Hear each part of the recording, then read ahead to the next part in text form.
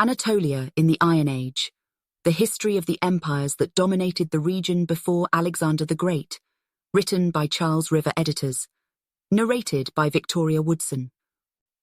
Introduction.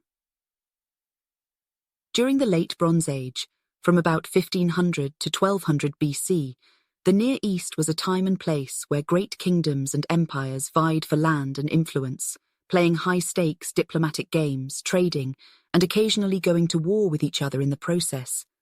The Egyptians, Hittites, Babylonians, Assyrians, and several smaller Canaanite kingdoms were all part of this system, which was one of the first true global systems in world history, and also one of the most materially prosperous eras in antiquity.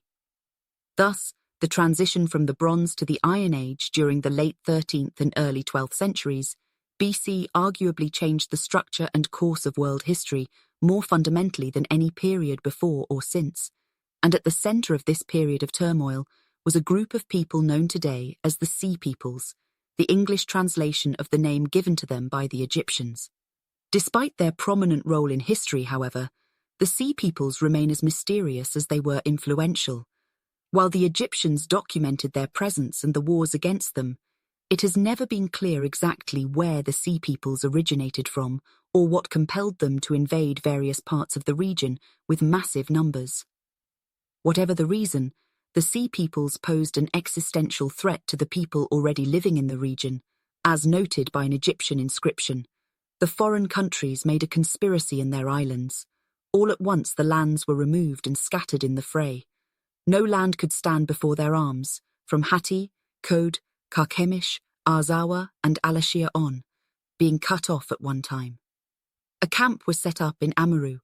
They desolated its people, and its land was like that which has never come into being. They were coming forward toward Egypt, while the flame was prepared before them. Their confederation was the Peliset, Jekka, Shekelesh, Denyen, and Weshesh, lands united. They laid their hands upon the land as far as the circuit of the earth, their hearts confident and trusting. Our plans will succeed. As with any historical matter from the ancient world, the sources can be a problem. The ancient Egyptians recorded their interactions with the Sea Peoples in both written texts and in pictorial reliefs, and thus provide the most complete contemporary description of them. But the nature of ancient Egyptian historiography was quite different than the modern concept, so the sources cannot be considered entirely reliable. Later, Greek sources, both historiographical and mythological, can help fill in some more details, but those sources are suspect because they were written several centuries after the emergence of the Sea Peoples.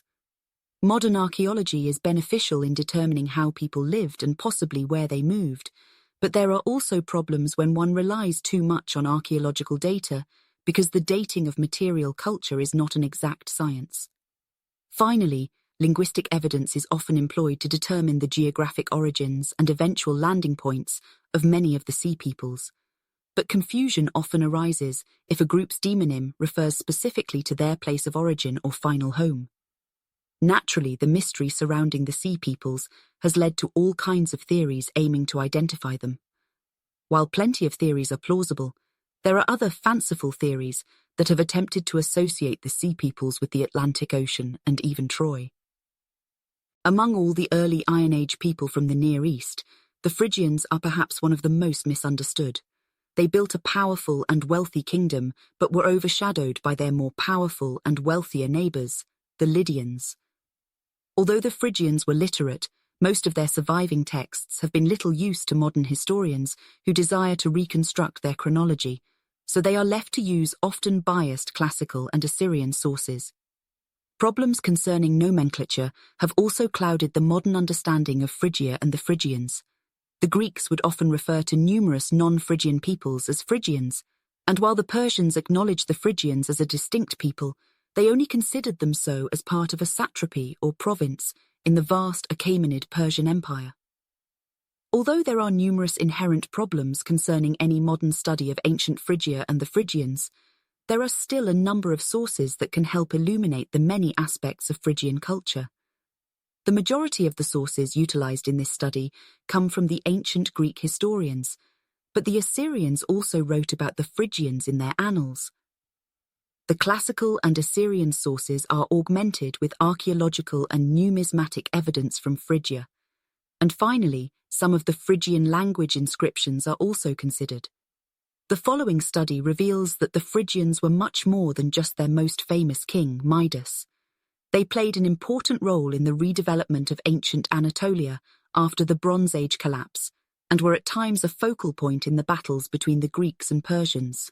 After the Sea Peoples raids of the late 13th and early 12th centuries, BC ravaged the eastern Mediterranean region and brought down the Hittite Empire.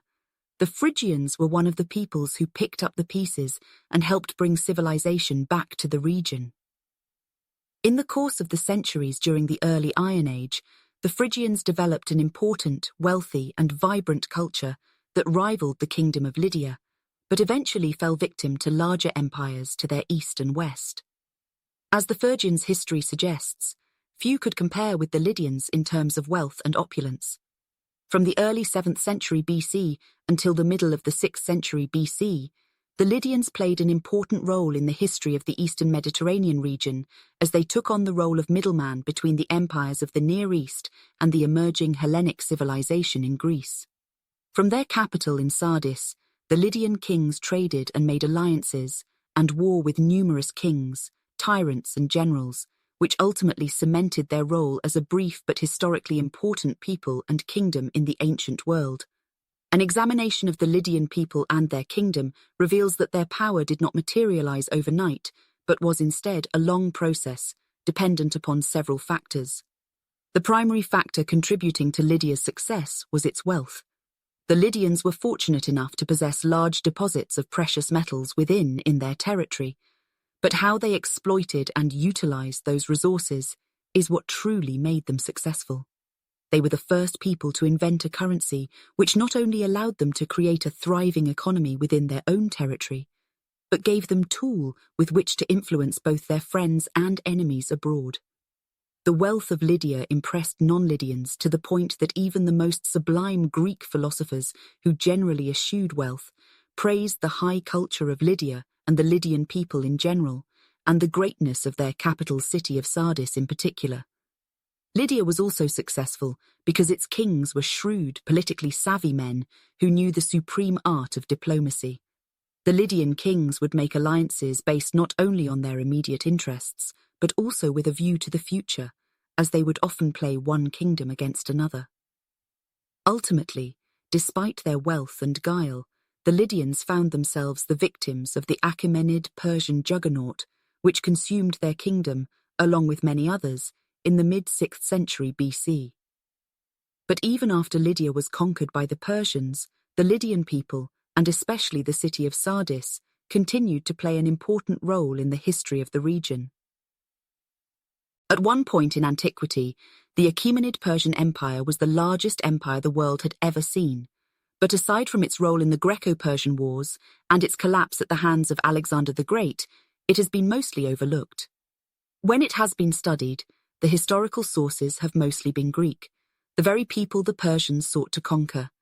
Needless to say, their versions were biased, and attitudes about the Persians were only exacerbated by Alexander the Great and his biographers, who maintained a fiery hatred towards Xerxes I of Persia due to his burning of Athens.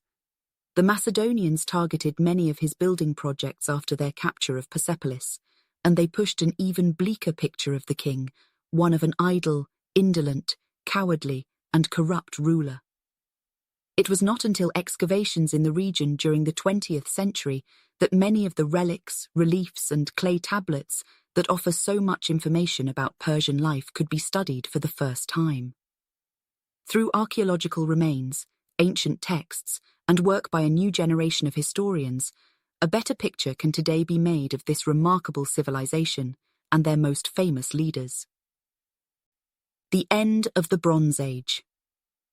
The period in the eastern Mediterranean region immediately before the arrival of the Sea Peoples is generally viewed as a time of peace and plenty. Peace existed between the major powers of the region.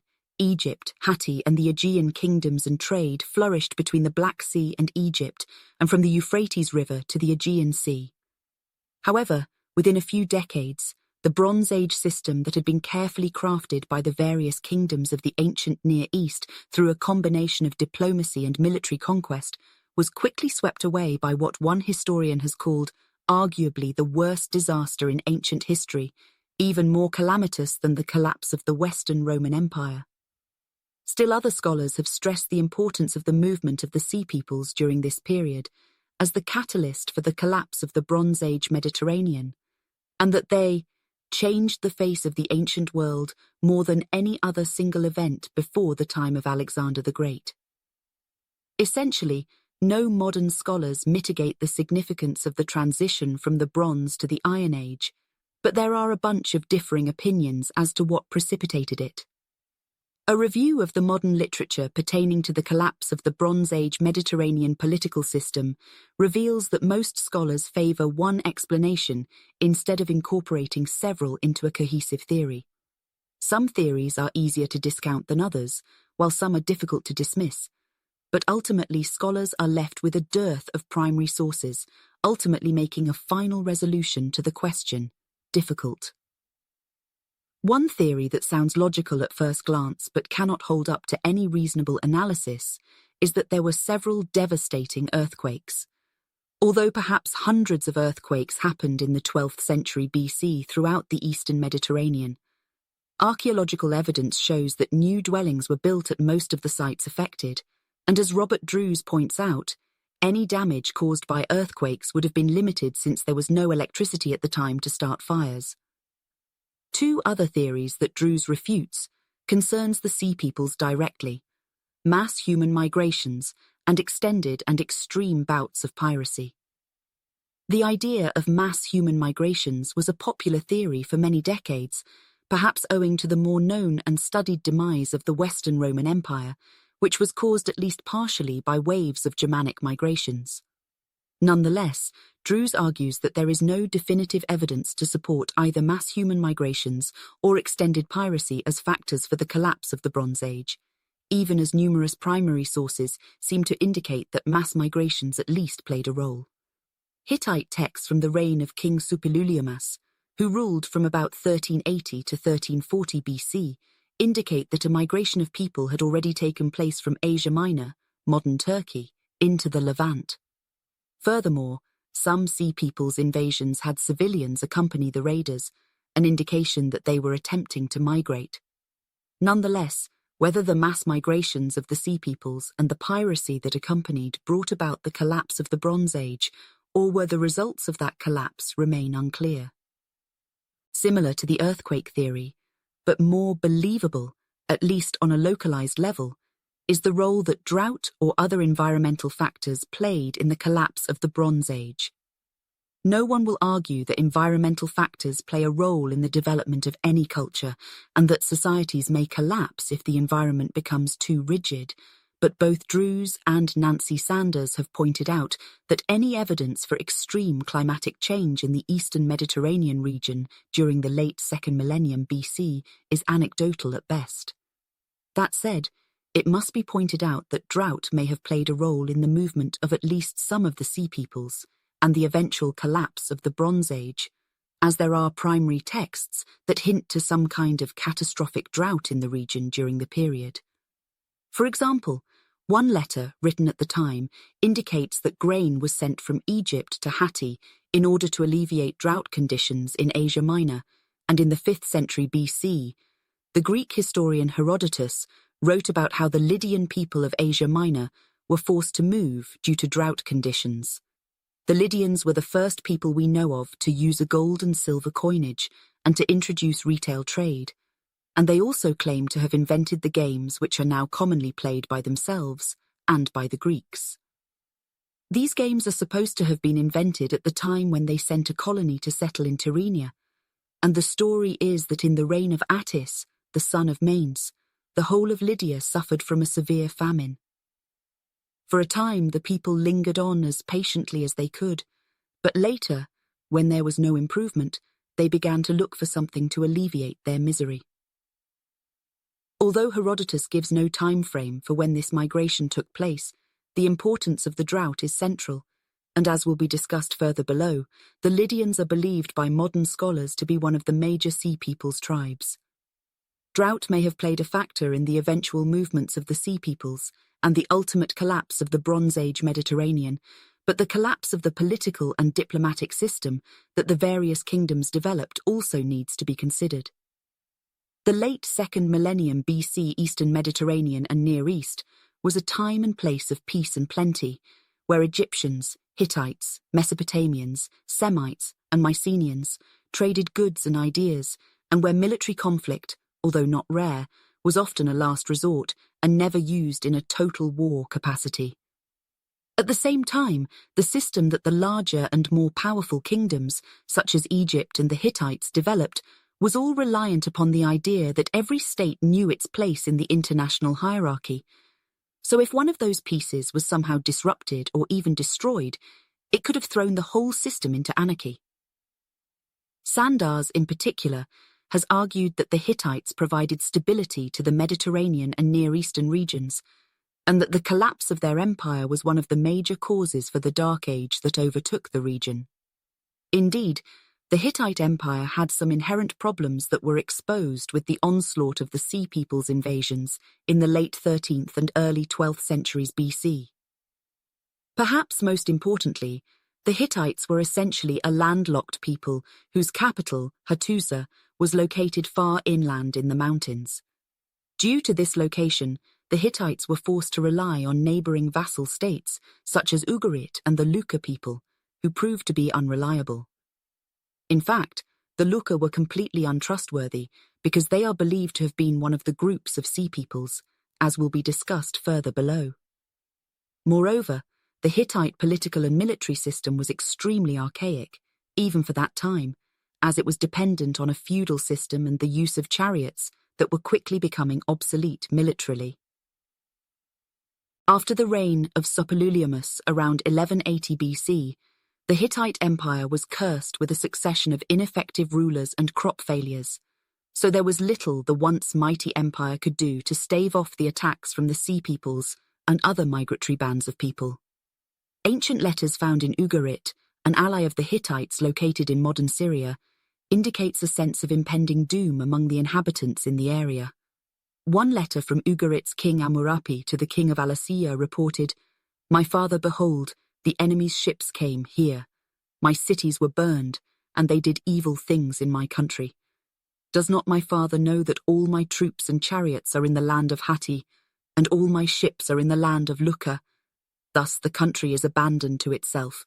May my father know it. The 7 ships of the enemy that came here inflicted much damage upon us." Amurapi also apparently asked for help from the viceroy of Carchemish, who responded, "As for what you have written to me, ships of the enemy have been seen at sea. Well, you must remain firm. Indeed, for your part, where are your troops, your chariots stationed? Are they not stationed near you? No, behind the enemy who press upon you. Surround your towns with ramparts. Have your troops and chariots enter there, and await the enemy with great resolution." Although the Hittites may have suffered more than any of the great powers of the time since their empire totally collapsed during the period, other great empires suffered and nearly collapsed as well. The Egyptian Empire did not collapse as the Hittite Empire did, but it was severely damaged by the Sea Peoples' attacks, and even prior to those attacks, the empire showed definite signs of decay. Like the Hittites, the Egyptians provided a sense of stability to the region, especially the Levant, so when the pharaonic state began to weaken, it opened the door for interlopers to invade and settle. Egypt was also saddled with a royal succession problem in the new kingdom because Ramesses II outlived most of his successors while ruling from 1290 to 1224 BC. By the time his successor did come to the throne, Meneptah, king to 1224 to 1204 BC, inherited numerous problems, including potential invasions by their Libyan neighbours. Along with the decay of Egypt and Hatti, an important component of the collapse involved the flourishing Mycenaean culture in mainland Greece and the Aegean islands. The Mycenaeans also contributed to the stability of the region, even if it was nowhere near as old or powerful as the Hittite and Egyptian empires in the 13th century BC. Despite being a younger civilization, The Mycenaeans had developed an impressive culture that was at least partially dependent on grain imports from Egypt, so the disruption of those grain imports caused severe problems in mainland Greece and the Aegean, which led to the Mycenaean culture disappearing shortly thereafter. It is obvious that the collapse of the region's political systems helped bring an end to the Bronze Age, but the question remains whether it was the Sea Peoples who brought about the collapse or if they were merely taking advantage of the situation. One final theory concerning the end of the Bronze Age is important because it relates to new military tactics and directly involves the Sea Peoples. Drews believes that a new method of warfare was the primary reason for the end of the Bronze Age, but he does not delve too deeply into the peoples who brought those tactics into the region, the Sea Peoples, or what compelled them to do so. Although Drews rules out piracy as a major factor for the collapse of the Bronze Age, Redford argues that one particular Sea Peoples tribe, the Shardana, may have proved to be an inspiration to others. He wrote that the military success of the Shardana may have prompted others to attack locales in the Mycenaean world with the aim of piracy, and Sandars concurs that the raiders had their eyes on material objectives like cattle, gold, women, and other movable material objects. As the Greek historian Thucydides noted, for in early times the Hellenes and the barbarians of the coast and islands were tempted to turn to piracy under the conduct of their most powerful men. They would fall upon a town unprotected by walls and would plunder it, no disgrace being yet attached to such an achievement, but even some glory. The wealth of the established Bronze Age kingdoms no doubt was a pulling factor that enticed the Sea Peoples to raid the eastern Mediterranean region. But there might have been another major motivation: exploding populations. As the various political, social, economic, and environmental factors took hold and transformed the eastern Mediterranean region from the Bronze Age to the Iron Age, a precipitous increase in the population of southeastern Europe may also have played a role. Archaeological evidence shows that the population of the Messenia region of Greece nearly tripled and reached a peak population of around 50,000 just before the region-wide troubles began in the late 13th century BC. In a good season before the troubles, Messenia would have been able to not only sustain its population with its crops, but even have surplus grain for exporting. At the same time, however, the rapid population increase in the region meant that many would have starved without a viable authority that could allocate resources, which in turn would have led to migrations by survivors. The survivors, in turn, would have been forced to find new sources of food and other resources, which would have led to piracy and raiding by at least some of them. Clearly, there were a number of factors that led to the collapse of the Bronze Age in the eastern Mediterranean region, not the least of which was the migrations of the peoples that are known today as the Sea Peoples. Perhaps the region was gripped by a perfect storm of factors that ultimately led to the collapse of the political systems that kept the peace and gave a sense of order. Whether the Sea Peoples were directly responsible for bringing about the end of the Bronze Age, or merely took advantage of the situation and rode the wave of anarchy to raid and conquer, is still up for debate, but their large role in the period is not. Since none of the Sea Peoples were literate when they entered the historical record, their deeds were first recorded by other peoples, and among the peoples who recorded the Sea Peoples' actions, the Egyptians documented the most details. This is partly because the Egyptians lived to tell after successfully repelling the Sea Peoples' invasions in a series of battles, and it's safe to assume that their records of these enigmatic peoples may have been lost had the Egyptians been conquered. As it was, two major invasions attempted by the Sea Peoples were recorded by the Egyptian kings Meremptah and Rameses III, both of whom commemorated their victories over the foreign foes. The first Sea Peoples' attempted invasion of Egypt took place during the 5th year of King Meremptah's reign, around 1219 BC, and was recorded in a detailed inscription at the Karnak temple and also in shorter versions on a column now in Cairo. The Meremptah texts relate that the Egyptians killed more than 9,000 of their enemies in a 6-hour battle, among which were 5 different Sea Peoples tribes and Libyans. An inscription asserts, "Beginning of the victory which His Majesty achieved in the land of Libya, Eqesh, Teresh, Luca, Shurdan, Shekelesh, northerners coming from all lands. The 5 Sea Peoples tribes listed in the text were actually led by the Libyans, who were centuries-old enemies of the Egyptians. The ancient Libyans, like the Sea Peoples, were comprised of several different tribes. But the primary tribe that led the attack on Egypt during Merempta's reign was the Labu, from whom the modern word Libya is derived. The Libyans had historically been little more than an annoyance to Egypt, and even in the late New Kingdom during the reign of Ramses II, they were routinely and absolutely defeated. But the Libyan invasion in year 5 of Merempta's reign was different because they had 5 Sea Peoples tribes in their alliance. According to the Egyptian sources, the combined Libyan and Sea Peoples attack on Egypt in 1219 BC was not a run-of-the-mill raiding expedition, but apparently a full-scale invasion that was led by elite warriors in the vanguard and followed by potential colonizers. The Egyptian texts state, "The wretched fallen chief of Libya, Merie, son of Ded, has fallen upon the country of Tihinu with his bowmen, Shurdan, Shekelesh, Eqesh, Luca, Teresh, taking the best of every warrior and every man of war of his country. He has brought his wife and his children, leaders of the camp, and he has reached the western boundary in the fields of Perira." The most interesting part of this passage is that Merie, the chief of Tihinu, one of the ancient Egyptian designations for Libya, brought not only a large army to the borders of Egypt, but also his family. The text goes on to give more details about the actual battle. Lo, the bowmen of his majesty spent 6 hours of destruction among them. They were delivered to the sword upon the country. Lo, as they fought, the wretched chief of Libya halted, his heart fearing, withdrew again, stopped, knelt, leaving sandals, his bow and his quiver in haste behind him, and everything that was with him. His limbs, great terror coursed in his members. Lo, they slew. His possessions, his equipment, his silver, his gold, his arrows, all his works, which he had brought from his land, consisting of oxen, goats, and asses, and all were carried away to the palace to bring them in, together with the captives. This text and the previous passage relate an interesting and important fact concerning the nature of the invasion. The Libyans intended to stay in Egypt if they defeated Merempta.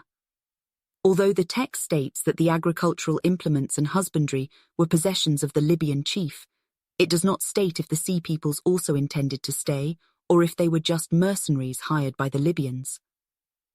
The final causality list of the Karnak inscription shows that the vast majority of the dead were Libyans, which may indicate that the Sea Peoples were mercenary auxiliaries and did not intend to stay in Egypt regardless of the outcome. But this only makes historians wonder about the nature of the relationship between the ancient Libyans and the Sea Peoples. Examining the relationship between the Libyans and the Sea Peoples may help explain why the Sea Peoples attacked the places they did, but even more importantly, it may help unlock the mystery of where some of these enigmatic tribes originated. An otherwise nondescript passage from Herodotus may provide a clue. On the connection between the Sea Peoples and the Libyans, Herodotus wrote, "West of the Triton and beyond the Orses, Libya is inhabited by tribes who live in ordinary houses and practice agriculture. First come the Maxis, a people who grow their hair on the right side of their heads and shave it off on the left. They stain their bodies red and claim to be descended from the men of Troy." The Maxis claimed to be descended from the city of Troy, which was destroyed sometime during the end of the Bronze Age. This may mean that some of the Sea Peoples who fought with Merie against the Egyptians eventually settled in Libya, or it may mean that some of the Sea Peoples were already living there at the time of the attempted invasion, during year 5 of Merempta's reign. Either way, how the Sea Peoples tribes arrived in Libya before the attempted invasion of Egypt is also important, and since no Egyptian historical sources mention a migration across its lands from the east into the western desert where Libya was, most modern scholars believe the Sea Peoples followed sea routes that avoided Egypt altogether. Although most sea routes in the Bronze Age followed coastlines, which would have placed an east-west route along the Egyptian coastline, there were also routes that traversed the Libyan Sea to Crete and the Aegean that would have avoided Egypt. whether the Sea Peoples, like their Libyan allies, desired to settle in Egypt, or if they merely fought exclusively as mercenaries. The relationship would continue between them and culminate with another major attempted invasion of Egypt. In year 8 of the reign of Ramesses III, about 1162 BC, the Libyans and Sea Peoples attempted another invasion of Egypt, but the Second War appears to have been larger in scope and better recorded by the Egyptians. The war was precipitated by a succession crisis among the Libu, whose heir apparent was being held captive by Ramesses III. Although led by the Libu tribe, other Libyan tribes, such as the Meshwesh, Asbutai, and Hassa, and 6 Sea Peoples tribes, joined in the attempted invasion. The alliance between the various Libyan and Sea Peoples tribes may have been formed years before this conflict, but an examination of the Egyptian texts reveals that some of the Sea Peoples involved in this war did not take part in the war against Merempta decades earlier. The primary source for the war in 1162 BC is the Medinet Habu Temple, the mortuary temple of Ramesses III. The temple provides both textual inscriptions and pictorial reliefs that depict the various Sea Peoples in their native apparel. The texts and reliefs indicate that the war involved both land and river battles, and also involved a migration of civilians from the Levant into Egypt. The Medinet Habu texts enumerate the Sea Peoples tribes in a similar fashion to the texts from Merempta's war, but Ray provide more details and indicate that some different tribes were involved in Ramses III's war. The text from the second pylon of the Medinet Habu temple reads, "The countries, the northerners in their isles were disturbed, taken away in the fray at one time. Not one stood before their hands, from Keta, Kode, Carchemish, Arvad, Alassa, they were wasted. They set up a camp in one place in Amor. They desolated his people and his land like that which is not. They came with fire prepared before them, forward to Egypt. Their main support was Peleset, Thekil, Shekelesh, Denyen, and Weshesh. These lands were united, and they laid their hands upon the land as far as the circle of the earth, their hearts confident, full of their plans." 2 important pieces of information are gleaned from this passage. First, 5 tribes of Sea Peoples are named: Pelest, Thekel, Shekelesh, Weshesh, and Denyen. But only one of those tribes, the Shekelesh, were named in the inscriptions of Merempta's war against the Libyans and Sea Peoples. Meanwhile, the Shardana, who were listed as one of the Sea Peoples tribes involved in Merempta's war, are depicted in the pictorial reliefs at the Medinet Habu, but not mentioned in the texts. Interestingly, the Shardana are depicted as fighting both for and against the Egyptians in these reliefs.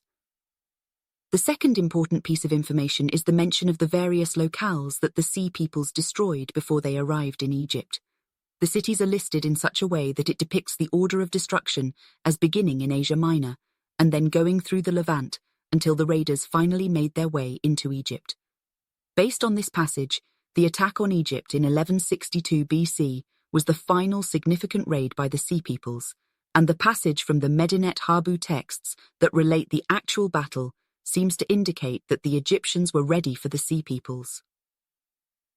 As a result of the advance, the Sea Peoples and Libyans attempted a combined land and river attack against the Egyptians in year 8 of Ramesses III's reign, but perhaps because the Egyptians already knew the Sea Peoples were headed in their direction due to the intensive destruction they had caused in the Levant, the Egyptians were able to build effective defences. The Medinet Habu texts state, "I equipped my frontier in Zahi, prepared before them. The chiefs, the captains of infantry, the nobles, I caused to equip the harbour mouths like a strong wall, with warships, galleys, and barges. They were manned completely from bow to stern with valiant warriors bearing their arms, soldiers of all the choicest of Egypt, being like lions roaring upon the mountain tops." Ultimately, Ramses III and the Egyptians were successful in their war against the Sea Peoples, and the texts claim the defeat was total. "Those who reached my boundary, their seed is not. Their heart and their soul are finished forever and ever. As for those who had assembled before them on the sea, the full flame was in their front, before the harbour mouths, and a wall of metal upon the shore surrounded them. They were dragged, overturned, and laid low upon the beach, slain and made heaps from stern to bow of their galleys, while all their things were cast upon the water." the hieroglyphic texts of Ramses III's war against the Sea Peoples are more detailed than those of Merempta's war, but the graphic pictorial reliefs at the Medinet Habu Temple has helped even more in the modern understanding of the Sea Peoples. Most notably, the reliefs from the Medinet Habu Temple have helped modern scholars learn about how the Sea Peoples dressed and possibly what the motive was for their second attack on Egypt. The most commonly depicted Sea Peoples on the reliefs are the Peliset and Cheka, who both wear a fillet from which protrudes a plume. The other prominent Sea Peoples tribe in the reliefs is the Sherden, who are conspicuous for their horned helmets, which they were first depicted wearing in Egyptian art during the reign of Ramses II. The Medinet Habu reliefs are also important because they depict not only Sea Peoples warriors fighting the Egyptians, but also women and children, who are shown moving in ox-drawn carts. Unfortunately, the graphic depictions of the women and children are not accompanied with text, so it is impossible to definitively determine the context of the situation.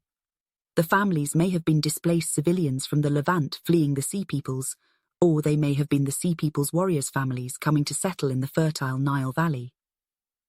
The unknown context of the civilians brings to light another issue regarding the use of the Medinet Habu texts and reliefs as a historical source for the identity of the Sea Peoples. The modern idea of history and historical writing, historiography, was derived directly from the ancient Greeks, and the ancient Greek writer Herodotus was one of the first to write history in the narrative form. Although his and later Greek histories were flawed due to style and substance problems, the methodology provided the base for modern historical studies. The ancient Egyptians, on the other hand, recorded events from their past, but usually not in narrative form, and never to be used in a didactic or scholarly sense as the Greeks and modern scholars would write a history. Egyptian historical texts were often full of symbolism, myth, and idealized to fit a certain template, which makes the historical accuracy of both the Merempta and Ramses III's texts at least somewhat suspect. The fact that both wars were recorded in temples is also important because during the New Kingdom, when both wars took place, temples were usually replete with scenes of the Egyptian king, symbolically smiting the traditional enemies of Egypt. None of this is to say that the Egyptians' wars with the Sea Peoples did not happen. They obviously did. But certain details such as the number of the enemy killed, or even the resolution of the wars themselves, may be hyperbole intended for a divine audience. The ancient Egyptian textual and pictorial evidence provides a base for identifying and naming the Sea Peoples, but in order to truly understand their origins, historians have also had to employ linguistic and archaeological methods and techniques.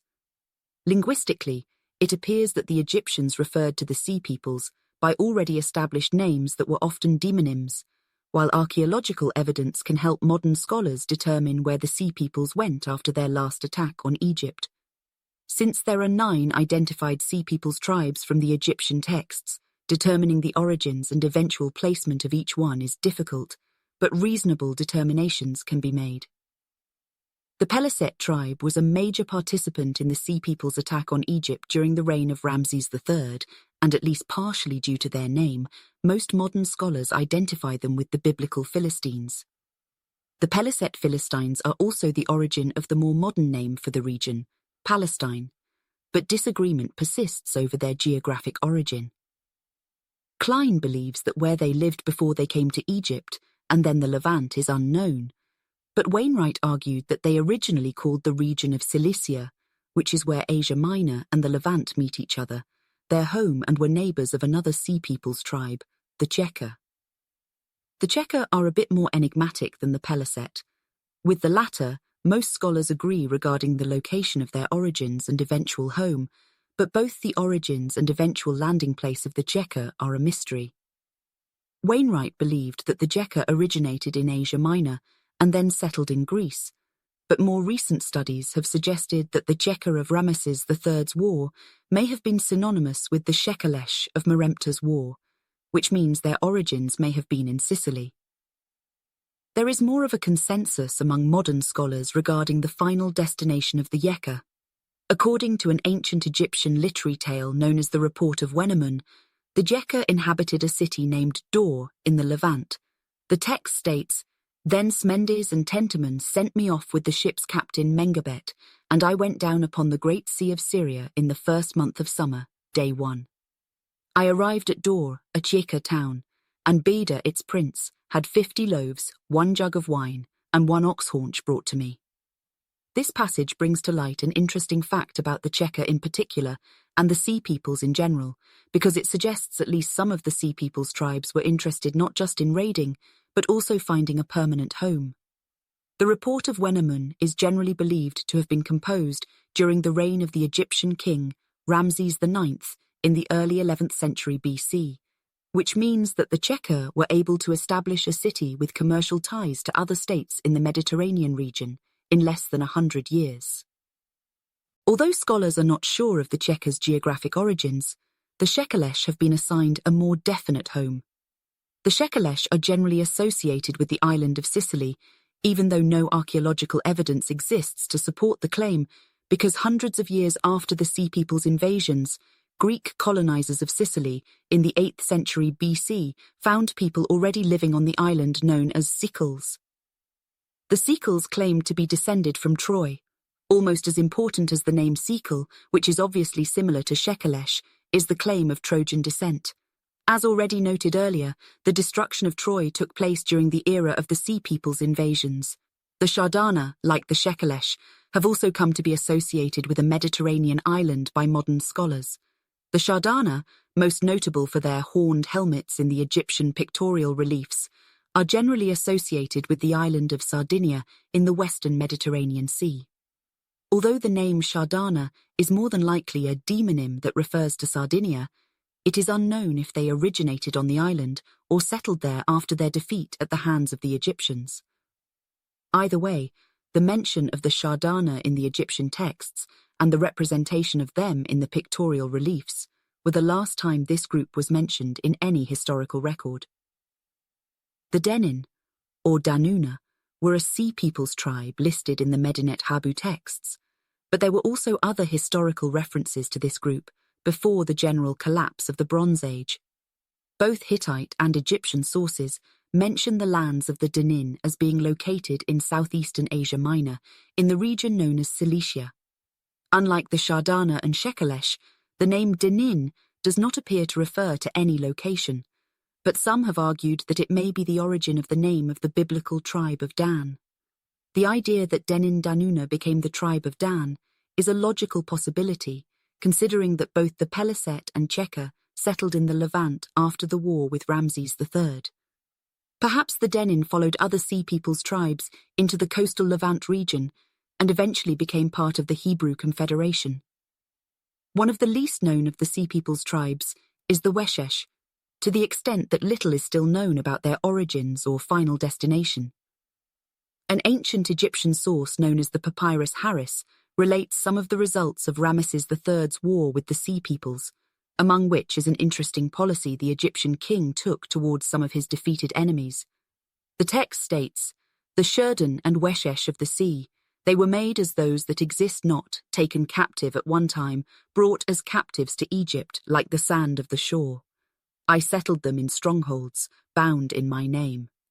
Numerous were their classes like 100,000s. I taxed them all, in clothing and grain from the storehouses and granaries each year." It is known that the Shardana acted as mercenaries for the Egyptians and actually fought on both sides during Ramses III's war with the Sea Peoples, but perhaps this passage suggests that the Weshesh followed a similar path. One may find it strange that Ramses III would forcibly settle the hostile Weshesh tribe within Egypt's borders, but perhaps he coveted their martial skills as mercenaries, or he needed them to cultivate unused land. In the ancient Near East, it was common for powerful kingdoms to forcibly move and resettle populations deemed recalcitrant. For example, the Assyrian king Sargon II conquered and forced the relocation of the population of Samaria in the late 8th century BC, and Nebuchadnezzar II's similar act towards Judah about 150 years later is another well-known use of the tactic. Ramses III of May have figured that once the Weshesh were resettled within the borders of Egypt, the the population would have been thoroughly assimilated within a few generations. The Lucca are mentioned in Merempta's war against the Sea Peoples, and as with the Shardana and Shekelesh, the name appears to be associated with a location. Most modern scholars now associate the Lucca with the regions of Asia Minor, known in ancient times as Lycia and Caria. The Lucca, like the Shardana, are also mentioned in other sources, before they participated in the waves of invasions that helped spell the end of the Bronze Age. At the Battle of Kadesh, they were allies of the Hittites against Ramses II and the Egyptians, but they had at that time already earned a reputation as raiders and pirates. The last two known Sea Peoples tribes, the Teresh and Ekwesh, are perhaps the most important and interesting because their descendants provided much of the impetus for the culture of the ancient Greeks. The Teresh, referred to by Herodotus as the Tyrrhenians, are generally associated with Italy geographically and the Etruscans ethnically. According to Herodotus, the Teresh originated in Lydia and then settled later in Italy. The Lydians were the first people we know of to use a gold and silver coinage and to introduce retail trade. And they also claim to have invented the games, which are now commonly played by themselves and by the Greeks. These games are supposed to have been invented at the time when they sent a colony to settle in Tyrrhenia. And the story is that in the reign of Attis, the son of Menes, the whole of Lydia suffered from a severe famine. For a time, the people lingered on as patiently as they could, but later, when there was no improvement, they began to look for something to alleviate their misery. If Herodotus's account is to be believed, then the Teresh originated in Asia Minor, like most of the other Sea Peoples, and then migrated to Italy. The account does not explain whether the Teresh were already established in Italy when they attacked Egypt, or if they went there after their attempts at conquest ended in failure.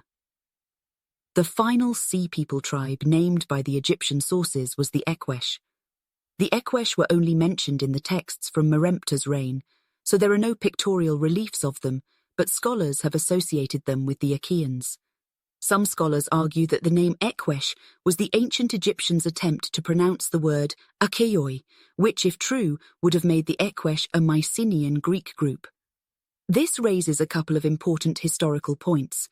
If the Ekwesh were Achaean Mycenaean Greeks, then they were at least partially responsible for the collapse of their own culture, because Mycenaean Greece was as adversely affected by the Sea Peoples' raids as any other people, including the Hittites. Redford believes that the Mycenaean political system had begun to collapse by the late 13th century, so in an effort to revive it, some of the member states formed an alliance against Troy, which was a leader member of a confederacy of Asia Minor city-states. The destruction of Troy is believed to have happened around 1220 BC, which was also the beginning of the collapse of the Bronze Age and the mass movements of the Sea Peoples. It was also around the same time as Merempta's war against the Sea Peoples. The connection between the destruction of Troy, the Ekwesh, and the Sea Peoples goes beyond mere conjecture. A passage from Homer's Odyssey relates what the victors did after the sack of Troy. So for 9 years we Achaeans campaigned at Troy, and after sacking Priam's city in the 10th we sailed for home and our fleet was scattered by a god. But for my unhappy self, the inventive brain of Zeus was hatching more mischief. I had spent only a month in the delights of home life with my children, my wife and my possessions, when the spirit moved me to fit out some ships and sail for Egypt with heroic companions. I got 9 vessels ready, and the crews were soon mustered. Then I ordered my good men to stay by the ships on guard, while I sent out some scouts to reconnoiter from the heights. But, carried away by their own violence, they went on a rampage, and immediately began to plunder some of the fine Egyptian farms, carrying off the women and children, and killing the men. The hue and cry soon reached the city, and the townsfolk, roused by the alarm, poured out at dawn. The whole place was filled with infantry and chariots and glint of arms. Zeus the Thunderer struck abject panic into my party. Not a man had the spirit to stand and face the enemy, for we were threatened on all sides. They ended by cutting down a large part of my force with their sharp weapons and carrying off the survivors to work for them as slaves. Although the Odyssey is an epic poem full of mythology, It contains important bits of fact, particularly how the Achaeans sailed to and attacked Egypt. The passage further states that the Achaeans were unsuccessful against the Egyptians, which corroborates some of the information in the Egyptian texts. As mentioned earlier, Druze has argued that it was a change in warfare tactics that brought an end to the Bronze Age. The less sedentary and less civilized tribes, such as the Sea Peoples, developed tactics that challenged and in some cases destroyed the old established kingdoms of the Bronze Age Mediterranean region. Possibly the most important tactic that the Sea Peoples took advantage of was the superiority of infantry versus chariots. In the Bronze Age Mediterranean and Near East, many of the more powerful kingdoms, especially the Hittites and Egyptians, used chariots as the bulk of their military forces. For the most part, infantry was used in a support role or only against barbarian tribes who had no chariots. In fact, chariots were considered prestigious and even a bit of a gentleman's endeavour. Both Hittite and Egyptian kings would ride chariots into battle, the most notable example being Ramses II at the Battle of Kadesh. As impressive as a chariot-led army may have looked during the Bronze Age, the Sea Peoples quickly exposed the flaws in that form of fighting and ultimately relegated chariots to the dustbin of history. Chariots could only be practically applied on level plains against other chariots, so if armies encountered hills, mountains, marshes, or other difficult terrain, chariots became useless. Chariots were also expensive because several horses were required to pull a single chariot, which would require a lot of food, and Bronze Age armies were also required to carry spare parts and supplies when their chariots inevitably broke down. As a result, dependence on chariot warfare meant that peoples like the Hittites and Egyptians were limited in what they could do on the battlefield, while the Sea Peoples were not restricted by the heavy costs or lack of maneuverability of chariots. Chariots also proved to be much more cumbersome than cavalry, and it may be no coincidence that of all the ancient Near Eastern kingdoms that survived the Bronze Age collapse, the Assyrians actually thrived, and were one of the first kingdoms in the region to rely not only on infantry, but also cavalry. In a sense, the Sea Peoples not only made the chariot obsolete with infantry tactics, but arguably provided a successful template for subsequent military structures. Another tactic that the Sea Peoples employed in the late Bronze Age was the selling of their services as mercenaries. Mercenary activity is as old as man, but the Sea Peoples used it to establish themselves in the ancient Mediterranean and gain a foothold for their civilizations.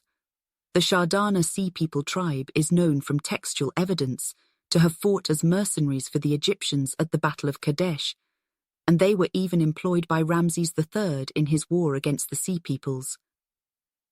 Some modern scholars believe that the Shardana were among the elite warriors, not only of the Sea Peoples, but also among those used in the Egyptian army. The Sea Peoples may not only have worked as mercenaries for the more powerful Bronze Age kingdoms either. Druze argues that they served as mercenaries in Merier's war against Merempta in 1219 BC, and this may have been true for some of the Sea Peoples tribes involved in the attempted invasion, but the desire to settle in fertile Nile Valley probably was a greater incentive. The Egyptians had more material wealth than the Libyans, and could pay the Sea Peoples more for their services, but since the Sea Peoples were several different tribes, the possibility remains that a few found their way into the Libyan army as mercenaries. The Sea Peoples clearly changed the face of warfare in the ancient world with new battlefield tactics, but they also introduced new weapons that proved to be more effective than those previously used.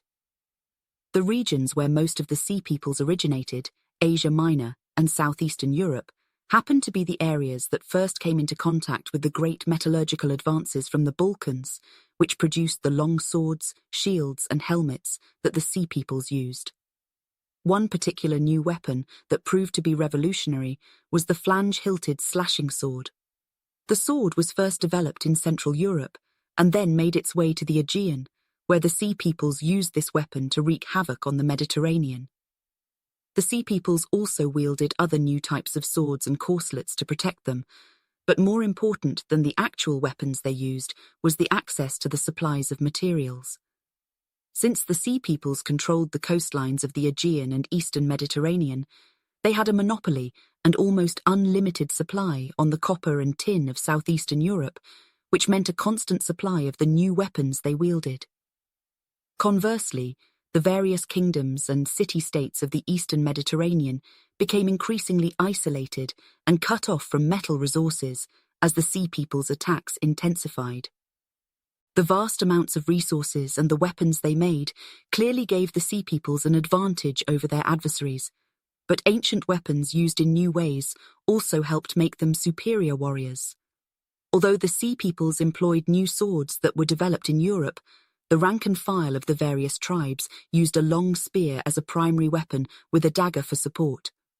The spear and dagger combination provided the warrior with a combination to use, and meant that warfare had become much more merciless, because those who wielded the combination did not intend to take prisoners. Some Sea Peoples tribes, such as the Peliset, were even known to carry 2 spears into battle. The Sea Peoples were not known for archery, but they did employ javelins in battle, which they probably developed from hunting game before using them in warfare. Finally, the Medinet Habu reliefs show that the Sea Peoples used round shields, which was a change from the more square-type shield used in previous periods. The round-type shield would be the standard shape used for several centuries. Archaeological and historiographical evidence has revealed much to modern scholars about the weapons and tactics employed by the Sea Peoples, but ironically, little evidence exists about the types of ships and boats they used. One would think that with the moniker Sea Peoples, evidence of their maritime abilities would be abundant, but only a couple of sources exist. The Medinet Habu reliefs depict a few examples of Sea Peoples ships, but there is only one type shown in all the examples. The Sea Peoples ships depicted in the Medinet Habu appear to be powered by oars only, but another archaeological source may show that some of their ships may have also been powered by sails. Excavations in Tel Akko, modern-day Israel, have uncovered an ancient altar from the 13th century BC that depicts a Sea Peoples boat with both sails and oars. The lack of evidence regarding the ships is not that surprising, considering the nature of naval warfare at the time. Ships in that period were used primarily to transport warriors to either land or other ships, where they then engaged in battle. It was only in later periods that ships were developed to be used as battering rams against other ships. Furthermore, the Sea Peoples are so named because they came from the sea to Egypt, not based on any maritime prowess that they may have possessed. The combination of weapons and new battlefield tactics employed by the Sea Peoples, especially when contrasted with the reluctance to abandon old battlefield tactics by the Hittites and other Bronze Age kingdoms, allowed them to lay waste to countless cities throughout the eastern Mediterranean region. In fact, the extent of the destruction the Sea Peoples wrought on the region was so extensive that some thriving city-states were completely destroyed and others were severely weakened. Based on all of the available textual and archaeological sources, a basic route that the bulk of the Sea Peoples took can be reconstructed. Since the Sea Peoples were a number of different tribes, they did not all follow the same route, nor did all of those who did follow the same route do so at the same time. That said, there does seem to be a general pattern. The earliest raids and destruction took place in the Aegean and then moved eastward along the coastline of Asia Minor until the Hittite kingdom was destroyed. The Sea Peoples then went south into Cilicia and into the Levant, where they ravaged numerous cities until they turned west into Egypt. It was there that they were finally repulsed during the reign of Ramses III. Sandars believes that there were 2 separate groups, one based on land and the other at sea, moving in this pattern simultaneously. Sandars also believes that these 2 coalesced in the northern Levant, with many settling down north of the Orontes River. The violence and destruction that the Sea Peoples brought to the Mediterranean began in the 14th century BC in and around the island of Crete, which came slightly before the general collapse of the Bronze Age system. Sandars argued that the destruction at Crete was essentially a dress rehearsal for the more widespread destruction that would come later, but it is, therefore, of some interest to this history. Sandars also asserted that an expeditionary force from mainland Greece attacked Crete and its primary city of Knossos in order to end the commercial dominance of the Minoans in that region. Although the Mycenaean Greeks were literate and their script, Linear B, has been deciphered, they never developed a large corpus of texts, so most of the evidence of the Sea Peoples' movements in the Aegean and Greek world is archaeological in nature. In addition, Sandars points to an Egyptian tomb relief from the 15th century BC in which a Minoan ambassador was painted over and replaced with a figure wearing mainland Greek attire. The destruction that was initially directed at the Minoan culture on Crete by the Mycenaean Greeks, but they apparently turned on themselves in the late 13th and early 12th centuries BC because numerous Mycenaean cities were wiped out. After the Sea Peoples destroyed the Minoan Cretan culture, they then moved to the island of Cyprus and devastated that culture. Between 1200 and 1050 BC, the population of Cyprus withered, their main city, Enkomi, was destroyed, and the Greek language subsequently took hold. The use of native Cypriot pottery also declined precipitously and was eventually replaced by the new styles of pottery used by the invaders. Other items, such as a 1-meter-high bronze statue of God with a horned helmet, testify not only to the destruction of the Cypriot culture, but also its replacement by a Proto-Greek culture. This was also the period when the famed city of Troy was besieged and eventually sacked by the Achaean Mycenaean Eqesh raiders, some of whom then went on to raid Egypt according to Homer. If so, the path followed by the Achaeans would have been through the sea, around Crete, and then through the sea again, until they reached Libya. The Achaeans Eqesh were then probably followed by the Teresh, Shekelesh, and Luca, while the Shardana, who were already familiar with Egypt, arrived on their own. Once in Egypt, the Sea Peoples tribes then allied with the Libyans and assaulted Merinptah's Egypt sometime around the year 1219 BC. While some of the Sea Peoples headed toward Egypt, the majority of the Sea Peoples tribes moved eastward from Troy and Cyprus and set their sights on the mighty Hittite Empire. For centuries, Hatti, the kingdom of the Hittites, stood as a source of stability and power in the ancient Near East. At its height, the kingdom comprised much of Western Asia Minor, and its empire spread into the Levant to control several city-states of non-Hittite peoples. During the Late Bronze Age, the Hittites were one of the great powers of the Near East, along with Babylon, Egypt, and Assyria. And although the kingdoms sometimes fought each other, the conflicts were always resolved diplomatically before any widespread destruction took place. However, the golden age of the Hittites came to a quick and violent end at the hands of the Sea Peoples and other inland raiders known as the Phrygians. The destruction wrought on the Hittites was as severe and complete as was done to Crete and Cyprus. Excavations at the Hittite capital city of Hattusas reveal signs of a terrible destruction, to the extent that the site was abandoned for centuries. Since the Sea Peoples' invasions cut the Hittites off from their copper source, they were no longer to make weapons to protect themselves. Thus, when the invaders attacked the northern Levant, it left the city of Hattusas isolated and unable to put up a proper defense. There is no Hittite historical record of the fall of Hattusas, perhaps due to the fact that the empire's destruction came quickly, but it also may be the case that Hittite scribes were unwilling to write anything that may have angered their gods. With the utter destruction of Hatti complete, the Sea Peoples then turned south into the Levant.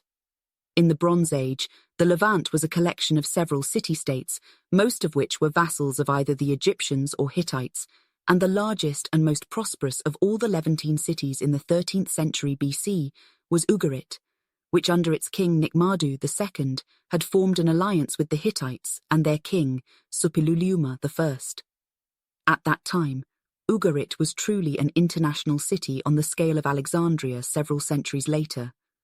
Merchants from Egypt, Assyria, Cyprus and Hatti travelled to the city to trade wares and even established their own ethnic enclaves in the city. Excavations have also revealed that the people of Ugarit were literate and developed a large corpus of mythological and ritual texts. Despite being a single city-state in the Levant, Ugarit's alliance with the Hittites appears to have been a relationship of equal peers instead of one of vassal and lord, as there is no mention of any obligation by Ugarit to supply the Hittites with troops or excessive tribute payments. Ugarit may have owed its independence to its large and powerful navy that numbered as many as 150 ships at its peak, which was a large navy by late Bronze Age standards. However, Ugarit's large navy would not be enough to save her, and if anything, its riches may have been what enticed the sea peoples to attack. The last king of Ugarit was named Amurapi, and it was under his reign that the city was thoroughly destroyed by the sea peoples. Unlike the destruction of Hatti, there are a number of texts from Ugarit that mention the destruction and some of the raiders. One Ugaritic text mentions a group of people known as the Shikala raiding their coastline, which may be a different pronunciation of the Shekelesh Sea Peoples tribe. One of the more interesting Ugaritic texts is a letter written by the last king of Ugarit to the king of Elashia, Cyprus, which was excavated centuries later in the ruins of Ugarit. The letter reads, "My father, behold, the enemy's ships came, here. My cities were burned, and they did evil things in my country. Does not my father know that all my troops and chariots are in the Hittite country, and all my ships are in the land of Lycia? Thus, the country is abandoned to itself." The Ugaritic king did not know it, but by the time he wrote his letter, Cyprus had already been destroyed by the sea peoples. With Ugarit gone, the sea peoples then moved south in the Levant by ships and overland until they reached the borders of Egypt, where they lost in battle against Ramses III and the Egyptians in 1189 BC. And after their second defeat at the hands of the Egyptians, the sea peoples then dispersed throughout the Mediterranean, and the final chaotic chapter of the Bronze Age came to an end. With that, the Iron Age began, and new empires and cultures rose to prominence across the Mediterranean and the Near East. Early Phrygian history. One of the problems that people encounter when studying the ancient Phrygians was the amorphous nature of their boundaries. Modern nation-states have clearly defined borders that, if crossed by another nation-state, can lead to war. Satellites and computer programs have clearly defined modern borders in a way that was completely unknown in the ancient world. Because of that, the boundaries of some ancient kingdoms, such as Phrygia, are not so clearly defined, even to modern scholars. The Greeks divided Phrygia into multiple parts and included non-Phrygian peoples among its inhabitants. But for the sake of clarity, the Phrygians inhabited the northwestern part of Anatolia, which was once home to the legendary city of Troy, and directly under Hittite influence during the Bronze Age. Phrygia began just south of the Hellespont, which is today known as the Dardanelles, the strait that separates Europe from Asia. The western boundary was the Aegean Sea, and to the south it bordered the kingdom of Lydia. The border between Phrygia and Cappadocia to the southeast was marked by the Halys River. The 5th century BC Greek historian Herodotus wrote, "On the far side of Phrygia, one comes to the river Halys. There are gates here, which have to be passed before one crosses the river, and a strong guard post." The region adjacent to the Hellespont was normally referred to as Lesser Phrygia, while the larger area to the east was known as Greater Phrygia. The Phrygians' capital city, Gordium, was located in Greater Phrygia along the Sangarius River. Besides the fluid boundaries of the kingdoms of Anatolia and the arbitrary designation of Lesser and Greater Phrygia by the Greeks, problems with the proper identification of the Phrygians is furthered by their cultural similarity to their neighbours. In order to understand the cultural background of any ancient people, it is helpful to know the linguistic cultural group to which that group belongs. The availability of Phrygian texts has helped historians reasonably decipher their language and therefore more accurately place them in a proper cultural group, although there are still some disagreements. Most modern scholars believe that the Phrygians, like their neighbours the Lydians, probably spoke an Indo-European language. Also, like the Lydian language, some believe Phrygian was possibly related to Hittite. If Phrygian was in fact derived from Hittite, then it was possibly brought about through the destruction that brought forth the end of the Bronze Age. When the Hittite Empire collapsed around 1200 BC at the hands of the Sea Peoples, the buildings and culture were destroyed, but many of the people survived. In the centuries after the Hittite collapse, the survivors carried on speaking a modified version of the Hittite language, which became Lydian and possibly Phrygian, though not all modern scholars hold to this theory. Lydian has been definitely linked to Hittite, but many academics are not so sure about Phrygian's link to Hittite, and some even consider labeling Phrygian an Indo-European language problematic. Amelie Kurt wrote that it is still not certain whether Phrygian belongs to the Indo-European family, and that it has no close links with the earlier Hittite or Luwian languages. Conversely, more recent studies conducted by experts in the field of Indo-European studies contradict the stances of both Masson and Kurt.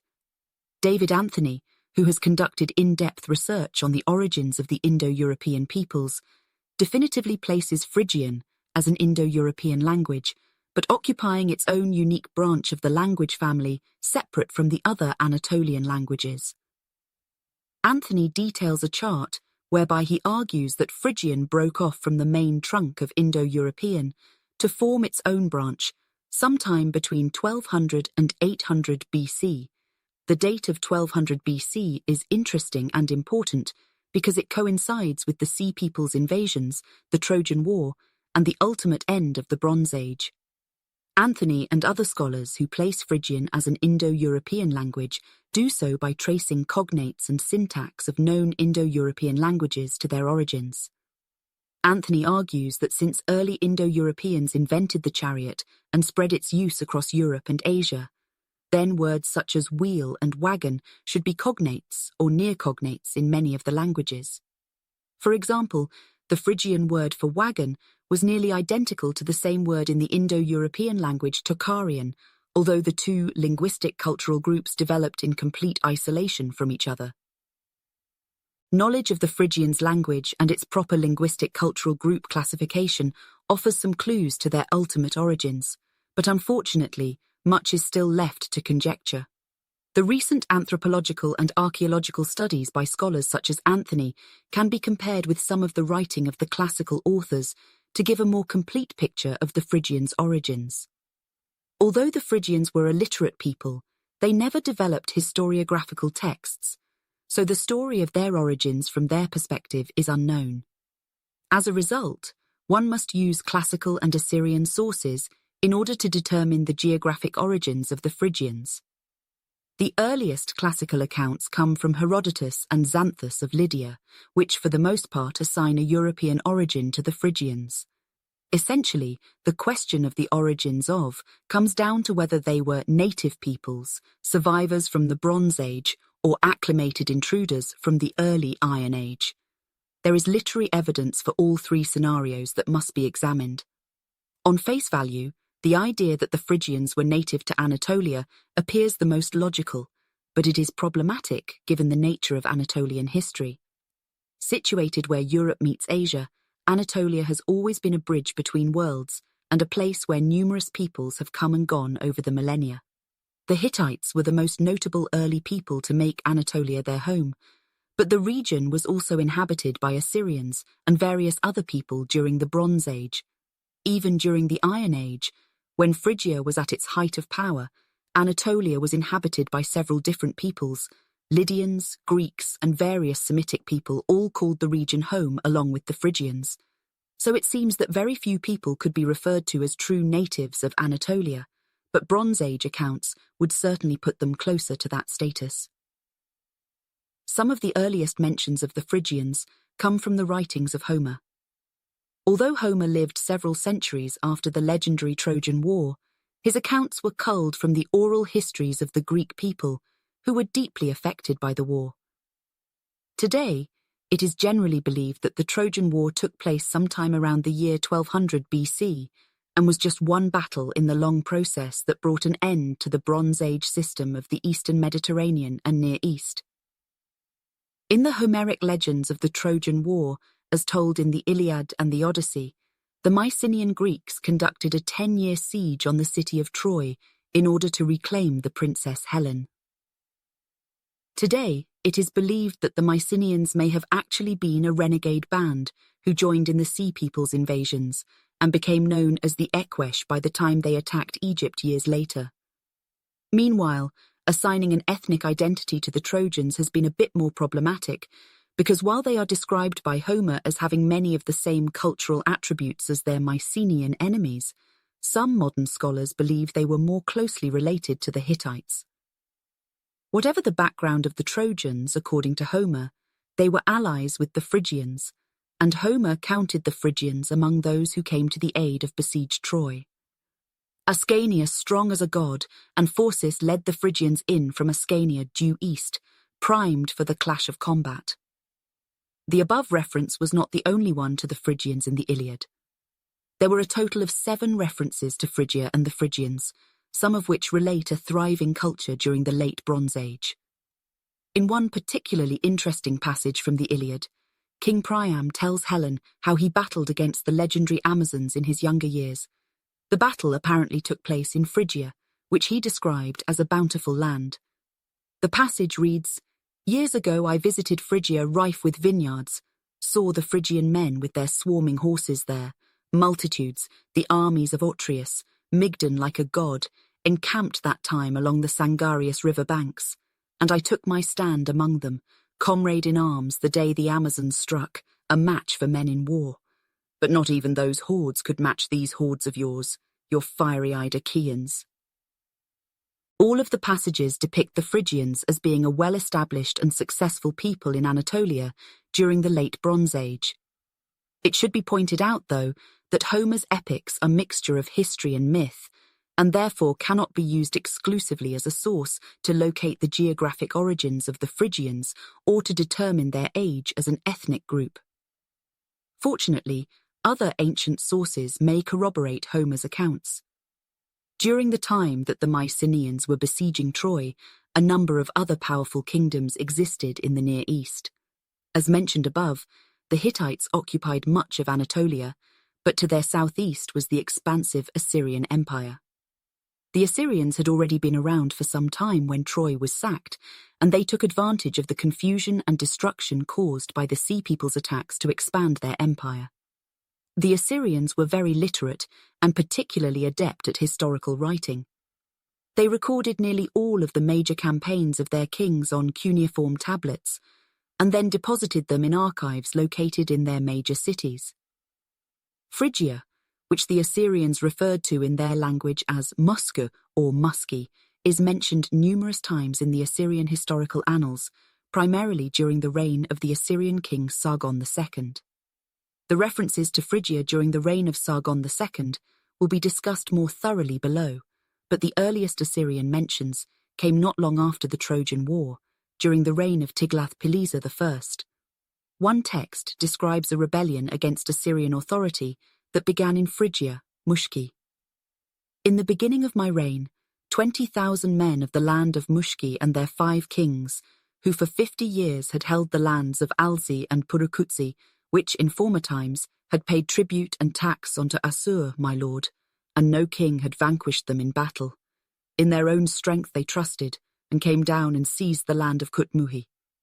With the help of Assur, my lord, I gathered my chariots and my troops. I looked not behind me.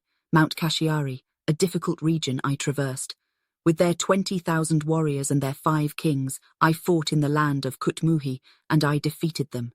The corpses of their warriors I hurled down in the destructive battle like the storm god. Their blood I caused to flow in the valleys and on the high places of the mountains. I cut off their heads, and outside their cities, like heaps of grain, I piled them up. Their spoil, their goods, and their possessions, in countless number I brought out. I carried off 6,000 men, the remainder of their troops, who had fled from before my weapons and had embraced my feet, and I counted them as inhabitants of my land." Underneath the typically violent Assyrian hyperbole of the text is the image of a reasonably strong Phrygia. The Phrygians were able to muster a considerably large army by ancient standards, 20,000 men, which would be decent-sized by even modern standards, and as the text notes, they ruled over Phrygia and 2 other lands for 50 years. This text, combined with the passages from the Iliad, seems to indicate that the Phrygians were native to Anatolia, or at least had been there for some time before the start of the Iron Age. One other account may also point toward the Phrygians' origins in Anatolia. The writings of Herodotus have been used by many modern historians to develop numerous theories concerning the ancient world. Many of Herodotus's statements have been proven to be false, and the historian himself even seemed to contradict his own statements from time to time. Among the problematic statements of Herodotus are those concerning the origins of the Phrygians. Herodotus seemed to believe that the Phrygians originated in Europe, not Anatolia, but he also believed that they were among the most ancient of all peoples. In one notable passage, he compares the antiquity of the Phrygians to that of the Egyptians. The Egyptians before the reign of Psammetichus used to think that of all races in the world, they were the most ancient. Psammetichus, however, when he came to the throne, took it into his head to settle this question of priority. And ever since his time, the Egyptians have believed that the Phrygians surpass them in antiquity, and that they themselves come second. Psammetichus ordered the children to be brought to him, and when he himself heard them say Bakos, he determined to find out to what language the word belonged. His inquiries revealed that it was the Phrygian forebred, and in consideration of this, the Egyptians yielded their claims and admitted the superior antiquity of the Phrygians. Although the passage is almost certainly fantasy, it does indicate that the non-Phrygian people of the first millennium BC believed that the Phrygians were among the oldest cultures. One would think that a culture that old would have remained fairly stable in terms of their geographic location, as the Egyptians did, but Herodotus and other classical historians thought that the Phrygians actually originated in Europe. Most classical accounts concerning the Phrygians locate their origins just north of Greece, in either Thrace or Macedonia. In his listing of all of the Persian king Xerxes' forces during their invasion of Greece in the early 5th century BC, Herodotus noted, "The dress of the Phrygians was, with a few small differences, like the Paphlagonian. This people, according to the Macedonian account, were known as Phrygians during the period when they were Europeans and lived in Macedonia, and changed their name at the same time as, by migrating to Asia, they changed their country. The Armenians, who are Phrygian colonists, were armed in the Phrygian fashion, and both contingents were commanded by Artochmes, the husband of one of Darius's daughters." The belief that the Phrygians had southeast European origins was adhered to by later classical authors, although not all believed they came from Macedonia. The 1st century BC geographer Strabo wrote that the Phrygians originally hailed from Thrace. Now the Greeks used to suppose that their Getae were Thracians, and the Getae lived on either side the Ister, as did also the Mysi, there also being Thracians and identical with the people who are now called Moesi. From these Mysi sprang also the Mysi, who now live between the Lydians and the Phrygians and Trojans, and the Phrygians themselves are Brygians, a Thracian tribe, as are also the Mygdonians, the Babricians, the Medibithynians, the Bithynians, and the Thynians, and, I think also, the Mariandynians. At this point, it is a difficult proposition for historians to reconcile the two positions. It would be perfectly logical to believe that the Phrygians migrated from southeast Europe, the short distance across the Hellespont to Anatolia, where they established their kingdom. The Proto-Phrygians may have been pushed out of their ancestral homeland by raiding and migrating Dorians and/or other sea peoples, and then joined in the migrations themselves until they ended up in classical Phrygia. Antony is one of the leading scholars of ancient Indo-European archaeology and anthropology, who believe that the historical Phrygians originated in southeastern Europe as a pre-Phrygian culture. The problem with that theory, though, is it does not explain the seemingly stable and long-standing kingdom described in the Homeric epics and Assyrian annals from the 12th and 11th centuries BC. It could very well be that classical Phrygia formed through a combination of both theories. Some people migrated from southeast Europe into Anatolia during the collapse of the Bronze Age, and then coalesced with remnants of the Hittite culture to form Phrygia. Whatever their origins, the Phrygians would develop a kingdom that exercised an incredible amount of influence in the region by the early 1st millennium BC. The height of the Phrygian kingdom. Besides the passages concerning their origins, most of the classical sources that concern the Phrygians analyze the importance of King Midas and his relations with the Greeks. But it has already been shown through the references in the Iliad and the annals from the reign of the Assyrian king Tiglath-Pileser I that the Phrygians had a stable and influential regional culture by the end of the Bronze Age and the start of the Iron Age. After Tiglath-Pileser I's reign, the Assyrians continued to write about Phrygia. An annal from the reign of the Assyrian king Adad-Nirari II mentions how that king, or possibly his father, potentially laid siege to a city in Phrygia. In that year, and in the month Duzu, the city which is in the land of Mushki from above the river Habur, the land Haki, as far as the city of Carchemish, which is in Hatti, he raided. Adad-Nirari, the second successor to Kulti-Ninurta II, also mentioned an expedition against Phrygia, and his campaign was decidedly more destructive. The annals state, "In Nasibina I spent the night. From there I departed. In Huzarina I spent the night. From Huzarina I departed. In the city which Tukulti-Nurta had rebuilt, I spent the night. Over steep trails of the land of Mushki I marched. In 4 days I reached the city of Piru. Their spoils, their goods, their cattle, their sheep I captured. Countless numbers of them I slew. Their cities I burned with fire. The crops of their fields and their cities I caused them to occupy. Tribute greater than that of earlier times, upon them I imposed." Despite the widespread destruction the Phrygians apparently endured at the hands of Tukulti-Ninurta II, the Phrygians rebounded quickly.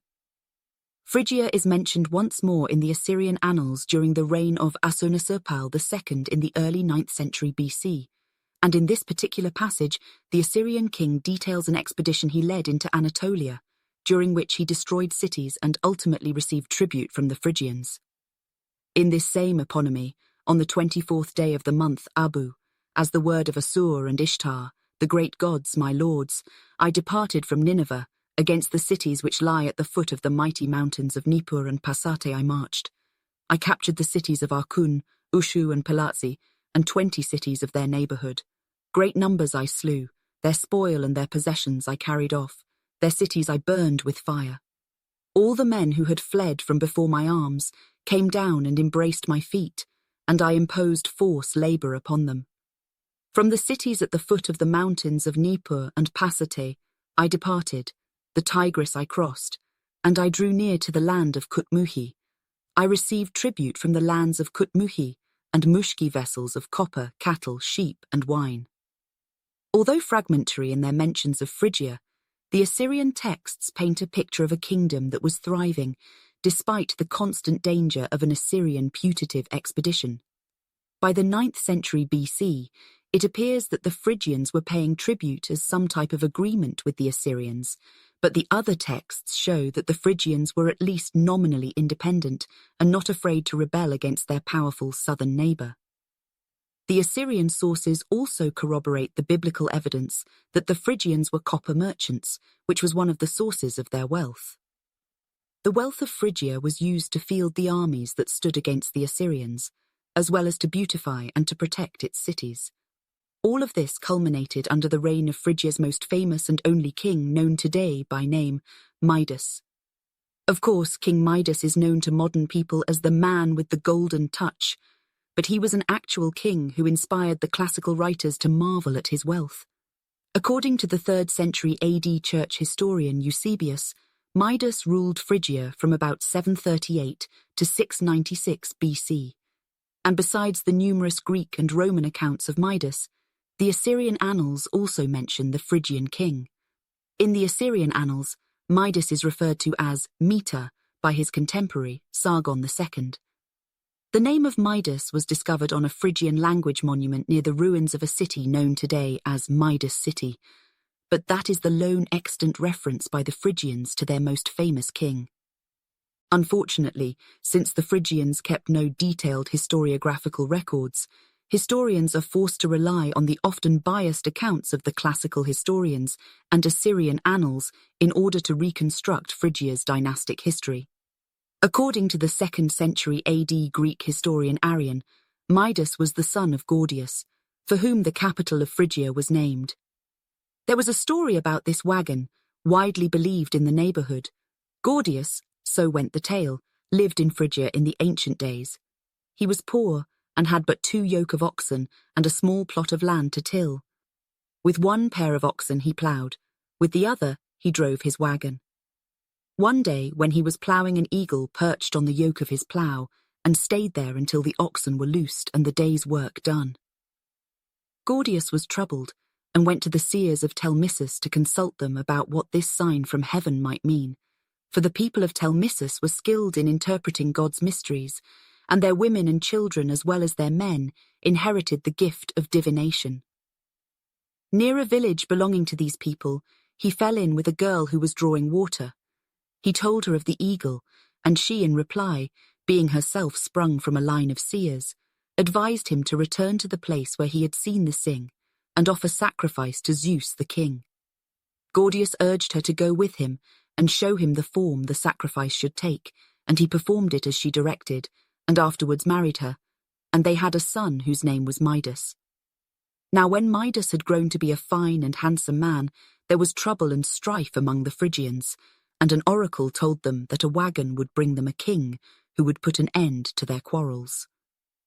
While they were still debating what to do about these things, Midas with his father and mother drove up in the wagon and came to a stop at their place of meeting. Taking this to be the fulfillment of the oracle, the Phrygians decided that here was the man whom the god had foretold that a wagon would bring. So they put Midas on the throne, and he made an end of their trouble and strife, and laid up his father's wagon on the Acropolis as a thank offering to Zeus the king for sending the eagle. It is virtually impossible to verify the legend concerning Midas's ascension to the throne of Phrygia, but it does not matter.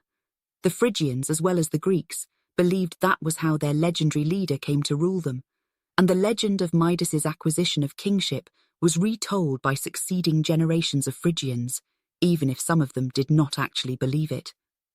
The wealth associated with Midas was no doubt based on fact. Excavations in both Greece and Anatolia have revealed that there was an extensive trade network between the Phrygians and Greeks, which allowed both cultures to prosper economically. One of the passages from the Iliad mentions how the Phrygian men swarmed with their horses, and Herodotus appears to confirm that Phrygia did in fact have an abundance of equines. During the time of the Persian Wars, Aristogoras attempted to entice the Spartans into joining the Ionian Greeks against the Achaemenid Persians by showing them a map of their vast and materially wealthy empire. Herodotus wrote, Aristogoras produced the map he had brought with him. Look, he continued, pointing to it. Next to the Ionians, here are the Lydians. Theirs is a fine country, rich in money. Then come the Phrygians, farther east, richest in cattle and crops of all the nations we know. Other sources show that the Phrygians also benefited from rich mineral deposits. Modern historians know much more about how Phrygia's closest neighbour, Lydia, became wealthy. They were the fortunate recipients of the Pactolus River, which provided them with the rare mineral electrum. Much less is known about the source of Phrygia's wealth, but some reasonable conclusions can be drawn from the available evidence. The excavations mentioned above show that there was a trade network between Greece and Phrygia by the time of Midas's rule, and the Old Testament clarifies what materials they traded. In the Old Testament, Phrygia and the accompanying areas, which would include Lydia and Cappadocia, were usually referred to as Mesech. In the book of Ezekiel, a number of different peoples, including the Phrygians, are enumerated as having contact with the Israelites. Javan, Tubal, and Meschek, they were thy merchants. They traded the persons of men and vessels of brass in thy market. Modern excavations of various places in Anatolia show that the mountainous regions of Phrygia were producing copper and other precious minerals long before the Phrygians were a historic people, or even before the Hittites for that matter. Since brass is an alloy of zinc and copper, the Phrygians would have been in a key trading position since they had control of the rich, copper-producing regions of Anatolia. As Phrygia's wealth and influence expanded under King Midas, so too did their problems, which came primarily from the outside. The Phrygians used this abundance of horses, cattle, crops, and copper to to develop trade routes throughout the eastern Mediterranean, especially with the city-states of mainland Greece. The exchanges that took place between the Greeks and Phrygians amounted to much more than livestock, minerals, and vases. As discussed further below, the Greeks and Romans admired and adopted some aspects of Phrygian religion, while the Phrygians, for their part, also adopted some facets of Greek religion. The best example of the Phrygians' admiration of Greek culture revolved around the famed Oracle of Delphi. The legendary oracle was consulted by Greeks in order to get answers to difficult questions pertaining to subjects such as warfare, economics, and marriage alliances. The oracle was consulted by all of the different Greeks, and therefore the city of Delphi was considered neutral even when the Greek city-states were at war with each other. The oracle was not off-limits to non-Greeks, though, as demonstrated by the Lydian king Croesus's visit there during his reign, and before Croesus of Lydia visited the oracle, Midas of Phrygia appeared to have already left his mark. Gyges was the first foreigner we know of, after King Midas of Phrygia, son of Gordius, to dedicate offerings at Delphi. Midas presented the royal throne from which used to give judgment. It stands with Gyges' bowls, and is well worth seeing. The passages do not relate if Midas asked the oracle a question, which was the most common reason to visit Delphi, or, if not, why he even offered the dedication. It could be that Midas did ask a question, but that it was lost by the time Herodotus compiled his work over 200 years later. It could also be that Midas wanted to forge closer relations with the Greeks and thought that an offering to one of their holiest sites would be a good way of achieving that aim. There is also the possibility that Midas simply gave the dedication as an ostentatious display of his and Phrygia's wealth. Whatever the reason or reasons for Midas making an offering to Delphi, it had the likely desired effect that eventually the Greeks began to associate Midas and the Phrygians with wealth and luxury. The numerous Greek accounts of Midas are usually unflattering and follow a template similar to the way Croesus of Lydia was described. Both kings were depicted as arrogant, albeit not cruel or despotic, with ample amount of ostentatiousness and hubris. The Greek trope of the extremely wealthy Midas even played a role in their tales about the Phrygians' origins. Herodotus wrote of a place in Macedonia called the Gardens of Midas that was briefly to play a part in the Persian Wars. He noted, once safe on the other side, the brothers went on to another part of Macedonia and settled near the place called the Gardens of Midas, the son of Gordius, where roses grow wild, wonderful blooms with 60 petals apiece and sweeter smelling than any others in the world. The classical authors were clearly impressed by Midas's wealth, but they were not the only people who wrote about the Phrygians' trade activities. Midas enjoyed a fair amount of stability and peace for most of his reign, but by the time the wealthy king reached his 60s, the Phrygians' enemies were knocking at his doors. Besides Phrygia's intrigues with Assyria, the kingdom suffered attacks at the hands of the semi-nomadic Cimmerians late in Midas's reign.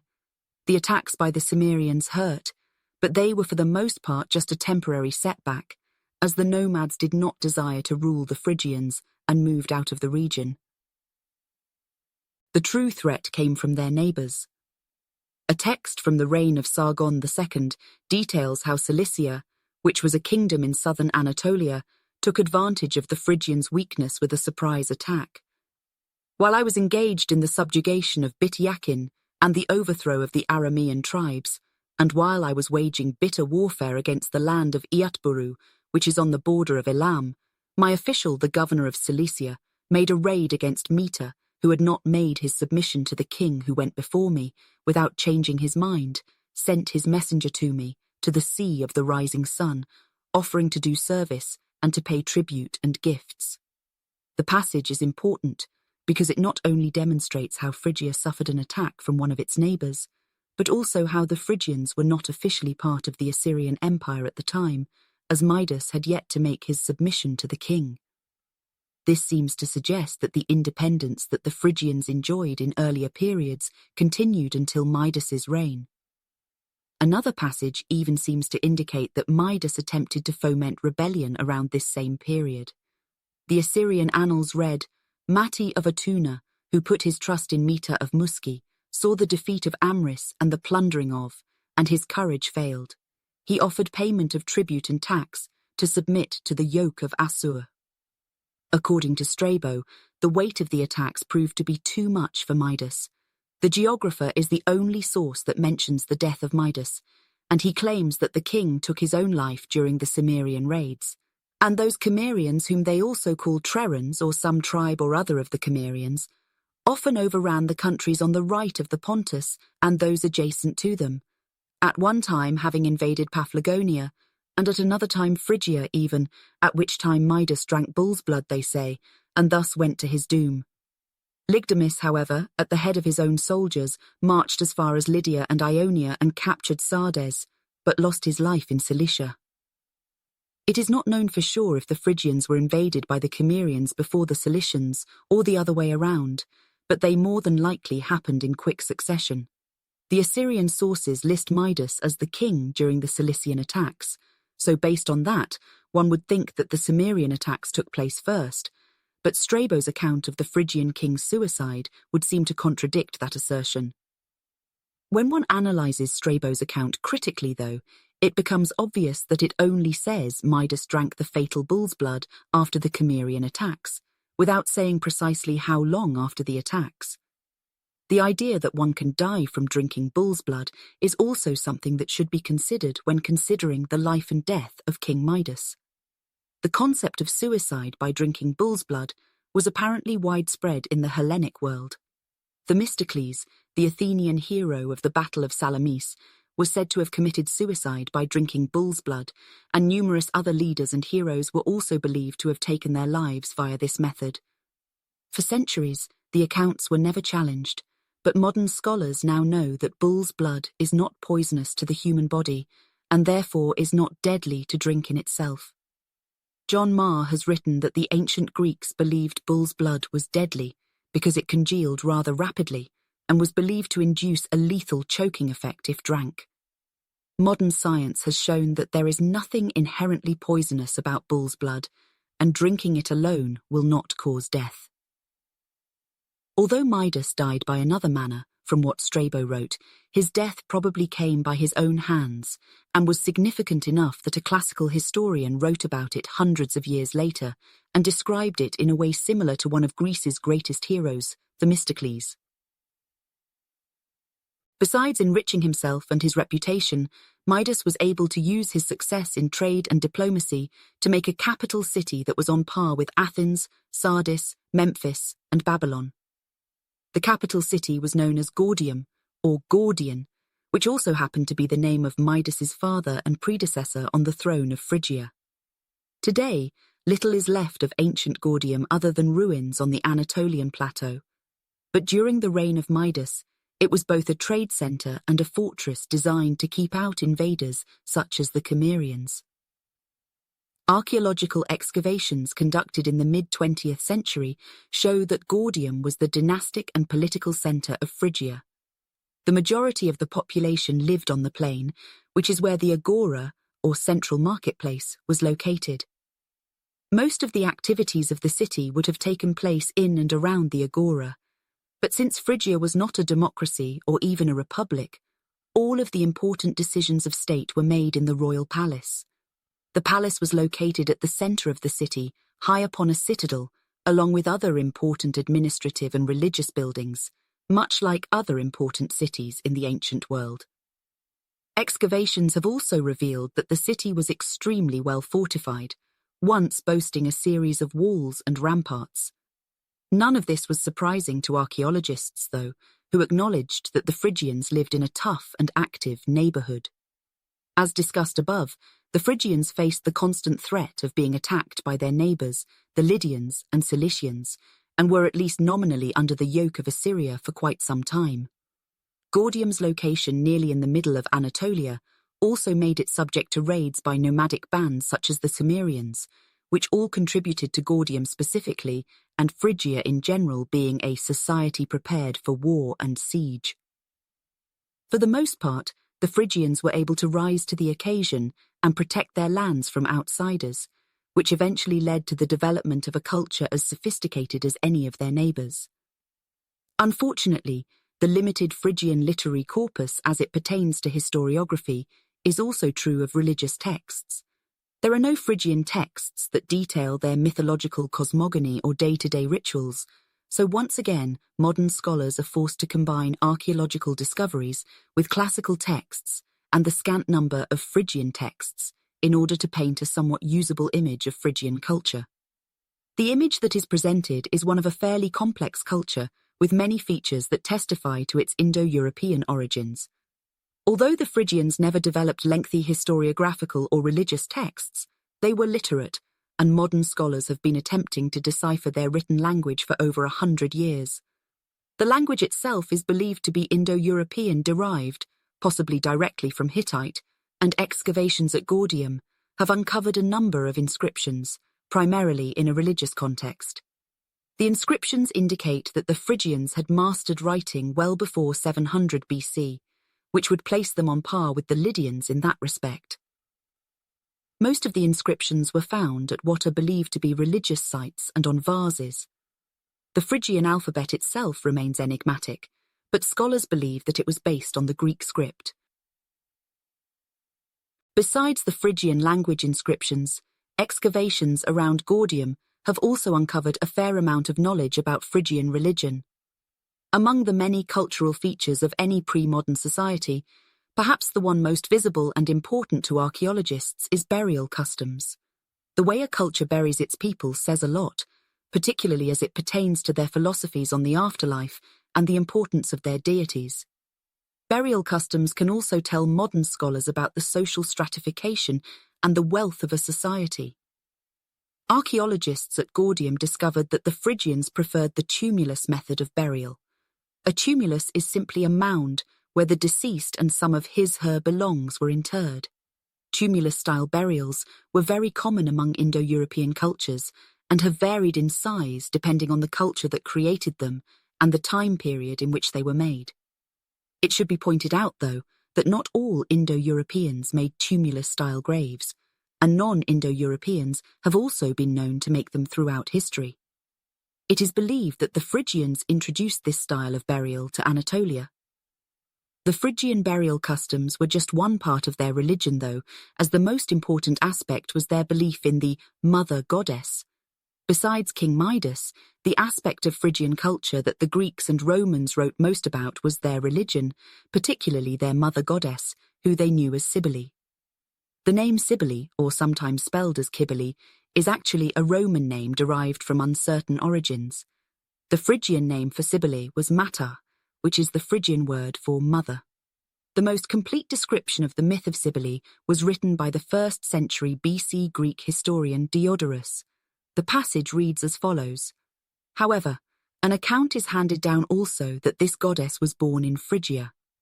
For the natives of that country have the following myth. In ancient times, Maon became king of Phrygia and Lydia, and marrying Dindyme he begat an infant daughter, but being unwilling to rear her, he exposed her on the mountain which was called Cybelus. There, in accordance with divine providence, both the leopards and some of the other especially ferocious wild beast offered their nipples to the child, and so gave it nourishment, and some women who were tending the flocks in that place witnessed the happening, and being astonished at the strange event, took up the babe and called her Cybele after the name of the place.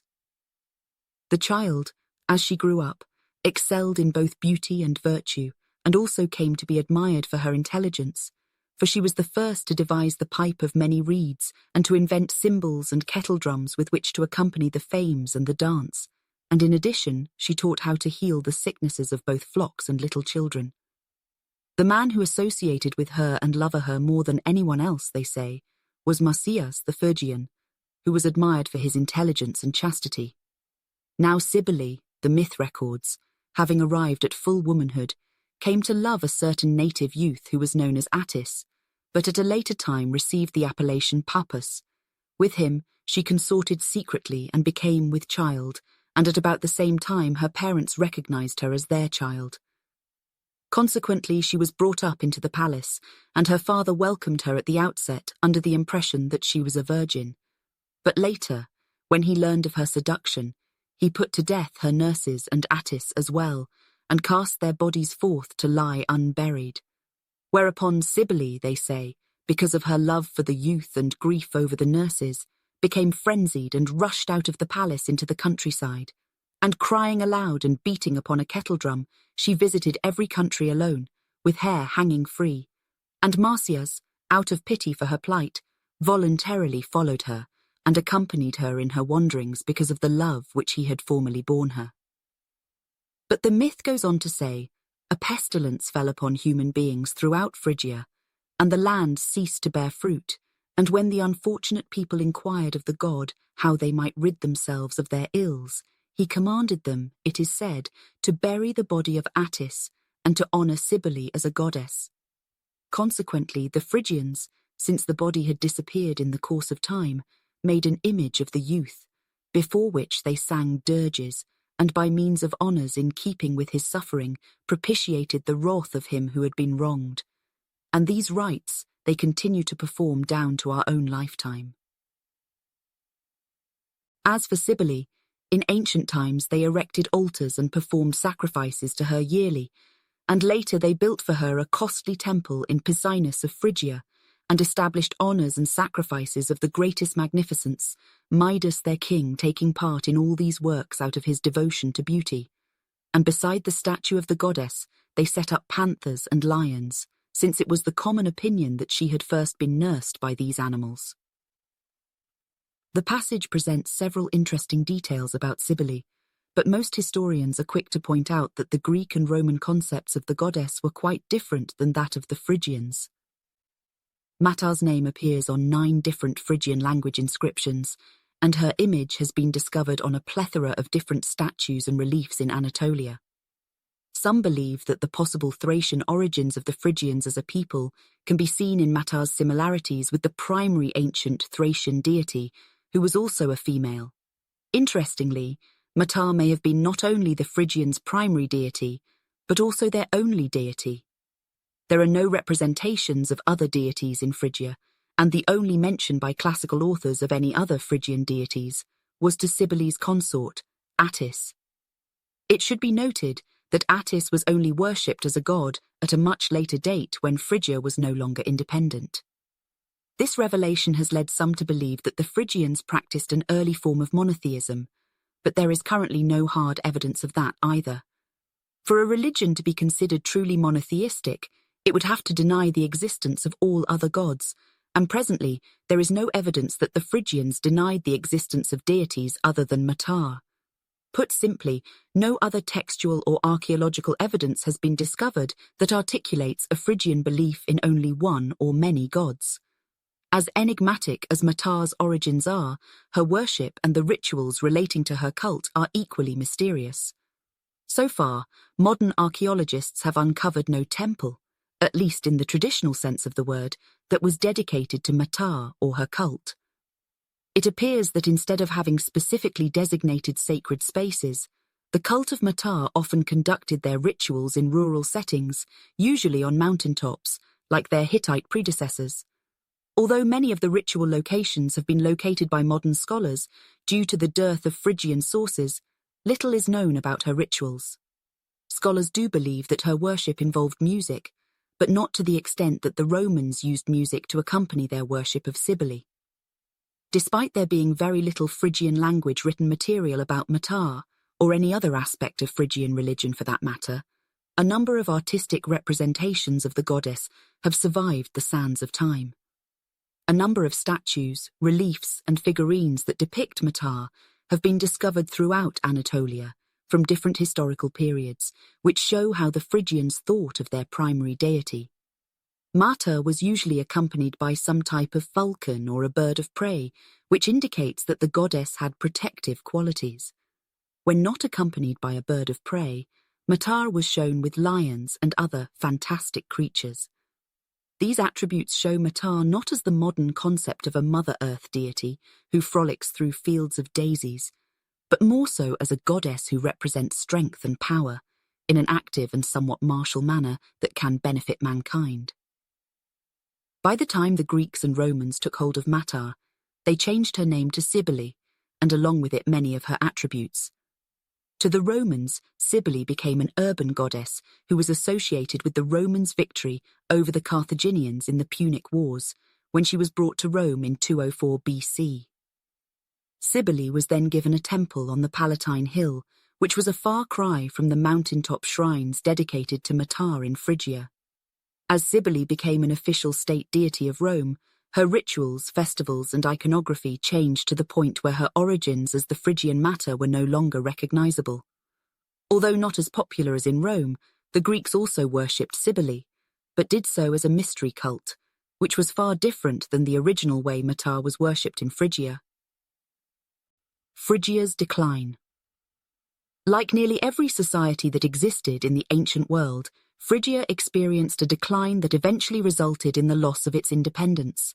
Because there is a lack of primary Phrygian sources, it is difficult to determine where to attribute the origins of the decline, but in most other major kingdoms, societies, and civilizations that have collapsed, the decline usually began from within. Social and economic problems ravaged Rome long before it fell victim to the barbarian hordes, for example, and a similar pattern can be seen in most pre-modern societies.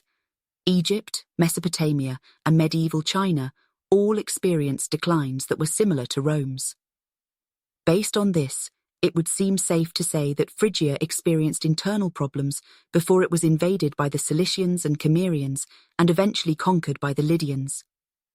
A number of primary sources chart the decline, although they offer few explanations. During the reign of Midas, Phrygia was at the peak of its power, although it was still under the suzerainty of the Assyrians to a certain extent. According to the Assyrian annals, in Sargon II's 5th year of rule, the king of Carchemish instigated an Anatolian rebellion against his Assyrian overlords. In my 5th year of reign, Pisiri of Carchemish sinned against the oath by the great gods and sent messages of hostility against Assyria to Meta of the land of Muski. I lifted my hand to Assur, my lord, and brought him and his family out of his city in chains. Gold, silver, together with the property of his palace, and the rebellious people of Carchemish, who were with him, with their goods, I carried off and brought them into Assyria. 50 chariots, 200 steeds, 300 foot soldiers, I selected from among them, and added them to my royal host. People of Assyria, I settled in Carchemish and placed the yoke of Assur, my lord, upon them. Although this rebellion was discussed before, and how it affected the apex of Phrygia's power, it also serves to demonstrate the beginning of its decline. Building an empire is all about taking risks, and apparently Midas believed that siding with Carchemish against Assyria was a worthwhile risk. The gamble may have paid off in another situation, but the Phrygians had the bad luck of being attacked by the Cimmerians and Cilicians around the same time. The result was that Phrygia was severely weakened, and thus fell from the apex of the Anatolian power hierarchy until it was replaced by its neighbours, the Lydians. Despite its declining status, Phrygia continued to exist as an independent and somewhat influential kingdom well into the 6th century BC.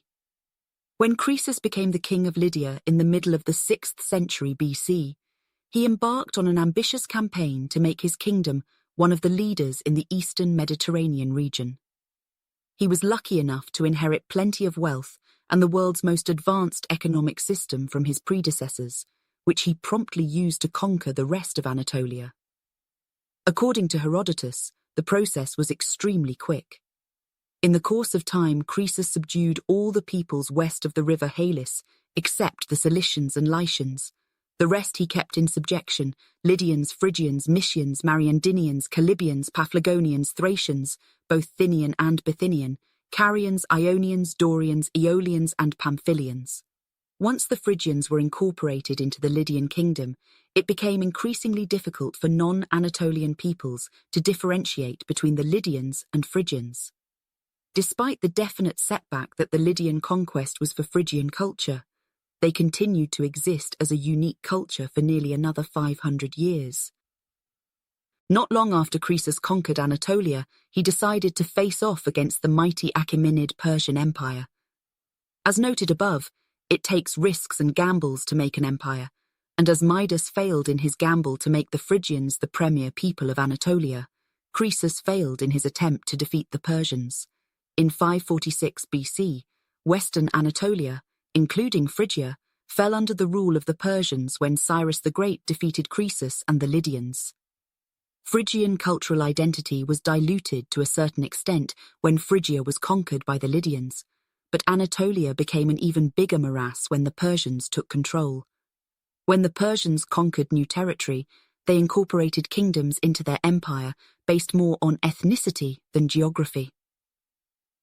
The system worked well for most subject peoples, who also corresponded with a specific geographic region, such as Egypt or Babylon, for example. Anatolia, though, presented the Persians with a unique problem, because there were several long-standing cultural groups all within close proximity to each other. Instead of creating a province or satrapy for each ethnic group in Anatolia, the Persians consolidated several into one satrapy. During the rule of Xerxes I in the early 5th century BC, the Phrygians were considered part of Persia's third satrapy, along with several other peoples. Herodotus wrote, "Third, the people on the southern shore of the Hellespont, the Phrygians, the Thracians of Asia, the Paphlagonians, Mariandynians, and Syrians, 360 talents." The number of Persian satrapies fluctuated throughout the lifetime of the Achaemenid Empire, and the Phrygians were counted as different satrapies during the reigns of different Achaemenid kings. Although tightly under the control of the mighty Achaemenid Empire and no longer independent, Phrygia and the Phrygians continued to play a role in the history of the ancient world. One of the more interesting incidents to take place in Phrygia during its post-independence period took place early in the rule of the Persian king Darius I, who came to the throne through rather dubious circumstances. According to both Herodotus and Persian inscriptions from Darius's tomb at Behistun in Iran, Cambyses was assassinated by an impostor who then briefly ruled as king. Through the help of his god Ahura Mazda, Darius I eventually killed the usurper and became king of the Achaemenid Empire himself. The situation led to instability within the Achaemenid Empire, with many of the satrapies rebelling against Persian rule, and Phrygia was at the center of the rebellion. According to Herodotus, the satrap of Phrygia and Lydia decided to take advantage of the situation and make himself king in the style of Midas and Croesus. Darius, once his power was established, was anxious to punish Oroetes for his many crimes, and not least for the murder of Mithridates and his son. He thought it would be unwise, things being as they were, to send an armed force openly against him, for the country was still in an unsettled state. He himself has only recently come to the throne, and he knew that Oroetes was a powerful man, being governor of Phrygia, Lydia, and Ionia, with 1,000 Persians in his bodyguard. Darius had recourse, in consequence, to subtler methods, and called a meeting of the leading men in the country. His object in this was to test the loyalty of Oroetes' bodyguard in case they might be willing to act against their master. When, therefore, he noticed that they regarded the documents with respect, and still more, the words they heard read from them, he passed one to the secretary which contained an order, purporting to come from Darius, to the effect that the guards were to refuse service to Oroetes. The order was read out, and the guards promptly laid their spears at Bagaeus' feet. Then Bagaeus, seeing the written order obeyed, ventured to hand to the secretary the paper he had reserved till last. This contained the words, "King Darius commands the Persians in Sardis to kill Oroetes." The guards immediately drew their scimitars and dispatched him, and that was how Oroetes the Persian was punished for his betrayal of Polycrates. After Darius I put Oroetes to death, Phrygia never again rebelled against Achaemenid authority. Another problem the Persians had with the region is that the number of satrapies the Persians claimed fluctuated, but there were always 20 to 24 satrapies listed on any monument. Among the monuments that listed the Achaemenid Empire's subject peoples, the statue of King Darius I discovered in the ruins of the ancient city of Susa in 1972 provided an important example concerning how the Persians viewed the Phrygians.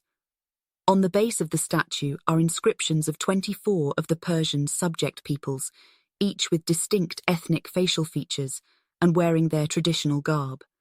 Each representative kneels on top of a ring fortress, which looks much like an ancient Egyptian cartouche that contains the name of the group written in the Egyptian hieroglyphic script. The figures are arranged according to geographic proximity. For example, the Egyptian, Libyan, and Nubian are the 20th, 21st, and 22nd peoples depicted, respectively. Although there is no Phrygian listed on the base as a distinct people, there are two other groups that more than likely incorporated the remnants of the Phrygian people. The people occupying the 17th position on the base of the Darius statue are known as Scudra, or the Scudrans. Modern scholars believe that Scudra was the ancient Persian name for Thrace, and that due to their possible origins and their style of dress, the Phrygians may have been included with this delegation. The other possibility for the Phrygians' inclusion in the Darius statue was Delegation 15, Lydia. As noted above, the Phrygians and Lydians essentially shared Anatolia for hundreds of years, and as much as the two kingdoms were rivals, they also had many cultural affinities. The Phrygians and Lydians may not have seen themselves as being very similar, but outsiders such as the Persians certainly viewed them as such. Some researchers have noted that the Lydian is the only representative of the Hellenic peoples on the statue, and that they were representative of the entire region, which included the Ionian Greeks. Based on the incident discussed above, where Darius I had Oroates, the satrap of Phrygia, Lydia, and Ionia, killed, it certainly seems that the Persians considered the Phrygians and Lydians interchangeable, at least during his reign. But however the Persians viewed the Phrygians, it is clear that their status diminished after the Persian conquest. With that said, there is evidence that the Phrygian capital continued to be an important regional centre. Gordium became a great city during the reign of King Midas, but it continued to be important long after his death. When the Persians began to compile their immense empire under Cyrus, they often left the local kingdoms fairly intact, only requiring some type of tribute. For the most part, things did not change very much when the Persians took control of Phrygia, but the Persians did add one innovation that was important to Gordium's continued importance: roads. The royal road in particular began in Sardis and snaked its way across Anatolia, terminating in Susa. Archaeological excavations at Gordium have revealed that the area near Gordium was crossed by the royal road. The presence of the royal road near Gordium was enough to not only keep the city prosperous, but also to temporarily raise the level of Phrygia's prestige. Phrygia became an official satrapy in the 4th century, but it would only enjoy that status for a couple of decades before the conquests of Alexander the Great. In 334 BC, the on-again, off-again conflict between the Greeks and Persians was about to come to a head. Alexander the Great had just conquered mainland Greece and set his sights to the east and the Achaemenid Empire. The route of his conquests was a bit circuitous, but it included nearly every important kingdom in the Near East. His first stop was Anatolia to conquer the Lydians, Phrygians, and Ionian Greeks. After crossing the Hellespont, Alexander landed in Lesser Phrygia, near the area of ancient Troy, which the Greek writers often referred to as Troad. According to a garbled passage from Diodorus, Alexander knew that he would be able to take Phrygia when he noticed a damaged statue of a former Phrygian satrap. As the king began his march out of the Troad and came to the sanctuary of Athena, the sacrificant named Alexander noticed in front of the temple a statue of Ariobarzanes, a former satrap of Phrygia, lying fallen on the ground, together with some other favourable omens that occurred. He came to the king and affirmed that he would be victor in a great cavalry battle, and especially if he happened to fight within the confines of Phrygia. He added that the king with his own hands would slay in battle a distinguished general of the enemy. Such, he said, were the portents the gods disclosed to him, and particularly Athena, who would help him in his success. The passage is a bit garbled because it mentions Alexander the king and another Alexander, as if they were two different people, but in all reality they were more than likely one and the same. But despite problems with the passage, It demonstrates that Phrygia was still an important place and was a vital strategic point in Alexander's conquest of the Achaemenid Empire. After winning battles in Lesser Phrygia, Alexander and his army continued inland to Greater Phrygia and Gordium. Although Gordium had by this time lost much of the luster it had acquired during the reign of Midas, it was still an important regional centre, and Alexander knew that he had to conquer Gordium and the rest of Phrygia if he was to continue south to the Levant. According to Arrian, Gordium was well stocked with supplies and men and ready to withstand a long siege, but the satrap instead decided to surrender to Alexander. Arrian wrote, "The town of Seleni has a lofty central stronghold, sheer all round, and this was garrisoned by 1,000 Carian troops and 100 Greek mercenaries, who took their orders from the Persian governor of Phrygia. The garrison sent Alexander an offer to surrender the town, provided that no reinforcements arrived on a certain day on which they had agreed to expect them, which date they specified. And it seemed better to Alexander to accept this arrangement than to attempt the reduction by siege of such an unassailable position. Accordingly, he left a force of some 1,500 men to watch the town, and after a wait of 10 days, marched for Gordium. To Parmenio, he sent orders to meet him at Gordium with the troops under his command, and the orders were duly carried out. The recently married Macedonians who had been sent home on leave also rejoined at Gordium with a force of freshly levied troops, 3,000 Macedonian infantry and about 300 horse, 200 Thessalian horse, and 150 men from Elis under their own commander Alcaeus. Gordium is in Hellespontine Phrygia. The town stands on the river Sangarius, which rises in Phrygia and runs through Bithynian Thrace into the Black Sea. Instead of immediately moving on with his army south to the Levant, Alexander stayed to muster his troops, resupply, and take part in an act that has become more fiction than fact.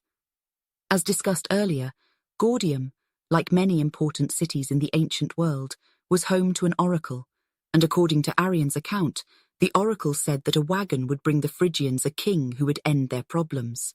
The man who brought them the wagon turned out to be none other than Midas. Arrian also recounts that another prophecy associated with the wagon concerned how the man who undid its knot would become the ruler of Asia.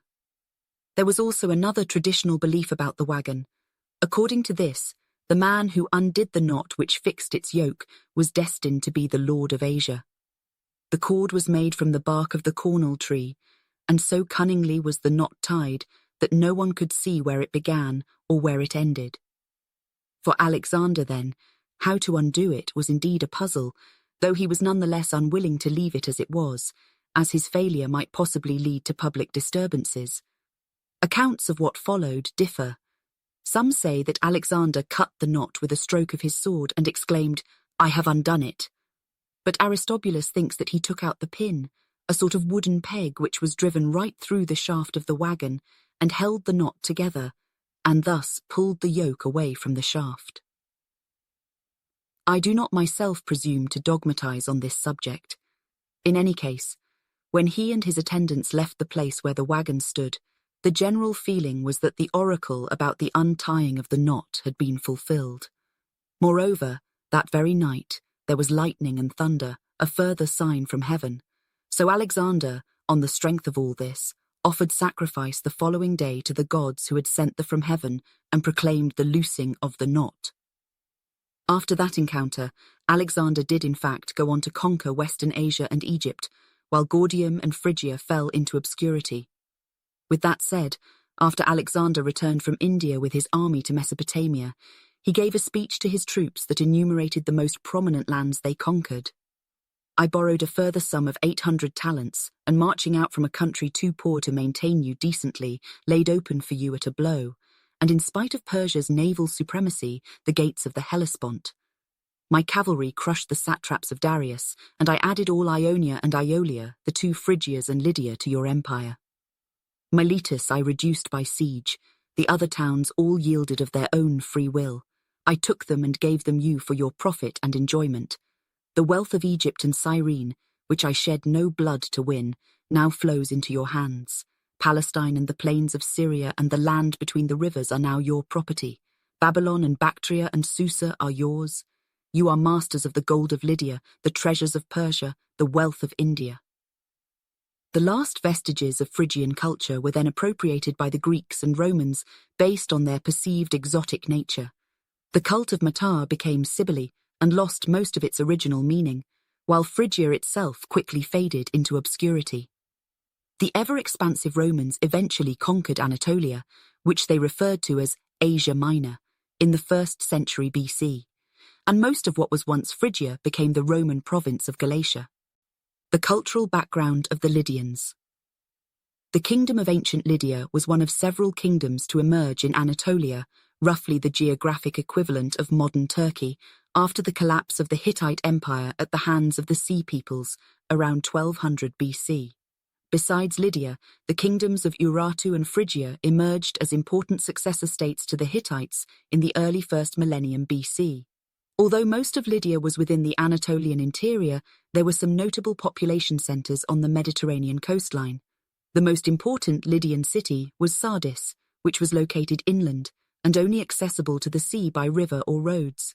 In fact, the 5th century BC Greek historian Herodotus wrote that the only sight worth seeing in Lydia was the capital city of Sardis.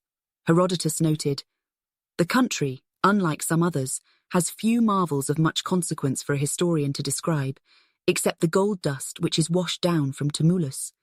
It can show, however, the greatest work of human hands in the world, apart from the Egyptian and Babylonian. I mean the tomb of Croesus's father, Alyattes." The wealth that the gold deposits of Sardis produced for the Lydians will be discussed more thoroughly below, but Herodotus also noted that as a result of the deposits, the Lydians were a nation of shopkeepers. The Greeks generally took a neutral to negative view toward economic endeavors, and they saw the Lydians' affinity for business with complexity. Greeks who visited Sardis were impressed with its beauty, but they also viewed the Lydians' pursuit of money as an obsession. Historians like Herodotus were often quick to point out what they viewed as immoral methods that the Lydians sometimes used to acquire their wealth. According to Herodotus, the Lydians not only accepted prostitution, but they promoted the world's oldest profession as a legitimate way to make money. Working-class girls in Lydia prostitute themselves without exception to collect money for their dowries and continue the practice until they marry. They choose their own husbands. Although Herodotus's statements about Lydian culture are tinged with bias and possibly a degree of sensationalism, they do provide a contextual background for the daily lives of the average Lydian. While, given the ancient sources, there is no doubt that the Lydians were truly a people of commerce, their ethnic origins remain a bit more obscure. Lydia was essentially a successor state to the collapsed Hittite Empire. An investigation of the Lydian language reveals that the Lydian people may have been directly related to the Hittites, Indo-Europeans who migrated to Anatolia sometime before 2000 BC. The Hittites were the first Indo-Europeans to develop writing, around 1900 BC, and by the time they established dominance over most of Anatolia by the middle of the 2nd millennium BC, there were 3 closely related Indo-European languages spoken in the region: Hittite, Luwian, and Palic. The Lydian language was determined by modern scholars to be a later form of Luwian, and they came to this conclusion by translating a number of bilingual Aramaic Lydian inscriptions from Sardis. Early historians were able to determine that the Lydian language agreed in syntactical structure with Luwian and was therefore a Hittite-related language. Although scholarly knowledge of Lydian is still in the infant stage, what is known has determined that the Lydians were essentially ancestors of the Hittites, but the question remains if the Lydians descended from actual survivors of the Hittite collapse, or if they were non-Indo-European peoples who coalesced and adopted Luwian as their language. Scholars remain divided on this point, and a definite answer will probably never be known unless a greater collection of Lydian-era texts surface. The chronology of the Lydian kings and the important events associated with those rulers has been culled by modern researchers from a variety of ancient sources that includes Herodotus, deciphered local Lydian inscriptions, and contemporary Near Eastern inscriptions from kingdoms such as Assyrian and Babylon.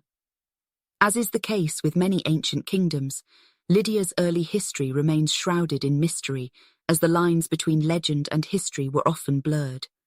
In addition, though Herodotus's account is the most complete ancient source on Lydian history, it should be treated with a certain degree of skepticism, as the historian was more concerned with the Greek cities and their relations to the Lydians than recording pure Lydian history. Even so, Herodotus's writings still offer a solid base from which Lydian chronology may be reconstructed. According to Herodotus, the oldest Lydian dynasty was known as the Heraclid, because its kings were believed descended from the legendary Greek hero. The idea that the Lydians could trace their kings back to Hercules may have been a point of pride for Lydians of the period. But the reality is that their origins are more likely found not too far from home. Lydian linguistic origins, for example, point toward a Hittite source, but the name of the last Lydian king of the Heraclid dynasty, Candaures, also known as Myrillus, a conspicuously Anatolian-sounding name, also indicates as much. In fact, Mercilis or Mercili was a popular name used by 3 different Hittite kings. Some scholars believe Candaures/Myrillus may have even been a direct descendant of the Hittite kings. It is nearly impossible to determine an exact date when the Heraclid dynasty began using Herodotus alone, but modern scholars have been able to determine an approximate date when the dynasty ended. Around 680 BC, the Heraclid dynasty was overthrown and replaced by the Myrmidid dynasty, which ruled Lydia until it was conquered by the Achaemenid Persians around 546 BC. Herodotus's account of the overthrow of the Heraclids is quite detailed and somewhat lurid. According to the ancient historian Candaures, the Heraclid king offered to let his friend Gyges watch his wife undress, but when the queen found out about the plan, she turned on her husband. Herodotus wrote, "The sovereignty of Lydia, which had belonged to the Heraclids, passed into the family of Croesus, the Myrmidid, in the following way." Candaures, king of Sardis, the Greeks call him Mercilus, was descended from Alcaeus, son of Heracles. One day, the king, who was doomed to a bad end, said to Gyges, "It appears you don't believe me when I tell you how lovely my wife is.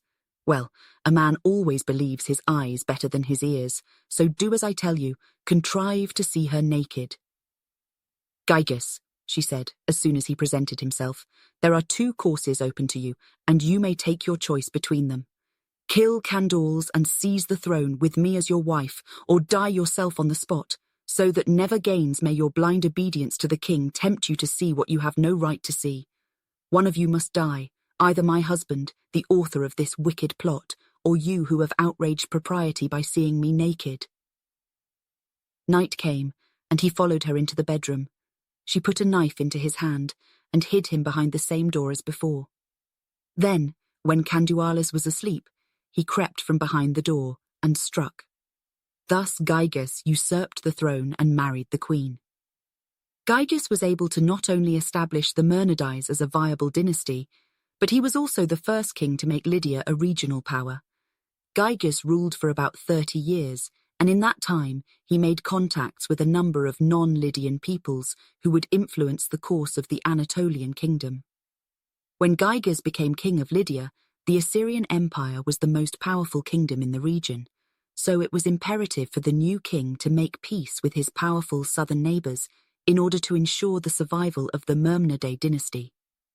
Assyrian texts from the period refer to the Lydian kingdom during the reign of Gyges as fairly new, but also subservient to the major power. Gyges, king of Lydia, a province on the other side of the sea, a distant region whose name the kings who went before me, my fathers, had not heard mentioned. Assur, the god who created me, revealed the honored name of my majesty to him in a dream, saying, "Lay hold of the feet of his highness, Assurbanipal, king of Assyria, favorite of Assur, king of the gods, lord of all, and revere his kingship, implore the favor of his lordship, as of one doing homage and paying tribute, let thy prayers come to him." It was a common practice in the ancient Near East for militarily weaker kingdoms to pay tribute to those stronger. The tribute-paying kingdoms were usually given protection by the tribute-receiving kingdoms from other kingdoms, or in the case of Lydia during the reign of Gyges, against various tribes of semi-nomadic peoples. The Cimmerians and Scythians proved to be a problem for Lydia during the 8th and 7th centuries BC in particular. According to the Assyrian annals, Xerxes was able to deal with these tribes himself, although the text does indicate some level of Assyrian support. The text reads, Xerxes, king of Lydia, a district of the other side of the sea, a distant place whose name, the kings, my fathers had not heard, Assur the god, my creator, caused to see my name in a dream. Lay hold of the feet of Assurbanipal, king of Assyria, and conquer thy foes by calling upon his name. On the day that he beheld this vision, he dispatched his messenger to bring greetings to me. An account of this vision, which he beheld, he sent to me by the hand of his messenger, and made it known to me. From the day that he laid hold of my royal feet, he overcame, by the help of Assur and Ishtar, the gods, my lords, the Cimmerians, who had been harassing the people of his land, who had not feared my fathers, nor had laid hold even of my royal feet. From among the chieftains of the Cimmerians, whom he had conquered, he shackled 2 chieftains with shackles, fetters of iron, manacles of iron, and sent them to me, together with his rich gifts. Lydia was firmly within the Assyrian realm of influence during the reign of Xerxes, but the Lydian king also made overtures to other important Near Eastern kingdoms. In the approximately 30 years that Xerxes was on the throne of Lydia, he would have witnessed the quick decline of the Assyrian Empire. Assyrian king Assurbanipal was an especially aggressive ruler, as he was able to expand Assyria's borders by conquering Egypt in 664 BC. But the control was ephemeral, and when the Assyrian king died, the empire quickly unraveled. Xerxes may have viewed the weakness of Assyria with a Machiavellian eye, as Herodotus wrote that mercenaries from Ionia showed up in Egypt just after the Assyrians were expelled, during the reign of Psamtik I, which happened to coincide with the reign of Xerxes. Herodotus wrote, It so happened that a company of sea raiders from Ionia and Caria were forced by bad weather to land on the Egyptian coast. They wore bronze armor, and an Egyptian, who had never seen such a thing before, hurried off to the marshes and told Psammeticus that bronze men had come from the sea and were plundering the country. Seeing in this the fulfillment of the oracle, Psammeticus made friends with the raiders, and by the promise of rich rewards persuaded them to enter his service, and by their help and the help of his supporters in Egypt, defeated and deposed his 11 enemies. The passage never mentions Xerxes or Lydia, but since Lydia was part of Ionia, and since Xerxes was king of Lydia during this event, there is a good chance he was the one to send the mercenaries. Xerxes clearly took a conservative approach to geopolitics in the Eastern Mediterranean. Pay tribute if you must, and make friends wherever you can. Xerxes' geopolitical policies appear to have been followed by his successors. Herodotus and the other ancient sources are vague concerning the details of the reign of the next 2 Lydian kings, Ardys and Sadeates. According to Herodotus, Ardys, like his predecessor, was burdened with attacks by the Cimmerians. His account relates, Ardys took Priene and attacked Miletus, and during his reign the Cimmerians, driven from their homes by nomadic Scythian tribes, came to Asia and captured Sardis, except for its citadel. This account indicates that although Lydia was still threatened by nomadic raiders during the reign of Ardys, the Lydian king apparently felt secure enough in his political position to attack and conquer other cities on the Ionian coastline. Ardys's aggressive policy toward Lydia's Anatolian neighbors was duplicated by his successors to varying degrees. Herodotus wrote little about Sadeates other than that he was Ardys's successor and reigned for 12 years. His treatment of Sadeates' successor, Alyattes, who ruled from about 610 to 560 BC, was much more complete. According to the historian, Alyattes managed to eliminate the barbarian threat to Lydia and then expanded his kingdom's borders. Alyattes made war with the Medes under Cyaxares, grandson of Deioces, expelled the Cimmerians from Asia, captured Smyrna, a city which had been founded by people from Colophon, and attacked Clazomenae, where he did not succeed as he hoped, but met with disaster. Furthermore, to continue the tale of what was most memorable during his reign, Alyattes carried on the war which he had taken over from his father against the Milesians. His custom each year was to invade Milesian territory when the crops were ripe, marching in to the music of pipes, harps, and treble and tenor oboes. On arrival, he never destroyed or burned the houses in the country, or pulled their doors off, but left them unmolested. He would merely destroy the trees and crops, and then retire. The reason for this was the Milesian command of the sea, which made it useless for this army to attempt a regular siege. The Lydians refrained from demolishing houses in order that the Milesians, having somewhere to live, might continue to work the land and sow their seed, with the result that they themselves would have something to plunder each time they invaded their country. The war between the Lydians and Milesians, which began during the reign of Satrapes, waged for 12 years before Alyattes made peace with them. Herodotus's account of the Lydian-Milesian War has been corroborated by modern archaeological excavations in Smyrna, and archaeological excavations have also confirmed that Alyattes conquered the neighbouring Anatolian kingdom of Phrygia. A massive Lydian fortress unearthed there points to a military presence, and the discovery of Lydian pottery indicates the conquered Phrygians had assimilated aspects of the Lydian culture. The Milesians and Phrygians managed to build kingdoms, impressive in their right, but neither established themselves as military threats, which no doubt left them vulnerable to outside forces. By the middle of the 6th century BC, the Lydians had established military, economic, and political hegemony over most of Anatolia, and few in the region could challenge them in any of those respects. The Medes, however, mentioned in the above passage, were one of the premier military powers in the Near East during this period, and posed a definite threat to Lydian power.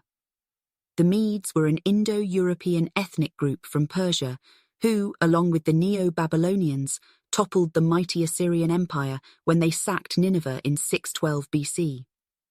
As the Median and Neo-Babylonian empires expanded, so too did the Lydian kingdom, which put them on a direct collision course with the Medes.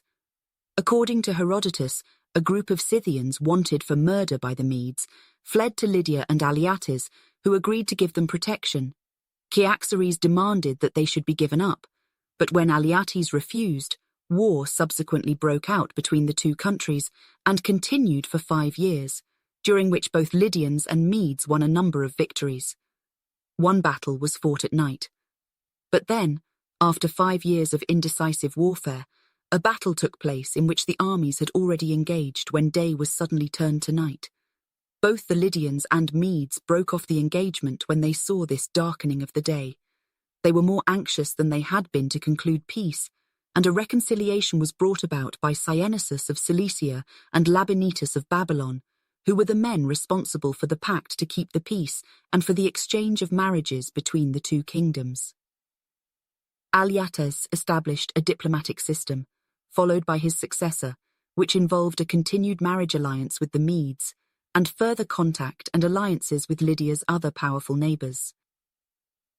Croesus, the Lydian king to whom Herodotus had dedicated most of his passages, was also the last Lydian king. Croesus expanded Lydia's borders, established several alliances with foreign powers, and made the already impressive city of Sardis even greater. When Croesus came to the Lydian throne, he was 35 and an apt pupil of his father, Alyattes, because he followed many of his political and military programs. One of the most far-sighted ideas Croesus employed was to establish economic and military links to the strongest states in the eastern Mediterranean. According to Herodotus, Croesus conquered the Ionian Greeks, while he made alliances with those from the mainland. The historian noted, "He was the first foreigner, so far as we know, to come into direct contact with the Greeks, both in the way of conquest and alliance, forcing tribute from Ionians, Aeolians, and Asiatic Dorians, and forming a pact of friendship with the Lacedaemonians." Lacedaemonian is a term commonly used by ancient writers for the Spartans, known throughout the region for their martial skills. Croesus, like his father, also maintained a marriage alliance with the Medes, and was on friendly terms with the kings of Egypt's 26th dynasty, as well as the Neo-Babylonian dynasty. He was apparently quite a shrewd leader, because as he made alliances with the strongest states in the region, he conquered the weaker ones. The alliances Croesus made with other states in the region allowed him to further pursue Lydian imperial aims, first initiated by his father. The alliance with Sparta in particular probably helped him the most, as the Ionian coastline, the western shore of Anatolia, was primarily inhabited by Greeks. By the middle of Croesus's reign, he was able to conquer most of Anatolia. Herodotus explained, "In the course of time, Croesus subdued all the peoples west of the river Halys, except the Cilicians and Lycians. The rest he kept in subjection: Lydians, Phrygians, Mysians, Mariandynians, Calibians, Paphlagonians, Thracians, both Tinian and Bithynian, Carians, Ionians, Dorians, Aeolians, and Pamphylians." It is important to note that the last four peoples listed in this passage were all of Greek origin, which points toward the importance of the Lydian-Spartan alliance. The Lydians were able to conquer most of Anatolia, including several Greek city-states, while the powerful Spartans acquiesced. Croesus's time as king of Lydia was not spent solely entwined with the arts of diplomacy and war. The king also set out to enrich his land and ego. The Lydian king did not have to do much to further enrich his kingdom, as there was a large gold deposit outside of Sardis that seemed infinite at the time. Once Croesus expanded the realm of his kingdom and made sure the royal coffers were filled with gold, he invited notable visitors from around the civilized world to marvel at his kingdom, and at the city of Sardis in particular. An interesting passage from Herodotus illustrates Croesus's ego and hubris. Among the notable foreigners who visited Lydia during the reign of Croesus was Solon, the Athenian. Solon is credited with being Athens' lawgiver, and therefore one of the wisest men in the Hellenic world. Croesus invited Solon to Lydia. With the goal of impressing the lawgiver with the kingdom's ostentatious nature, Croesus knew Solon was a wise man, and he asked the lawgiver who he thought was the happiest man he had ever seen, perhaps thinking he would mention the Lydian king. According to Herodotus, Croesus did not receive the answer he desired.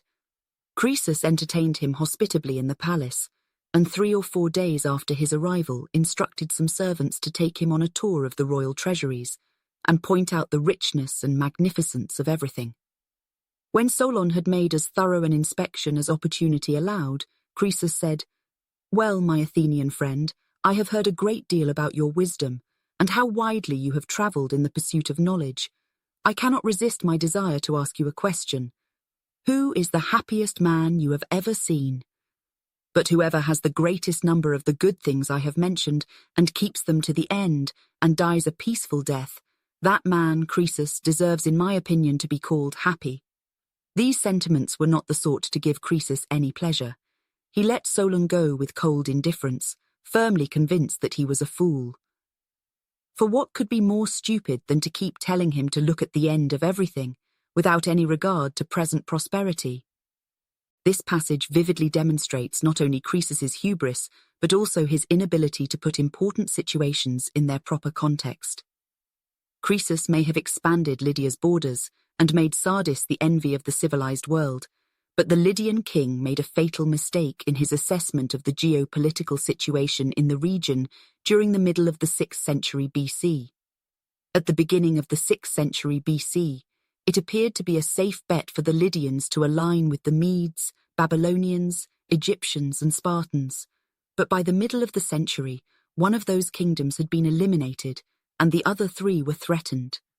The Achaemenid Persian dynasty went from a little-known backwater kingdom to a world empire in a relatively short period of time, as it quickly consumed the major powers of the Near East, beginning with their neighbours, the Medes. The Persians, under their king Cyrus, expanded north into the Iranian plateau from their homeland in the hills of southern Persia, and conquered the Medes' capital of Ecbatana around 550 BC, thus vanquishing the Median king Astyages from the throne. For the most part, the Achaemenid Persian kings practiced a policy of continuity, whereby they continued to employ Median concepts of royal authority and essentially ruled a kingdom with the same boundaries. But Croesus took his alliance and diplomatic marriage with the Medes seriously and chose to oppose the Persians. Herodotus wrote, "For 2 years Croesus grieved for the death of his son, until the news from Persia put an end to his mourning." Cyrus, son of Cambyses, had destroyed the empire of Astyages, and the power of Persia was steadily increasing. This gave Croesus food for thought, and he wondered if he might be able to check Persian expansion before it had gone too far. Croesus's decision to honor his alliance with the Medes proved ultimate demise of the Lydian kingdom, as it brought forth the wrath of the immense and aggressive Achaemenid Empire. Since the available primary sources state no concrete dates, historians have been unable to pinpoint the exact years of the Lydian-Persian War, but some historians believe it was either 546 or 542 BC as possible dates. Either way, according to ancient sources, Croesus and the Lydians were woefully unprepared to undertake a major military campaign against any foe, never mind one as large and powerful as the Achaemenid Persians. The Lydian forces were quickly overwhelmed, and the Persians were able to encircle and besiege Sardis. Croesus once more demonstrated his hubris by sending a message to Lydia's allies for assistance without urgency. Herodotus explained, "Thus the siege of Sardis began, and Croesus, in the belief that it would last a long time, sent a second appeal for help to his allies. The first messenger had been sent to ask for reinforcements to be at Sardis after 4 months, but these, now that Croesus was already beleaguered, were to beg for immediate assistance. All the states which were in treaty with Croesus were applied to, but the most urgent request was to Sparta. As the situation in Sardis deteriorated, Croesus realized that needed to act quickly, so he sent another request for assistance to Sparta, which, unfortunately for the Lydians, came too late. It was in the midst of these troubles that the messenger arrived at Sparta to ask for help in raising the siege of Sardis, and the Spartans, in spite of their difficulties, were eager to render assistance when they heard what he had to say. But by the time their preparations were complete and their ships ready to sail, a second message brought the news that the city had fallen and Croesus was a prisoner. They were much distressed to hear of his misfortune, but they could do no more. In fairness to Croesus, the Achaemenid Persians had the advantage of numbers and advanced siege weapons. Cyrus also made what was a rare military maneuver in ancient times, attacking Lydia in the middle of winter, which caught the Lydians off guard. The Spartans, along with the Athenians, would later challenge the Achaemenid Persians in the Greco-Persian Wars, but they were unable to rescue Croesus from the hands of fate. Despite being conquered by the Persians, there were still more chapters to be written in the story of Croesus and Sardis. There is a clear consensus among modern historians that Lydia was conquered by the Achaemenid Persians sometime in the second half of the 6th century BC, but disagreement persists concerning Croesus's ultimate fate. The disagreement stems from conflicting primary sources, as Herodotus stated that Cyrus spared Croesus's life, while the Babylonian sources indicate he was probably killed. Herodotus wrote, "The Persians brought their prisoner into the presence of the king, and Cyrus chained Croesus and placed him with 14 Lydian boys on a great pyre that he had built. So he brought him down from the pyre and said, 'Tell me, Croesus, what man persuaded you to march against my country and be my enemy rather than my friend?' 'King,' Croesus replied, 'the luck was yours when I did it, and the lass was mine. The god of the Greeks encouraged me to fight you. The blame is his. No one is fool enough to choose war instead of peace. In peace, sons bury fathers, but in war, fathers bury sons. It must have been heaven's will that this should happen.' Cyrus had his chains taken off and invited him to sit by his side. He made much of him and looked at him with wonder, as did everyone who was near enough to see. The benevolent Cyrus described by Herodotus is contrasted with the more brutal Persian king depicted in the Babylonian Chronicle. The Chronicle states, Nabonidus the king stayed in Tema, the crown prince, the officials and the army were in Akkad. The king did not come to Babylon for the ceremony of the month of Nisanu. In the month of Nisanu, Cyrus, king of Persia, called up his army and crossed the Tigris below the town of Arbela. In the Moth Ayaru, he marched against the country. Lydia killed its king, took his possessions, put there a garrison of his own. Afterwards, his garrison as well as the king remained there. Due to the fact the chronicle never names the Lydian king, it has led some modern scholars to argue the events described here are in relation to the Achaemenid conquest of Babylon in 539 BC, and not the conquest of Lydia, which had already happened. However, the reality is that the text clearly states Cyrus killed its king, which can only refer to Croesus, as Lydia never had another native king after the Achaemenid conquest. Alternately, this may be a case of the Babylonian chronicler confusing the chronology of events, but this still does not explain Herodotus's account. One possibility, synchronizing the two accounts, involves Herodotus's account as factual, whereas the events in the chronicle describe a rebellious usurper who attempted to claim the Lydian throne and expel the Persian overlords. Until more evidence is located in the form of lost texts or new archaeological discoveries, the debate over Croesus's fate will continue. Lydian religion. Understanding Lydian religion, like the chronology of the kingdom, is an often difficult proposition, because there are few extant Lydian religious texts. Again, Herodotus gives modern scholars a glimpse into royal Lydian religious practices, but there appears to be a gulf between the religion of the nobles and that of the majority of Lydians. The primary sources, both Greek and Lydian, indicate Lydian rulers favoured a more Hellenic religion, while archaeological discoveries indicate the majority of Lydians practiced a more native Anatolian religion, closer to that of the Hittites. An examination of primary sources demonstrates that Lydian kings followed many aspects of the Hellenic religion, at least outwardly. Beginning with Gyges, the Oracle of Delphi played an important role in the decision-making of Lydian kings, who were known to extend their ostentatious nature towards the oracle. Herodotus noted, Gyges, as soon as he had made himself supreme, sent a number of presents to the shrine at Delphi. Indeed, most of the silver there came from him, and in addition he presented a vast number of vessels of gold of various kinds, the most noteworthy being 6 golden mixing bowls. Gyges's reasons for enriching the Oracle of Delphi were probably somewhat complex. His efforts drew Lydia closer to Sparta, so there was, no doubt, a political consideration, but he and his successors appear to have genuinely believed in the power of the oracle as well. When Aliates came to the Lydian throne, he also consulted the oracle about his health, as Herodotus explained. But on the army's return to Sardis, Aliates fell ill. For a considerable time he got no better. So either on somebody's advice, or because he thought it the sensible thing to do, he sent to Delphi to inquire of the god about his health. The cynical mind might argue the Lydian patronage of the Oracle of Delphi was born more out of political and personal considerations than any genuine belief in the Hellenic pantheon. But other passages from Herodotus reveal the Lydians may have had a deeper belief in Greek religion. Aliates recovered from his illness at about the same time his campaign against the Milesians ended. In the ancient world, such occasions were often viewed as propitious signs from the gods, so the party in question would often sacrifice some animals to the gods he believed had helped him achieve the fortune. Instead of offering a few paltry animals to the gods as thanks, in true Lydian fashion, Aliates dedicated 2 new temples in Anatolia to the Greek goddess Athena.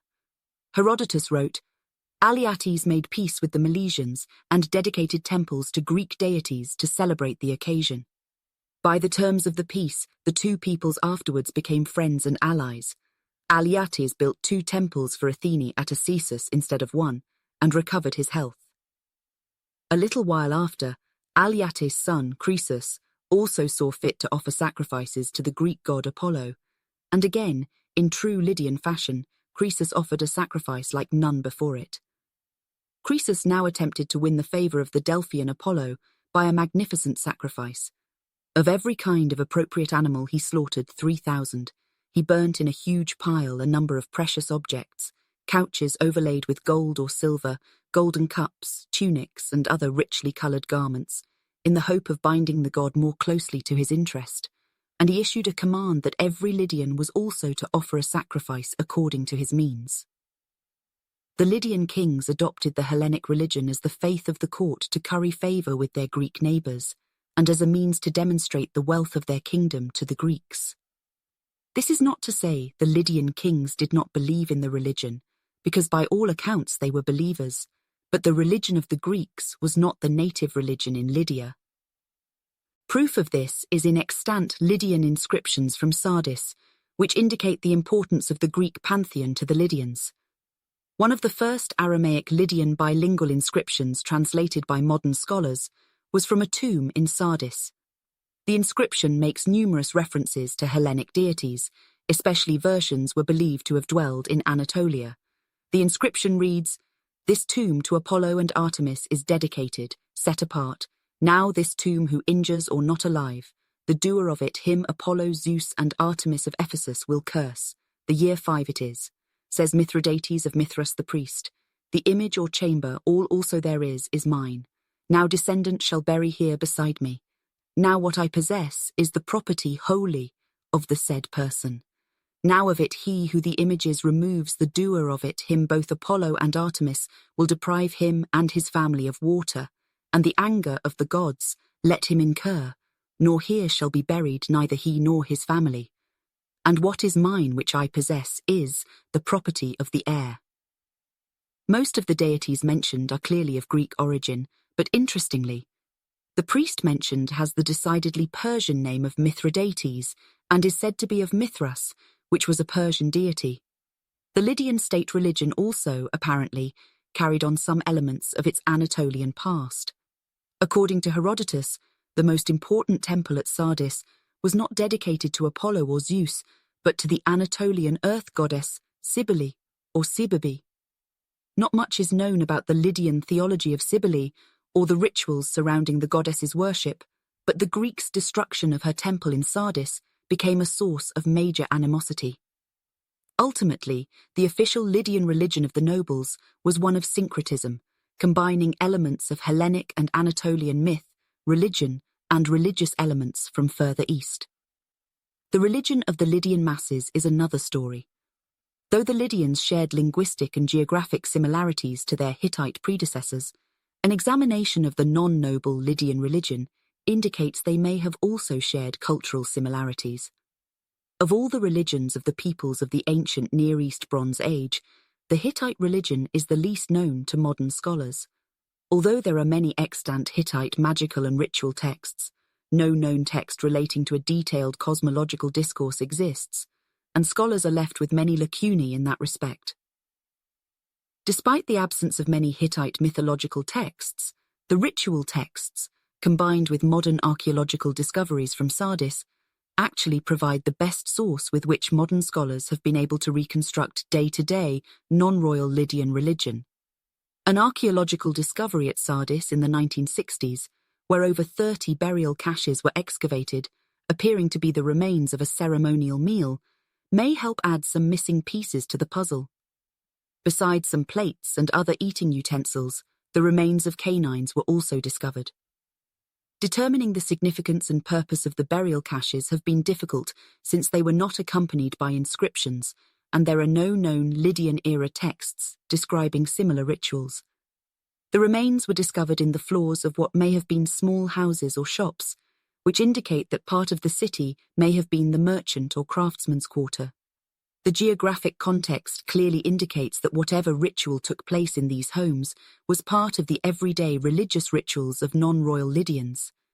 The religious meaning, origins, and significance of these rituals continue to be somewhat enigmatic to modern scholars, but reasonable conclusions have been drawn that place the rituals in an Anatolian context. An examination of other ancient religious rituals involving canines reveals there were no parallels in Greek religion. The Greeks were known to sacrifice dogs from time to time in order to effect a propitious outcome to a certain situation from the gods. But the setting appears to be quite different from what was discovered at Sardis. When the Greeks sacrificed dogs, the ritual was usually performed in public, at a temple or other public location, and was never carried out in the privacy of a home, as is the case with Sardis rituals. Because of this, Robertson looked to Anatolian history for a precedent. A large part of the extant Hittite religious texts consists of spells and incantations, many of which were used to protect a specific individual and his/her home. One Hittite protection text in particular appears to fit the context of the Sardis dog burials. The text reads, The old woman takes a small pig, she presents it to them and speaks as follows. See, it has been fattened with grass and grain. Just as this one shall not see the sky and shall not see the other small pigs again, even so, let the evil curses not see these sacrifices either. She waves the small pig over them, and then they kill it. They dig a hole in the ground and put it down into it. They put a sacrificial loaf down with it. She also pours out a libation of wine, and they level the ground. The notable difference between the Hittite text and the Sardis burials is that a pig instead of a dog was used.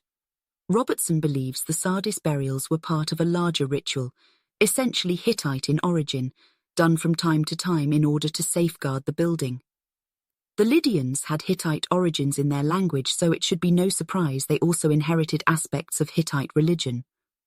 The Lydian royal kings patronized the Greek pantheon and the Hellenic religion, along with their native Anatolian traditions, for a variety of reasons, while it appears most of the Lydian population practiced a version of the religion that had been known and practiced for several centuries by the time the Lydian kingdom became powerful. Religion clearly played an important role in Lydian culture, and at the center of all Lydian culture was the city of Sardis. The ancient world was full of many magnificent cities. Babylon, Memphis, Nineveh, and Athens were but a few of those great metropolises. All of these cities attained greatness for various reasons. Some, such as Athens, became known as centers of learning, while others, such as Babylon, became important religious centers. Ancient Sardis was also known for its temples and schools. But what made the city truly great were its markets and mines. The Lydians were known for their economic acumen, and it was at Sardis where they conducted most of their business and devoted the proceeds of the bulk of their profits. The result was that, for a brief time in world history, Sardis was the jewel of the region. Archaeological excavations have determined that settlements existed at Sardis from the early 1st millennium BC onwards, but it was during the early 7th century BC when the site became truly impressive. Sardis's rise to prominence coincides with the rule of the Mermnidate dynasty, which enriched itself, Lydia, and the capital of Sardis. Reconstructing the layout of an ancient city is a difficult and tedious prospect for modern archaeologists, but fortunately for Sardis, very little modern development has encroached on the ancient site. Sardis's layout followed a decidedly Hellenic influence, with an acropolis containing the royal palace which dominated the skyline. Below the acropolis, on a plain, was the city itself, protected by a stone wall.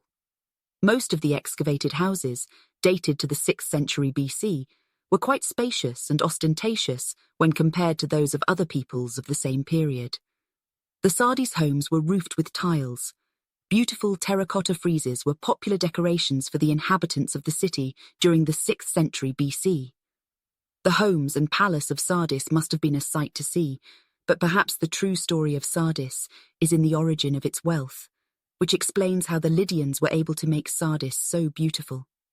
If Sardis was the source of Lydia's wealth and power, then it was the Pactolus River that was the source of Sardis's wealth. Sardis is rare, but not totally unique when compared to many other great cities in world history, because it was landlocked. Many of the greatest cities of the world are located on or extremely close to the ocean, which helps facilitate trade and helps the people who possess the city an advantage when waging war.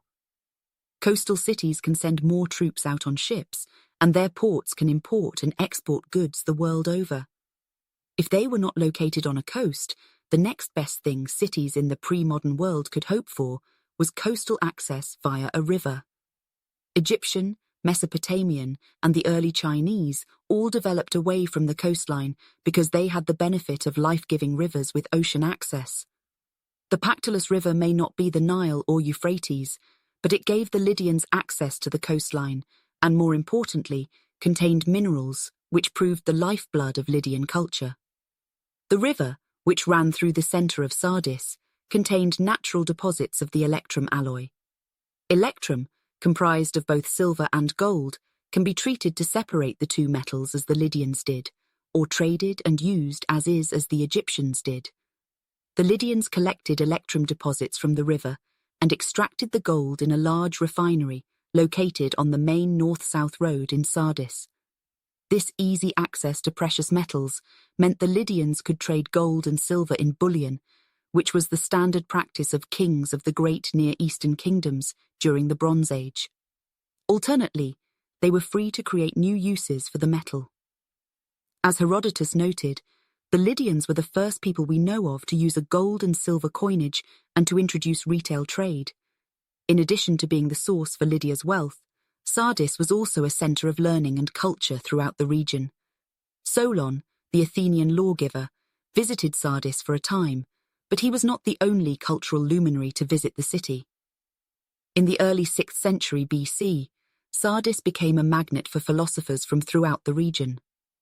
Herodotus noted, when all these nations had been added to the Lydian Empire, and Sardis was at the height of her wealth and prosperity, all the great Greek teachers of that epoch, one after another, paid visits to the capital.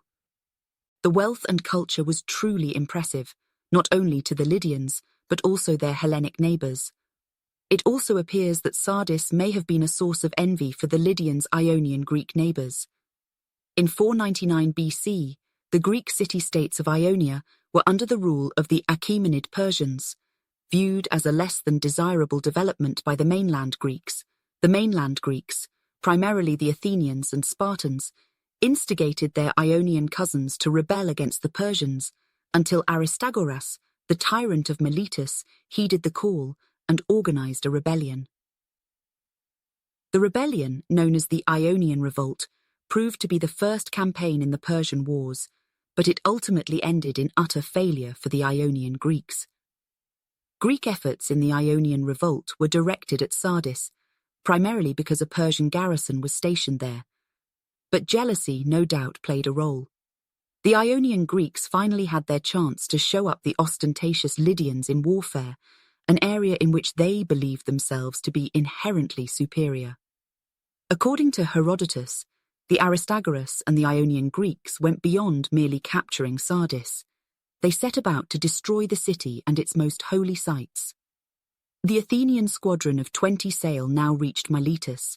It was accompanied by 5 other triremes belonging to the Eretrians, who had joined the expedition not for the Athenians' sake, but to pay a debt of honor to the people of Miletus, who sometime previously had fought at their side all through their war with the Chalcidians, who in their turn had the support of Samos. On the arrival, therefore, of these 2 contingents, Aristagoras, as soon as the rest of his allies had assembled, proceeded to attack Sardis. The outlying parts were all burning, so the native Lydians and such Persians as were there, caught in a ring of fire and unable to get clear of the town, poured into the market square on either bank of the Pactolus, where they were forced to stand on their defense. The Pactolus is the river which brings the gold dust down from Tumulus. It flows through the market at Sardis and then joins the Hermus, which, in its turn, flows into the sea. The Ionians, seeing some of the enemy defending themselves and others approaching in large numbers, then became alarmed and withdrew to Tumulus, and then, just before nightfall, they marched off to rejoin their ships. In the conflagration at Sardis, a temple of Cybele, a goddess worshipped by the natives, was destroyed, and the Persians later made this a pretext for their burning of Greek temples. Lydia, under the Achaemenid Persians. The Ionian Greeks ravaged the great city of Sardis and humiliated its inhabitants, but that was only the most recent humiliation the Lydians suffered, as they had already been conquered by the Persians. After the Achaemenid Persian conquest of Lydia and the vanquishing and/or execution of Croesus, Lydian culture persisted for some time. The Persian conquest of Lydia only meant that the Lydians and Sardis became part of the vast Achaemenid Empire, not that their culture was destroyed. In fact, immediately after Cyrus conquered Lydia, he sent the Achaemenid treasury to Sardis and placed a military garrison in the city under the general Tabulus. According to Herodotus, Cyrus left the day-to-day operations of Lydia to the Lydians, but that quickly led to attempts at rebellion. The rebellion greatly angered Cyrus, and he'd intended to sell the entire population of Sardis into slavery. Croesus, who was traveling with Cyrus, eventually convinced the Persian king to mitigate his punishment of the Lydians. Herodotus wrote, After this, Cyrus left Tabulus, a Persian, as governor of Sardis, entrusted to a Lydian named Pactyes the task of collecting and conveying the treasure belonging to Croesus and the other Lydians, and himself started eastwards on his march to Ecbatana, taking Croesus with him. As soon as Cyrus had gone, Pactyes induced the Lydians to rise against their Persian governor, and going down to the coast was enabled by his possession of the Sardian gold to hire soldiers and persuade the men from the coastal districts to support him. He then marched against Sardis and laid siege to Tabulus, who was shut up in the Acropolis of the city. The proposal pleased Cyrus, and he promised to accept it. Then, saying he was no longer angry, he sent for Mazares, a Mede, and ordered him to make a proclamation to the Lydians along the lines suggested by Croesus, and to sell into slavery everybody who had joined in the Lydian attack on Sardis. With that proclamation, Cyrus spared the Lydians of Sardis, and the Lydian culture continued to persevere. After the rebellion, the Persians' interest in Lydia primarily concerned the latter's wealth and strategic geographical location, which held strong allure for the Persians. They quickly set about to build a road directly connecting Lydia and Persia. After they conquered Lydia, the Persians wasted no time building a road from Sardis to Susa, in the heart of Persia, now known as the Persian Royal Road, and it served as the primary artery of an elaborate road system they developed during their tenure as rulers of the Near East. The road left Sardis in a southeastern direction and had 3 stops before it left Lydia and went into Cappadocia. Due to Lydia's great wealth, the Persians saw the need to integrate Sardis and Lydia as seamlessly as possible into their empire. The Royal Road facilitated the integration of Lydia into the Achaemenid Empire, but also served to keep trade and gold moving from the Lydian capital to one of the Persian capitals. According to Herodotus, the Persians invested their resources not only to not make it efficient, but to make it safe for travelers as well. The historian noted, "At intervals, all along the road are recognized stations, with excellent inns, and the road itself is safe to travel by, as it never leaves inhabited country." Although the road was wide enough to accommodate wagons, chariots, caravans, and large troop movements, it was not paved, which meant parts would become muddy and unnavigable after heavy rain. The importance of Lydia in the Achaemenid Empire can also be seen in Persian texts from the period. There is not a large corpus of extant texts from the Achaemenid Empire, but a few inscriptions mention Lydia and the Lydians as one of the many subject peoples, or satrapies, of the Achaemenid Empire. One particularly interesting Achaemenid period text mentioning Lydia is the statue of Darius I. The Lydian referred to as Saprucha is in the 15th position between Armenia and Cappadocia, wearing a traditional Lydian turban, and modern scholars know that the Lydian clothing depicted on the statue is accurate because a number of Greek vases show Lydians wearing similar garb. The Achaemenid Persians also depicted their subject peoples on a number of other monuments found in places ranging from Egypt to Bactria. 3 stelae from Egypt, also dated to Darius I, and known collectively by modern scholars as the Red Sea stelae for their provenance, list 14 of the same satrapies on one stela, but Lydia is not one of them. After the Darius statue was discovered in 1972, scholars determined that the badly damaged Red Sea stela that contains the 14 satrapies was actually incomplete, and at one time comprised the same list of peoples found on the base of the statue, hints 118. The list perfectly follows that of the Darius statue and ends with Armenia, which means that if it were the same list, Lydia would be the next satrapy listed. Another depiction of the Lydians as subjects of the Achaemenid Empire can be found in the ruins of the Apadana, or royal palace, from the Achaemenid capital of Persepolis. Although large parts of the Persian capital were destroyed by Alexander the Great, reliefs that depict the subject peoples bringing tribute to the Persian king have survived. The Lydians are represented in the reliefs as the 6th delegation, bringing what appears to be gold and other precious items to the king. The Lydians are depicted wearing the same clothing and turbans as they are on the base of the Darius statue. Persian depictions of the Lydians are historically important because they demonstrate that Lydian culture persisted, despite being under the yoke of the Achaemenid Empire. But the inscriptions and reliefs are lacking in details that could help modern scholars determine Lydia's provincial status. For those details, scholars must, once more, turn to Herodotus.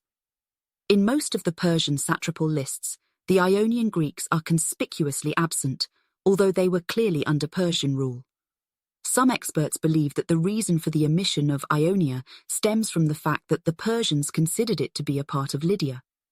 One particular passage from Herodotus, where Darius I brought the recalcitrant satrap of Lydia under heel, appears to confirm this idea. Herodotus wrote, "Darius, once his power was established, was anxious to punish Oroetes for his many crimes, and not least for the murder of Mithridates and his son. He thought it would be unwise, things being as they were, to send an armed force openly against him, for the country was still in an unsettled state. He himself had only recently come to the throne, and he knew that Oroetes was a powerful man, being governor of Phrygia, Lydia, and Ionia." Herodotus also listed his own Achaemenid satrapal list that differed slightly from the one on the Darius state. Notable differences in Herodotus's list include the following. Only 20 satrapies are listed instead of 24. Ionia is listed separately from Lydia, and the type and amount of tribute the Persians received from each group is detailed. But as the number of satrapies the Persians claim fluctuated throughout the period of their rule, so the fact that Herodotus only lists 20 instead of 24 is not surprising. The relevant portion of the text states, "Now for the account of the tribute paid by the 20 provinces. First, the Ionians, the Magnesians in Asia, the Aeolians, Carians, Lycians, Millians, and Pamphylians contributed together a sum of 400 talents of silver. Second, the Mysians, Lydians, Lasonians, Cabalians, and Hittenians, 500 talents. Third, the people on the southern shore of the Hellespont, the Phrygians, the Thracians of Asia, the Paphlagonians, Mariandynians, and Syrians, 360 talents. Fourth, the Cilicians paid 500 talents of silver, together with 360 white horses, one for each day in the year. Of the money, 140 talents were used to maintain the cavalry force which guarded Cilicia, and the remaining 360 went to Darius." On the base of the Darius statue, all of the 4 satrapies listed in this passage were included as part of either Lydia or Cappadocia. The Lydian satrapy provided a great source of revenue for the royal Achaemenid coffers, but it was also utilized as a base from which the mighty Persian army invaded Greece during the Greco-Persian Wars. According to Herodotus, the Ionian revolt, and particularly the sack of Sardis in 498 BC, was the impetus for Darius I's invasion of mainland Greece in 492 BC. While Onesimus was busy with the siege of Amathus, news was brought to Darius that Sardis had been taken and burnt by the Athenians and Ionians, and that the prime mover in the joint enterprise was Aristagoras of Miletus. After that, he sent for Histiaeus the Milesian, whom he had already detained for a long time at his court, and said, "I understand, Histiaeus, that your deputy, whom you put in charge of Miletus, has thrown off his allegiance to me. He has brought against me men from the continent across the sea, and has persuaded the Ionians, who shall assuredly pay for it, to join them in his service, and he has taken Sardis from me. Come now, was this well done? And could it have happened without your knowledge and advice? The time may come when you will blame yourself."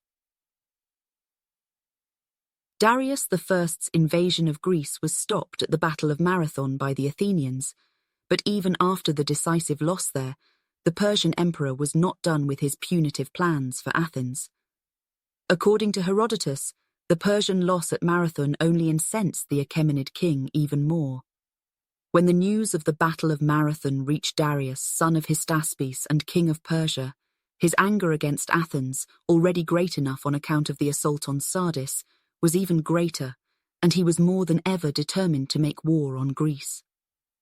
Without loss of time, he dispatched couriers to the various states under his dominion with orders to raise an army much larger than before, and also warships, transports, horses, and grain. So the royal command went round, and all Asia was in an uproar for 3 years, with the best men being enrolled in the army for the invasion of Greece and with the preparations. In the year after that, a rebellion in Egypt, which had been conquered by Cambyses, served only to hard Darius's resolve to go to war, not only against Greece, but against Egypt too. Achaemenid Persian historical records say nothing of the Battle of Marathon and little concerning the Greco-Persian Wars, which is not surprising since the Persian historical tradition was essentially inherited from other ancient Near Eastern traditions that depicted the sovereign as always victorious. Even had the Persians followed more modern or Hellenic historiographical traditions, they still would have ignored their loss at Marathon due to its one-sidedness. According to Herodotus, the final casualty count of the battle was 5,400 Persians killed, while the Greeks only lost 192 men. Whatever the actual numbers, the dead Greek hoplites were buried at the site of the Battle of Marathon, which led to the site becoming both a sacred place and an archaeological treasure trove in later centuries. Modern archaeological excavations at Marathon have revealed that a mound at the site, called the Sauros, was in fact the burial place of the fallen Athenian hoplites. In terms of recreating the Battle of Marathon, the mound is believed by modern scholars to be the place where the Greek centre was broken and where they suffered the most casualties. Excavations have shown that the hoplites were cremated en masse on a large pyre following ancient Greek funerary traditions. Those present for the funeral then had a large feast, placed earth over the pyre, and then laid wreaths, which effectively made the site into a memorial. Hundreds of years later, the Greek geographer Pausanias visited the site and gave a detailed report of what he witnessed. He wrote, "There is a parish called Marathon, equally distant from Athens and Charistus in Euboea.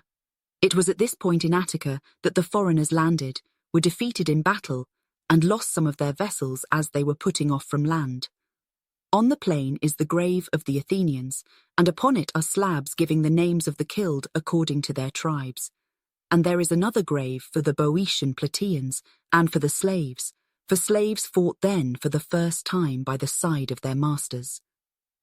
There is also a separate monument to one man, Miltiades, the son of Simon, although his end came later, after he had failed to take Paros, and for this reason had been brought to trial by the Athenians. At Marathon every night you can hear horses neighing and men fighting. No one who has expressly set himself to behold this vision has ever got any good from it, but the spirits are not wroth with such as in ignorance change to be spectators. The Marathonians worship both those who died in the fighting, calling them heroes, and secondly Marathon, from whom the parish derives its name, and then Heracles, saying that they were the first among the Greeks to acknowledge him as a god. Although the Athenians assert that they buried the Persians, because in every case the divine law applies that a corpse should be laid under the earth, yet I could find no grave. Pausanias's account is not only interesting, but also fills in gaps of Herodotus's account and corroborates it in other ways. Pausanias noted that the names of all the Athenian fallen were written on slabs at the site, which could corroborate Herodotus's number of fallen Greeks. Although Herodotus wrote his history decades after the Battle of Marathon, some of the veterans were still alive, so he may have consulted them as sources, but it is improbable that senior citizens could have given him such accurate numbers on the fallen. For that, he probably consulted the inscriptions that Pausanias described.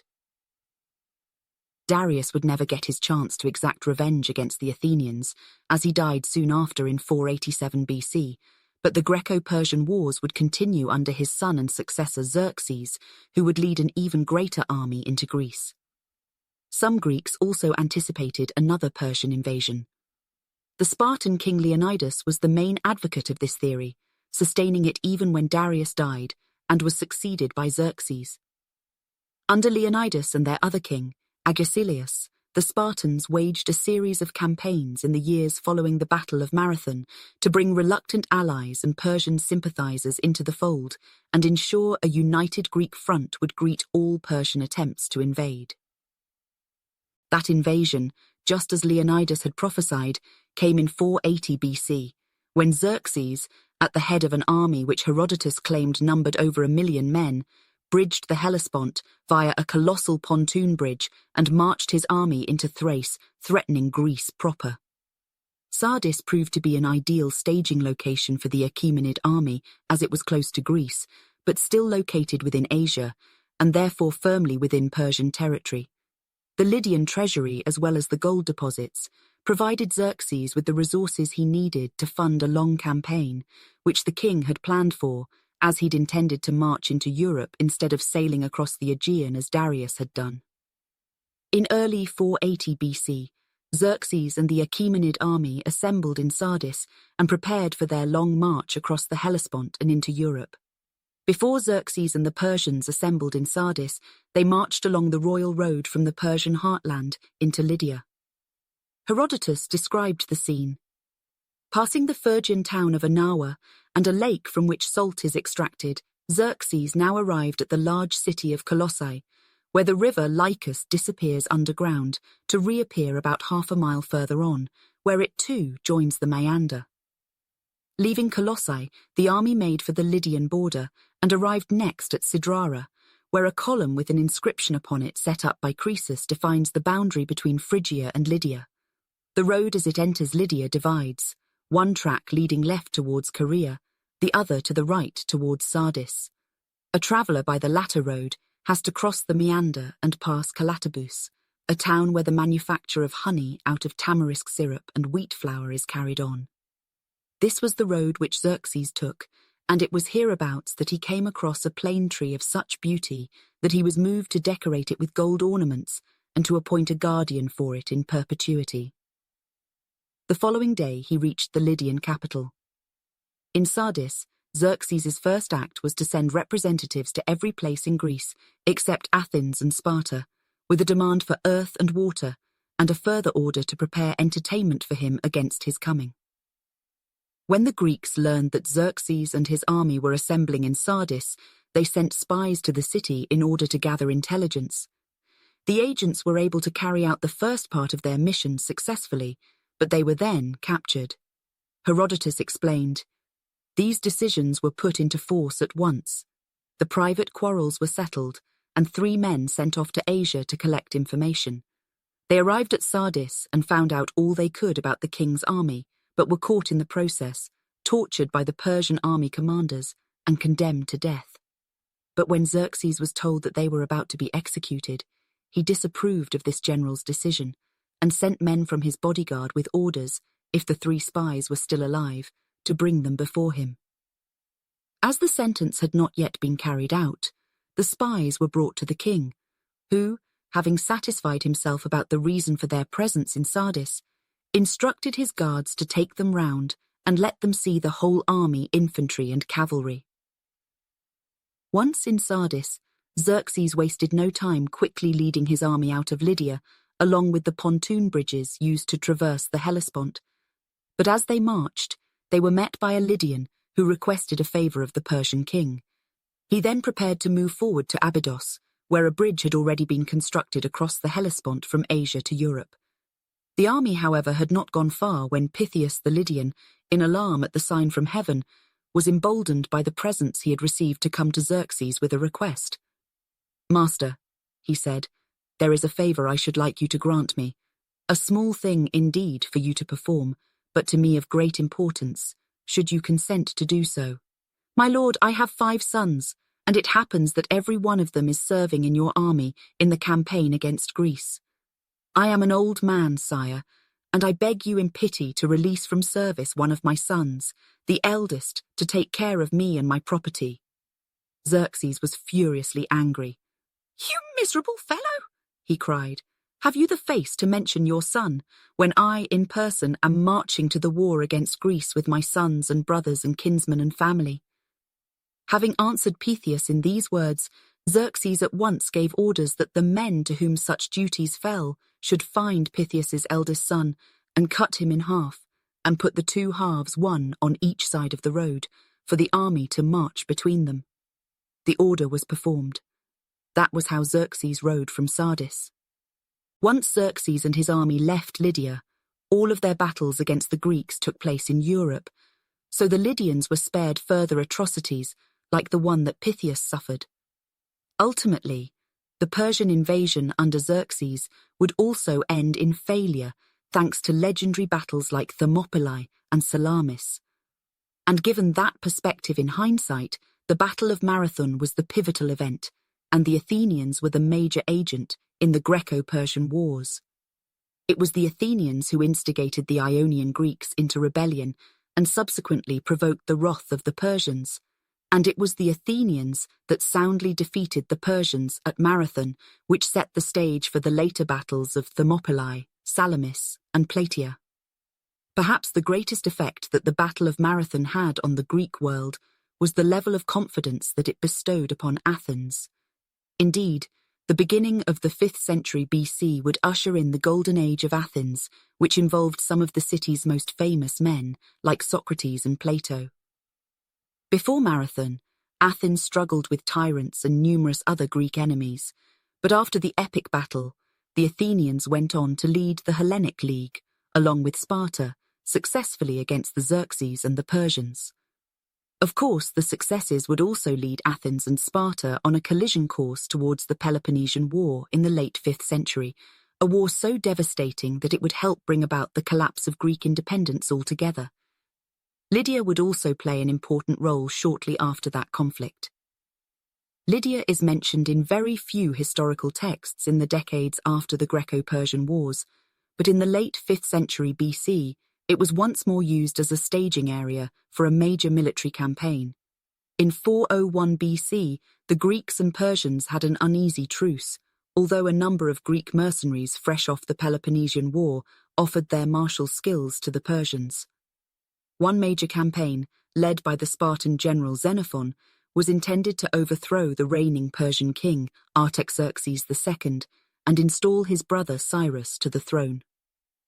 The account of the campaign, written by Xenophon, details how 10,000 Greek hoplites had to fight their way through hundreds of miles of Persian territory after their benefactor was killed in the Battle of Cunaxa.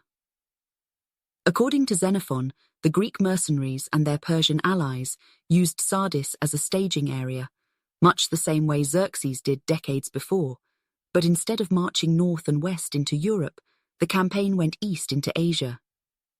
Next, Xerxes arrived at Sardis with his men from the cities, about 4,000 hoplites, and Proxenus came with about 1,500 hoplites and 500 light infantry. Sophonetus the Stymphalian came with a force of 1,000 hoplites, and Socrates the Achaemenid with about 500 hoplites. Pasion the Megarian had 300 hoplites and 300 peltasts. Socrates and he were from the force operating against Miletus. These then reported to Cyrus at Sardis. Cyrus, with those whom I have mentioned, set out from Sardis, and a 3 days' march through Lydia of 66 miles took him to the river Meander.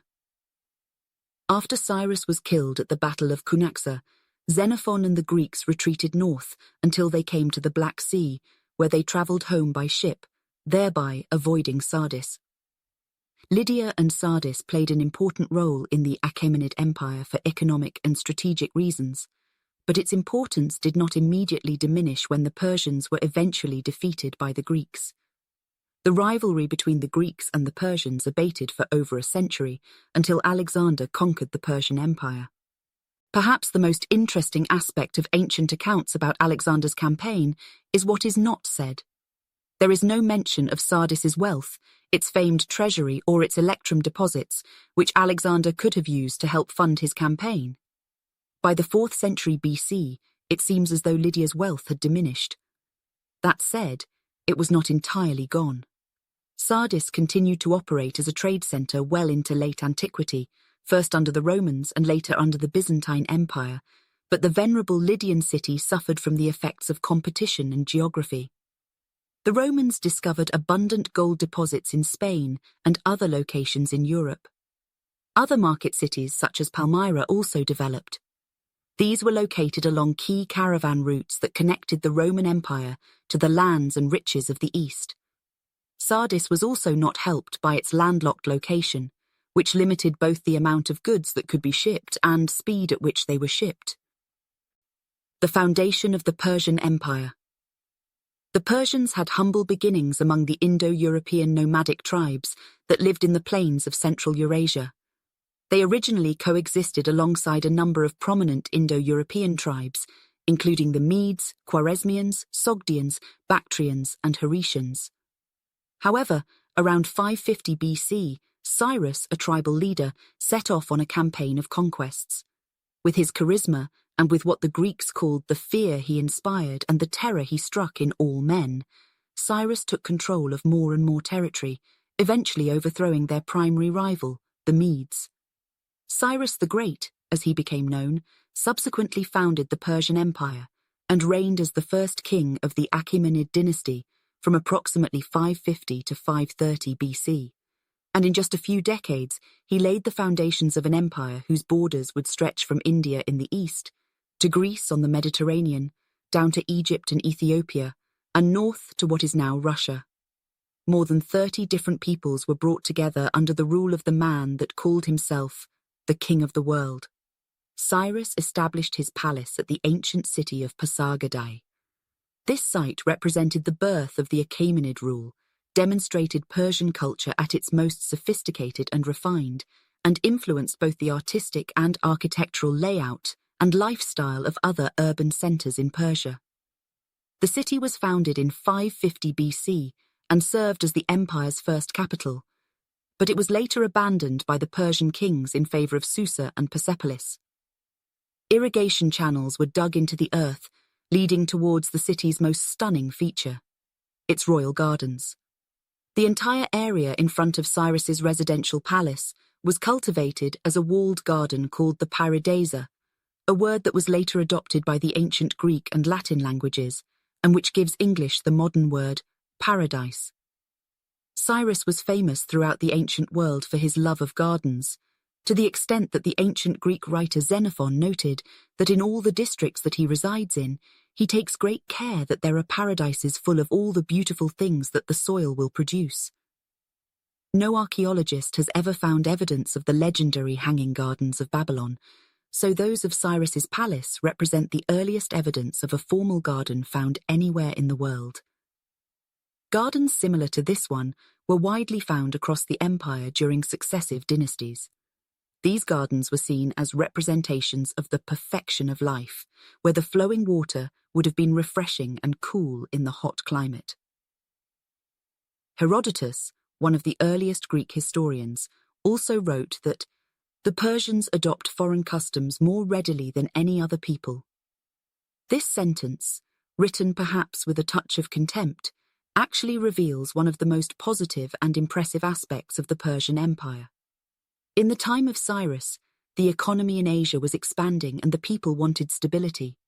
There was a widespread desire for ecumenism, meaning people wanted to be part of a unified world. The first to appreciate the value of this concept and to put it into practice was Cyrus. Found in Pasargadae was a sculpture of a winged genie that appears in the form of a typical Assyrian figure, dressed as an Elamite and wearing a showy Egyptian headdress. The evidence suggests that the concept of a unified world, or perhaps a desire to belong to one, had originated in Persia. It also suggests that the Persians found pleasure in trying out the different lifestyles of the empire's many peoples. The Persian Empire extended into Europe under the rule of Cyrus's successors, and many other great cities were founded in modern Iran under their rule. Cambyses II added Egypt to the empire, and he was succeeded by his cousin Darius the Great, who ruled for 36 years between 550 and 486 BC. Under his rule, the empire reached its greatest extent, stretching from the Indus Valley and Central Asia on the east to Libya and the Danube River on the west. Darius spent the earliest years of his rule stymieing revolts across the Persian territory, and he appointed satraps, local governors, to oversee the maintenance of order and collection of taxes in the diverse regions of the empire. Realizing that many of their subject peoples were just as advanced as the Persians, these satraps served as representatives of the empire, but otherwise allowed local customs and laws to continue existing, as long as they swore obedience to the Persian king and paid their taxes. Darius also ordered the construction of an extensive network of roads that expedited communication and trade across his realm. 10 years after Pasargadae was founded by Cyrus, Darius I initiated a new era marked by the transfer of the Achaemenid capital to Persepolis. Historical records indicate that under Darius, the proto-Elamite city of Susa grew in splendor, becoming an imperial capital along with Persepolis. At Susa, a great number of building foundations and the remains of massive columns attest to the presence of one of the largest palatial cities of Persia, equal in grandeur to Persepolis. It was also during this time that the importance of other parts of Mesopotamia gradually declined, with the Persian lands in modern Iran serving as the new center of cultural and political hegemony in Central Asia. Nonetheless, even as the Persians were building great cities and gardens, they were still essentially a nomadic people. Like many groups in modern-day Iran, Persian communities would spend the winter months tending to their herds on the plains, and spend the hot summer months in the cool of the mountains. For the Greeks, the Persians' nomadic lifestyle was a cause for mockery. Escaping from the summer heat was taken as evidence of Persian unmanliness. What the Greeks never understood, though, was that traveling was a key part of the Persian way of life. Their nomadic traditions always remained even after the construction of their cities. They were as at home in a tent as they were in the monumental structures of urban centers. Even around great settlements like Persepolis, there would have been a city of tents for those that came and went from the hinterland. Within these tents, one can imagine that ancient Persian life would not be too dissimilar to the kinds of images that can be seen today. Cooking, the rearing of animals, the collecting of foodstuffs, and the weaving of clothing and carpets. Moreover, the Persian kings did not stay in a single place throughout the entire year. Persepolis was covered in snow for most of the winter, and thus impractical for many of the governmental functions. With such a vast empire to direct, the government could not simply shut down during this time of the year. Instead, they transferred operations to Susa, the bona fide second imperial capital in its own right. They migrated seasonally, residing in Susa during the colder months and in Persepolis during the summer. These two cities were not only the political, economic, and administrative centers in the heartland of the empire, but also regarded as sacred capitals. Pasargadae was used during coronation ceremonies, and Persepolis also had a key ceremonial role, having been founded as a site to hold the great annual feast of Nowruz, the Persian New Year's celebration. People streamed into the city for the festival of Nowruz from neighboring areas, and put up their tents in the suburbs of the capital as activities took place both outside and inside the palace grounds. The king initiated the Nowruz feast when his subjects bore him upon his throne from one capital to the other. Because of this, Persians called Persepolis Takhti Jamshed, which translated to the throne of Jamshid in reference to the popular mythological figure, Jamshid. Positioned in the heart of the continent-sized Persian Empire was Persepolis, the greatest of all Persian cities, and the key to understanding their empire's greatest achievements. Persepolis is the Greek designation for the acropolis of the city that was once originally called Perses, the Persians, but today it is generally applied to both the city and its acropolis. The name is attested in Achaemenid inscriptions, but after the fall of the Persian Empire and the destruction of the city, the population was no longer able to read the royal documents and inscriptions. The name of the city was gradually forgotten, and later the Sassanids called it Sad Stun, the 100-columned. Persepolis is located in the Fars province of modern-day Iran, approximately 70 miles northeast of modern-day Shiraz. Ancient Persia was composed of a broad range of ecozones, including plateaus, rainforests, deserts, plains, and mountain ranges, each containing a diversity of flora and fauna, and a climate ranging from arid to subtropical. The characteristics of the landscape in and around Persepolis were major factors in the site's growth and success. In particular, the city's success depended strictly upon its relationship with the ecology, climate, and resources of the Marv-dashed plain, a remote and barren land surrounded by sharp cliffs and fertile foothills of the Zagros Mountains, and part of the Kur River basin. This area was settled around the 1st millennium BC. the climate of the region affected Persepolis dramatically. During the rainy season of the Iranian winter, the surrounding landscape became muddy and impassable. Therefore, most activity in the city took place during the warmer spring and summer seasons. Archaeologists have been able to attribute most of the structures and phases of construction in Persepolis to the reign of one emperor. Persepolis was founded shortly before 500 BC by Darius the Great, the fourth king of the Achaemenid dynasty. The first period of construction took place between 518 and 490 BC, and during this time, the monumental terrace was constructed along with the Apadana audience hall and treasury building, with the eastern stairs serving as the access point. King after king added to Darius's creation. The second period of construction began from around 490 BC, as Darius initiated the construction of the Takara, Winter Palace, and the Gate of All Nations with its stairway, and expanded the Apadana. Many of these structures were completed during the third period of construction between 480 and 470 BC under the rule of his son, Xerxes I. Xerxes, the greatest foe of the Greeks, succeeded Darius in 486 and ruled until 465 BC. The largest part of Persepolis, a sort of second city, was built by the succeeding emperors of Xerxes down to Darius III. Under Xerxes's rule, the Hades, Queen's Quarters, Tripylon, and southern buildings were constructed. After Xerxes, Persepolis continued to expand considerably, and friezes and bas-reliefs of this period depict it as a time of great celebration and expansion of the empire.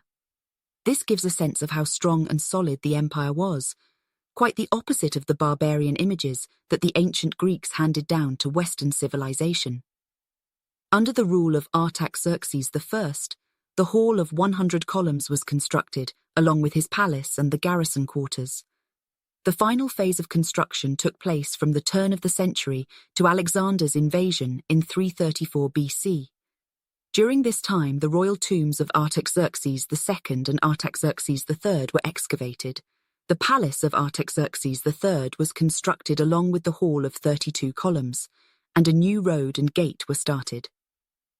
In approximately 518 BC, Darius selected a huge rock on the northwestern side of a hill called Ku'i Rahmat, Mountain of Mercy, for the construction of an immense terrace, upon which a fort, palaces, audience halls, and a treasury would later be built.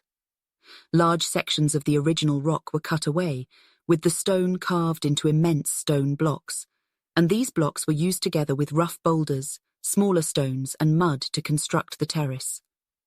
It took almost a century for this giant platform to be completed, but when it did, it covered an area of more than 125,000 square meters. Due to its massive size, the construction of the palatial complex took place in a series of stages. The finished terrace was between 45 and 55 feet high, with the southern part lower than the rest. This area was where the original access point was located. Water channels were dug into the bedrock and the hillside, with an outlet dug in the form of a long and deep moat located behind the eastern wall. Originally, there was a fortification wall that went around its entire circumference, including the ridge and crest of the adjacent Ku'i Rahmat. The terrace was later accessed by a series of monumental double staircases on the northwestern side of the Acropolis platform. The construction of the staircases was ordered by Xerxes. Each flight had 111 steps, and each step was about 20 feet wide and 38 centimeters deep, but with a very shallow rise of just 10 centimeters. The steps were deliberately given broad width and short height, so that the large number of military and civil officers and representatives of the subject nations who came to the city could climb with ease and in groups, as seen in the frieze of the Tripylon staircase.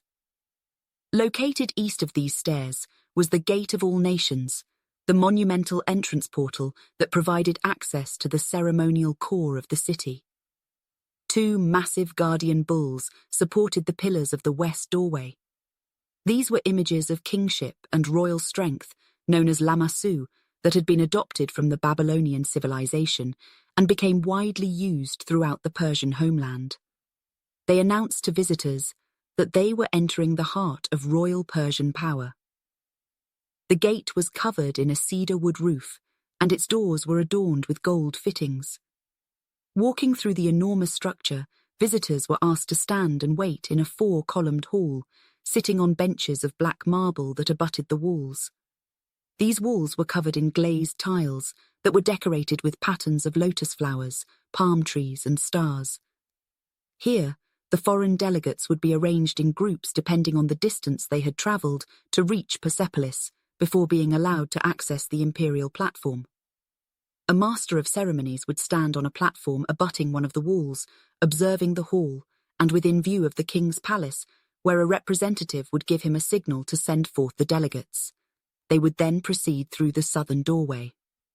Persian dignitaries, in contrast to those from vassal states outside of the Persian heartland, would pass through the eastern doorway, the pillars of which were supported by additional human-headed lamassu bulls.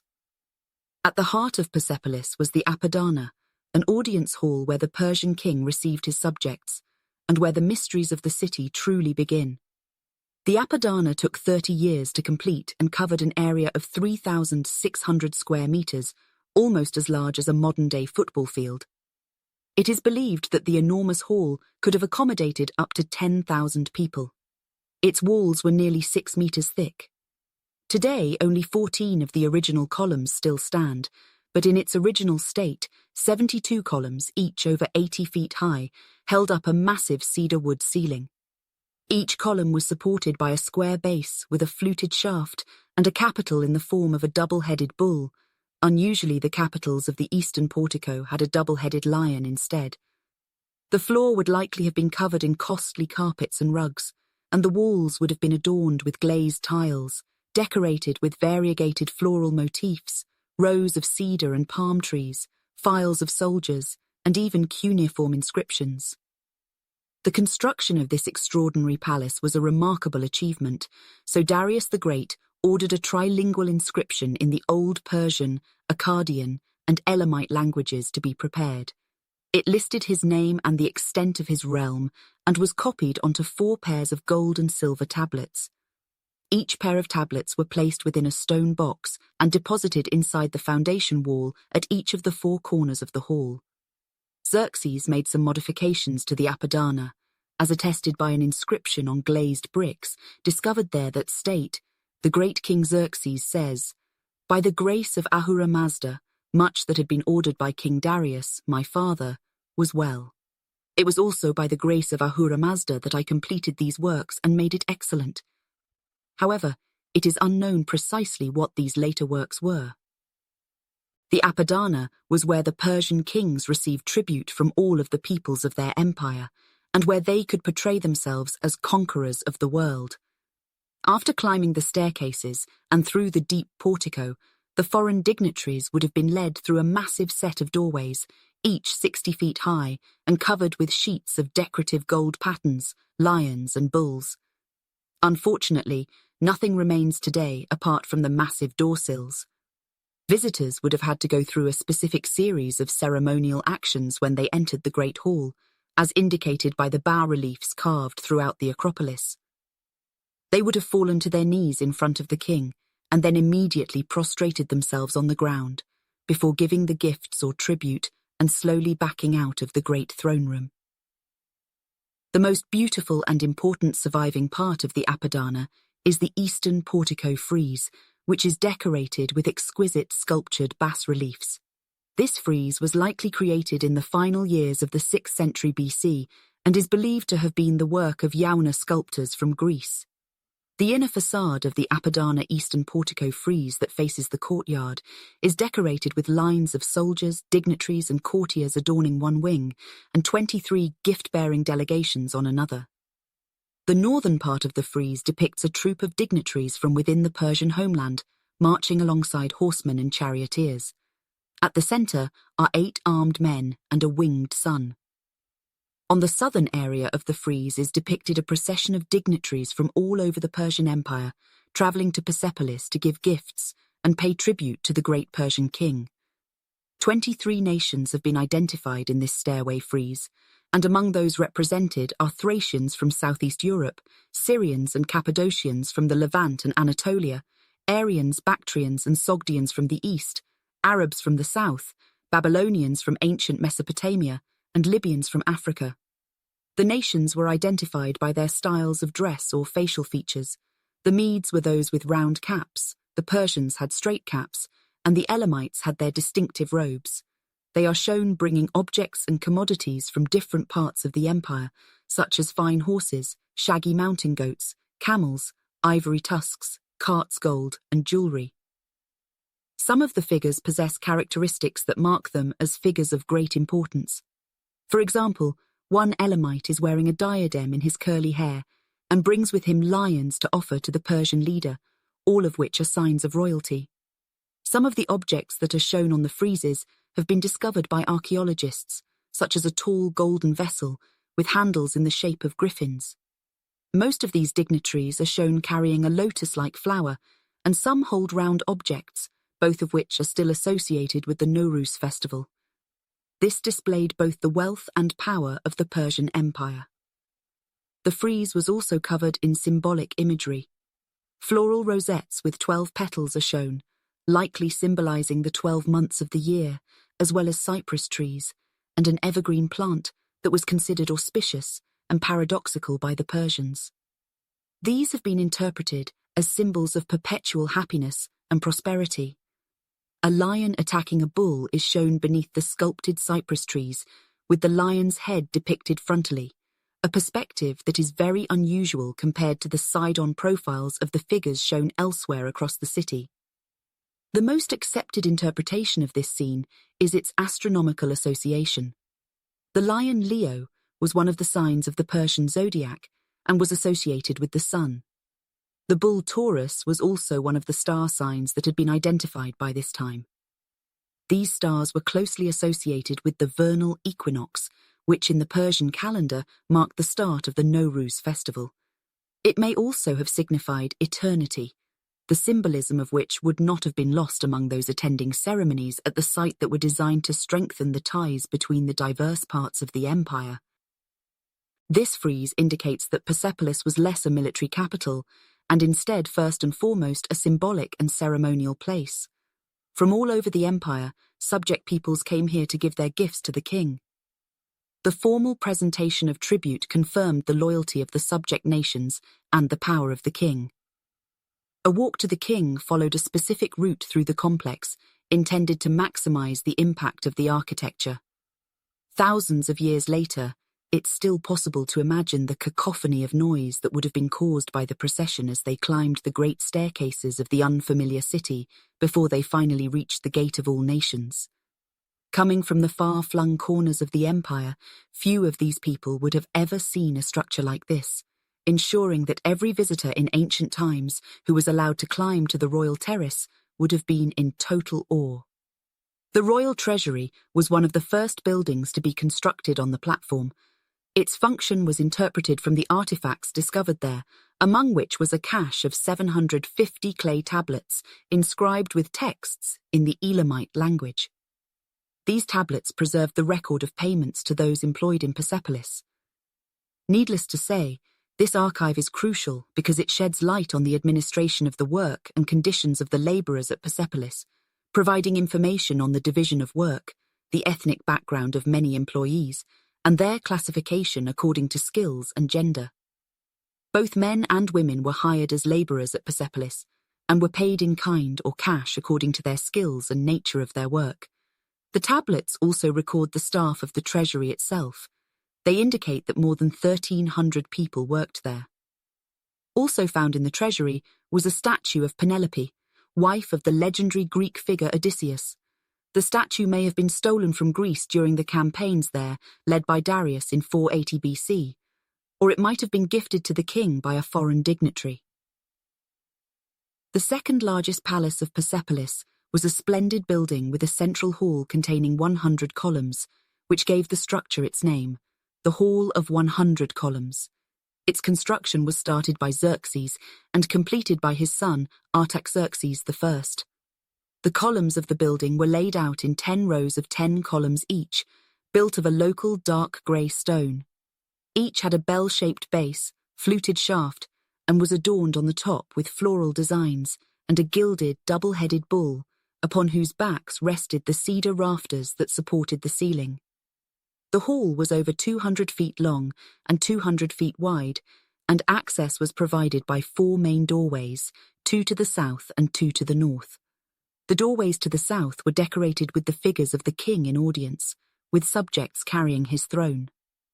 Those to the north depict 5 rows of 10 figures, each shown from one perspective of their profile on either side of the doorway.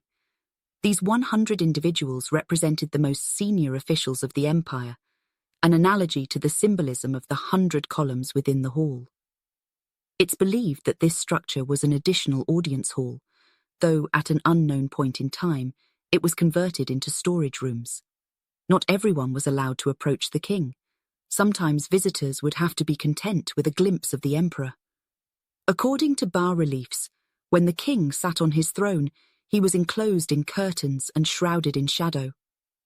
The sparkling of his golden scepter was the signal that granted the right to speak.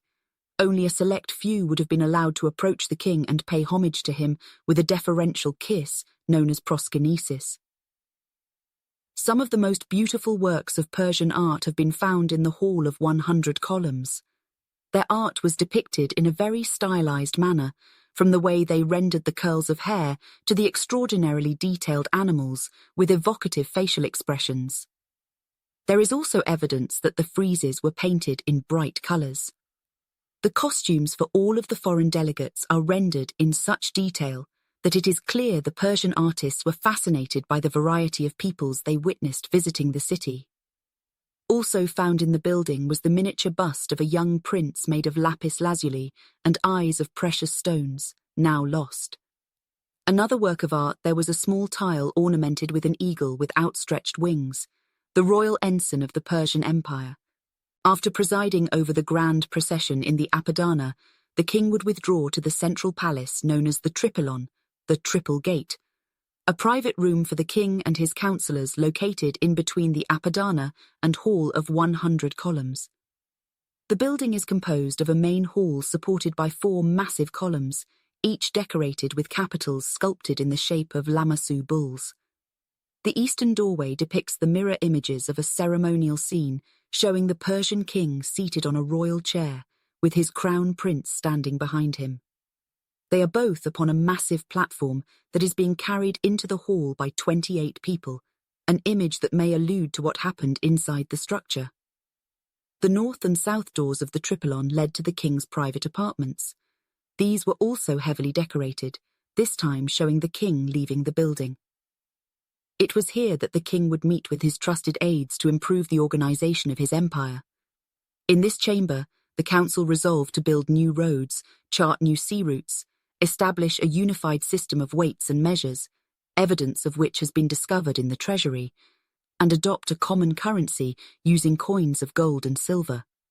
That said, some scholars argue that this structure was nothing more than a monumental corridor connecting the Apadana and Hall of 100 Columns. One of the first palaces built on the Persepolis platform was the Takara, Winter Palace, located to the southwest of the Apadana and facing south. This was intended to serve as the private residence of Darius, but he died before construction was completed, so it was finished by his son, Xerxes. The facade of the building was almost exactly modelled after Achaemenid royal tombs from Darius onwards, and its lintels carved in an Egyptian style also showed a striking resemblance to the palace of the Sasanian king Ardashir I in the city of Firuzabad. Bas-reliefs were carved into the door frames and facade, depicting the king entering the building carried by a retinue of servants. Other motifs show the king's warriors slaying lions, winged bulls, and other beasts. The columns and ceiling of this palace were probably wooden, though no trace of them has survived. There were many royal inscriptions carved into the walls, doorways, window frames, and even on doorknobs of the palace. The floor was paved with red tiles and likely covered in beautiful carpets. One particularly splendid room within this complex was a room dimly lit by light streaming through the window spaces, which then reflected off of the highly polished stonework within. The architectural work was created with such a refined polish and beauty that people called it the Mirror Hall. Sometime after 375 BC, Artaxerxes III added a gate and staircase on the western side of the palace. Upon the doorframe, he had inscribed messages that proclaimed his royal lineage and the buildings constructed during his reign. It is believed that a garden was also cultivated during this period, as small water channels were installed close to the gate, and the clay tablets found in Persepolis list the different trees and plants that were planted here. They showed that the composition of the garden was deeply symbolic. There were seedlings for thousands of different types of plants, including mulberries, olives, and dates, that had been collected by the king. These were trees that he had imported from all over his empire to reflect the size and extent of his power in this garden space. This garden was another form of political statement, because by making plants grow in an otherwise barren landscape and by creating something ordered in an otherwise chaotic environment, the Persian king showed all who came that they were the masters of the world. Close to the mirror hall was the palace of Xerxes, built on the south side of the terrace. Known as the Hades, it measured over 7,500 square feet, making it twice as large as the palace of Darius. The main hall in the palace featured 36 columns, and surrounding it were 3 rooms on its eastern side and 3 on its western side. On the northern side was a wide portico facing the Apadana. The decorative scheme of this building was similar to that of Darius's palace, with bas-reliefs that depicted the king being carried by servants as he entered and exited his residence. Located in between the palace of Darius and that of Xerxes is a very well-preserved interconnecting stairway frieze, depicting Ahura Mazda flanked on each side by sphinxes and members of the king's bodyguard. According to classical writers, this elite corps of the Persian army consisted of 10,000 foot soldiers carefully selected to protect the emperor. The number always remained at 10,000, because as soon as one died or was injured, another immediately replaced him. For this reason, the corps was known as the Immortals, or the Apple-Bearers. Based on the depictions of these troops at the palace of Xerxes and on glazed bricks at Susa, their uniforms were very colourful and shone with brilliant golden and floral designs. The king they defended represented the unified state and the sole ruler capable of imposing order onto the world. In some parts of the empire, he was even viewed as a divinity. The aforementioned halls represent the most well-known structures on the Acropolis, but many other buildings were constructed there. There were various residential areas and small private palaces scattered throughout the Acropolis. On the lower southern side of the platform was a complex known as the Southern Buildings, which may have been used as storerooms or residential quarters for slaves and servants. These were built by Xerxes between approximately 480 and 470 BC, and it is believed that they stand on top of the earliest point of access to the Acropolis. Located west of the palaces of Darius and Xerxes was a series of structures known today as the garrison quarters, though it is unknown precisely what their function once was. These were constructed during the reign of Artaxerxes I and feature a very well-preserved kitchen area, complete with a mud brick oven.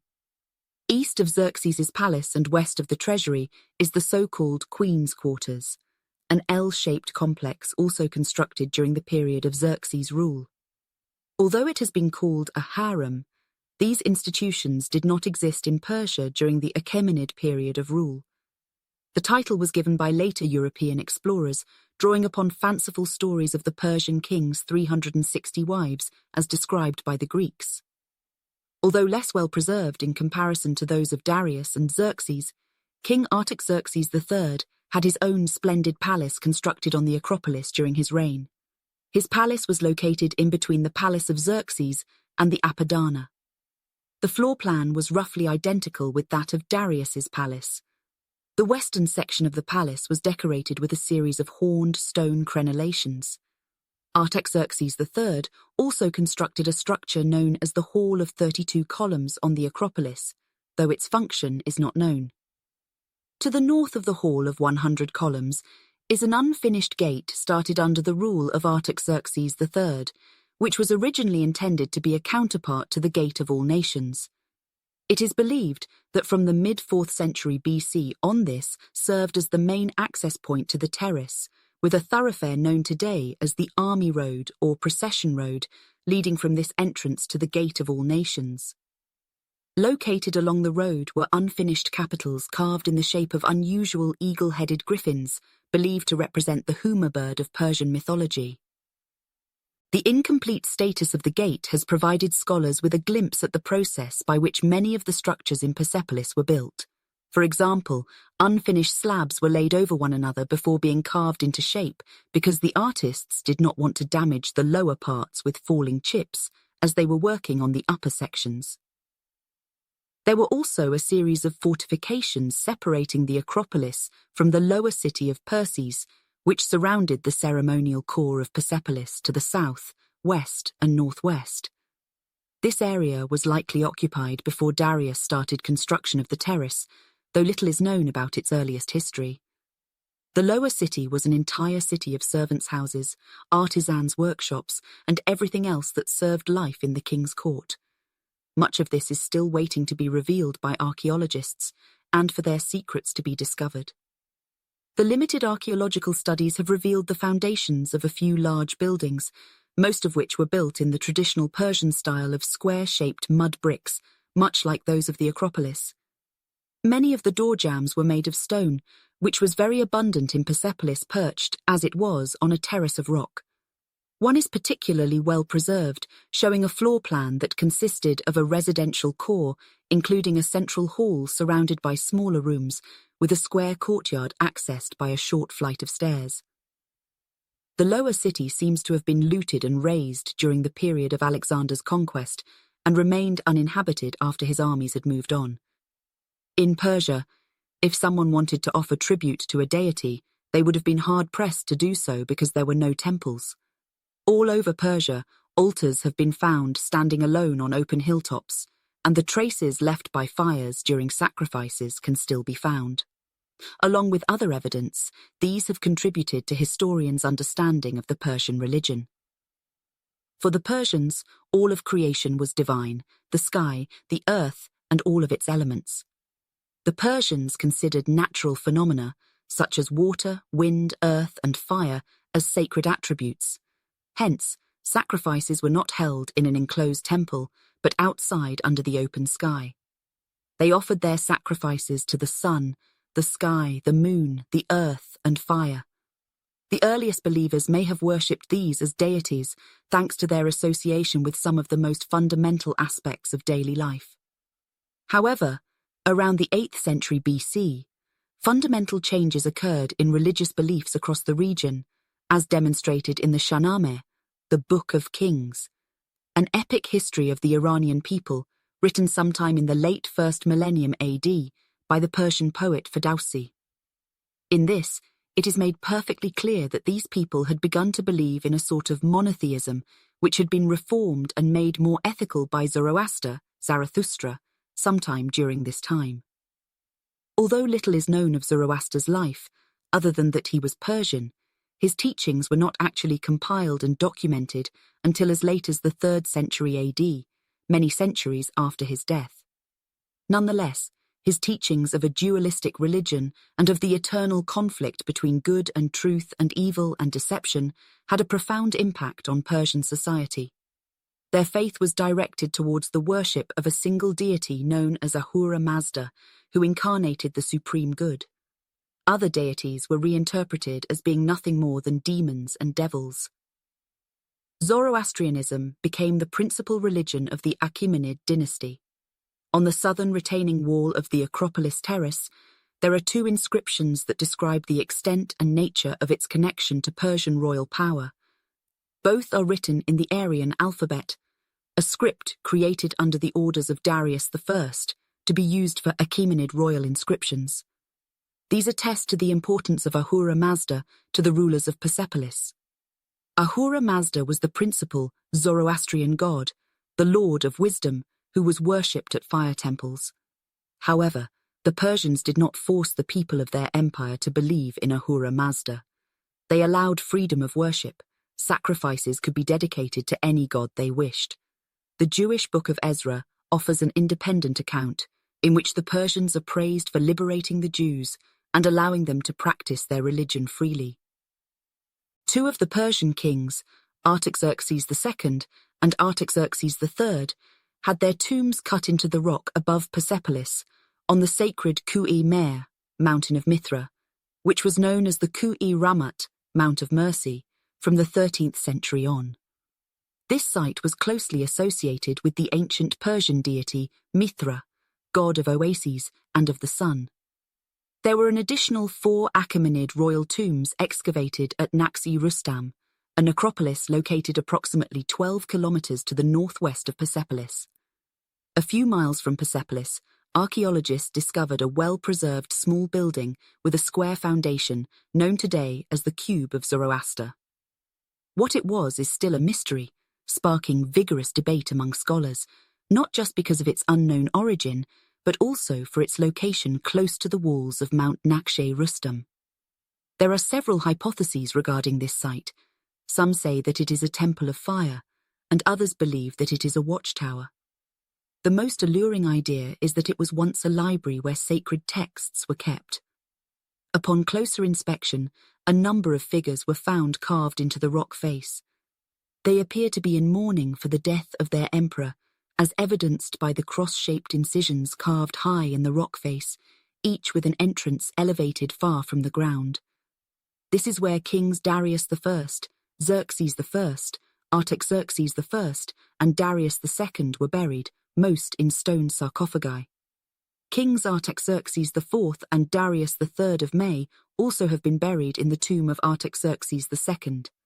All 6 of these tombs share a similar form and decorative scheme, and are believed to have all been copied from that of Darius I. They also share a resemblance with the carved facade of the Tachara. The king is shown on the tomb register as standing upon a platform that is carried by his servants. Depicted on these tombs are bas-reliefs that show the Persian king making sacrifices to a flame and to the god Ahura Mazda. In front of the tomb of Darius I is a well-preserved water basin, which is believed to have been used in funeral ceremonies. From Persepolis, the Persian kings managed their vast empire, and they were unique in how they envisaged how an empire should be run. Compared to the general consensus of the ancient world, in which cultures would seek to conquer, obliterate, and rebuild according to their own terms, this process was not the case with Persia, where political objectives were ensured through tolerance of cultural diversity. If subject nations paid their taxes and tribute to the Persian king, that was all that was required for them to continue living according to their own customs and cultural setting. To avoid confusing Babel, a common language was adopted during ceremonies and official acts, Old Persian. By using a language that they themselves had to study and learn, the Persians once again displayed their desire to create a common world that all would be able to belong to.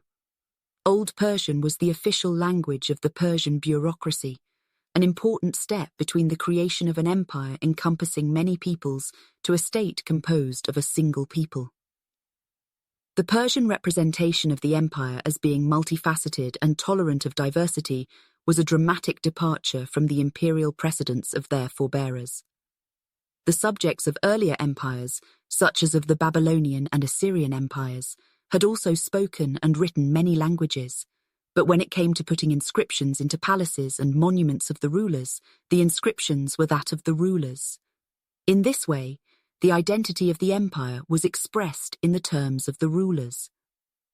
The languages of the Achaemenid inscriptions, by contrast, were unprecedented symbols of the relationships between rulers and the ruled, as they were frequently provided in both the official Old Persian language and the languages of their vassal states, namely Elamite and Akkadian. By allowing subject nations to live their own lives, the Persians ensured that a multi-ethnic and multilingual empire flourished in relative peace for 250 years. That said, it obviously took more than tolerance to maintain control over a territory that stretched nearly 3,000 miles from west to east. Empires need an infrastructure in order to maintain control. Persian power. 50 miles outside of Persepolis, carved into the side of a hill, is an ancient Persian road leading to the city, and the sides of the road are up to 30 feet high.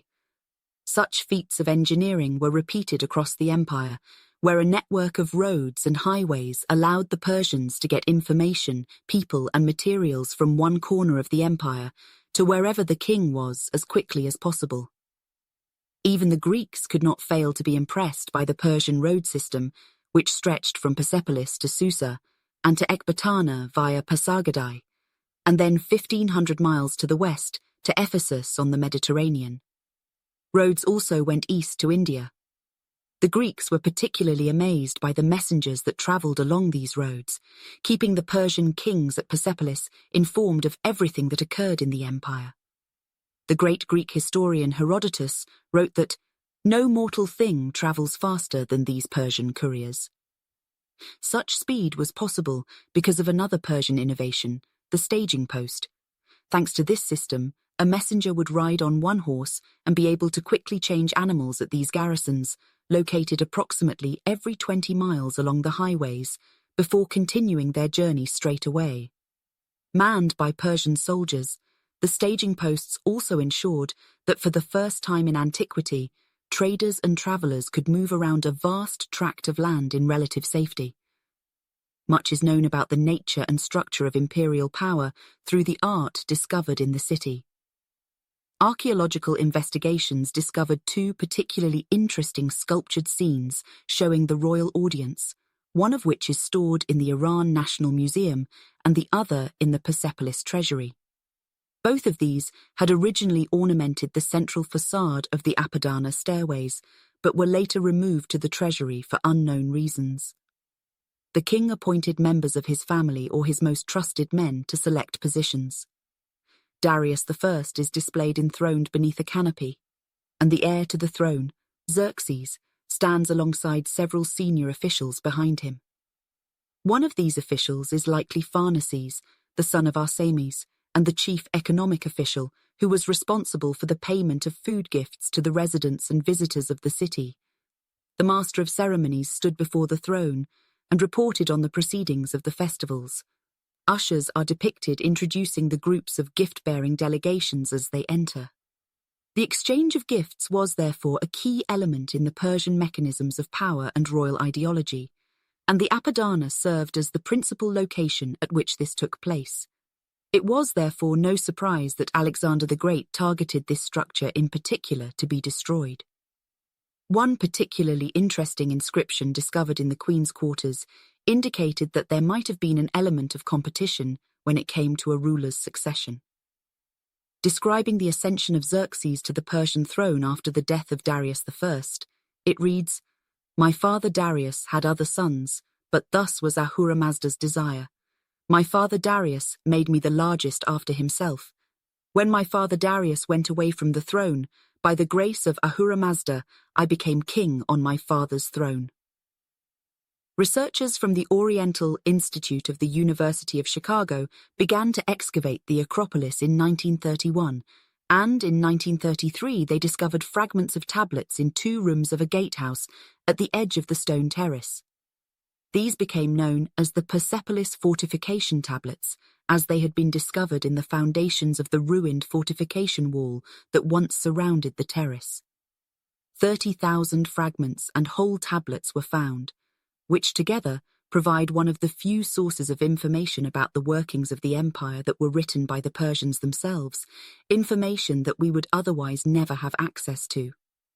They were written in several languages and composed of 4 main types of document: cuneiform texts in the Elamite language with impressions of seals, documents written in the Aramaic language and script, also with seal impressions, pieces with seal impressions but no text, and various miscellaneous and unique pieces in Greek, Phrygian, Akkadian, and the only tablet written in Old Persian ever discovered.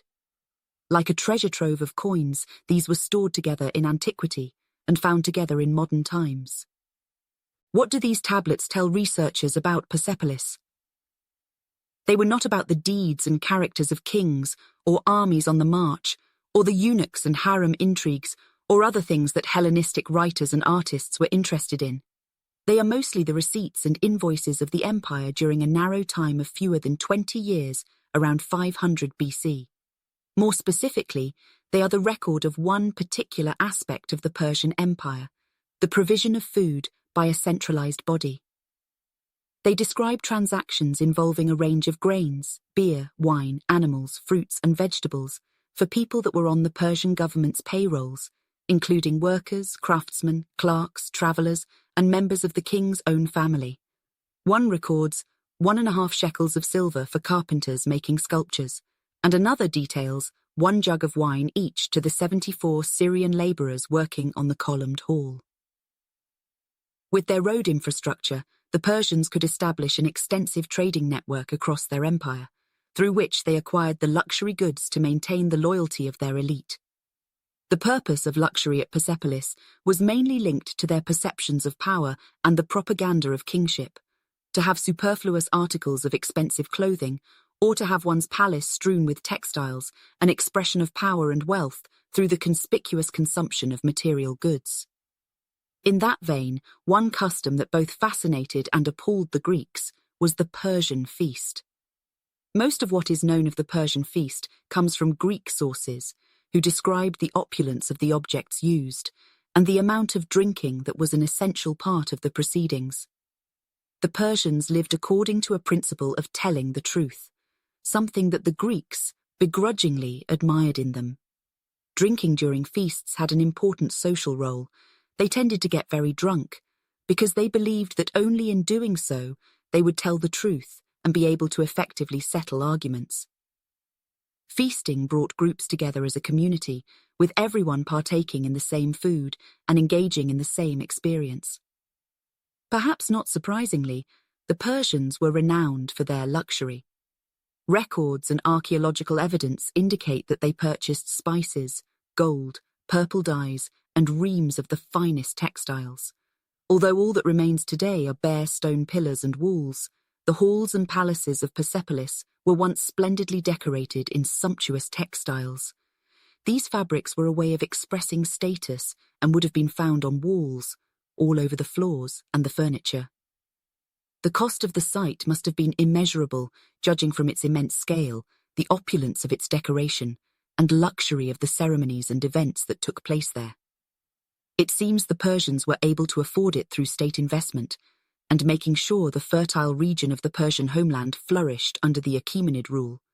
Agriculture served as their main form of income, and the Persepolis fortification tablets indicate that grain and other produce served as the primary means of paying taxes. In addition to the tributes and taxes paid by their vassals within the empire, the Persian royalty profited from the extensive trade that took place across their realm, along the land-based routes known as the Silk Road and maritime trade routes via the Persian Gulf. Due to their position, the Persians frequently acted as middlemen in transactions between their neighbors. Their economy made use of a system of standardized coinage, and they even had a form of banking system by which the market could be made secure.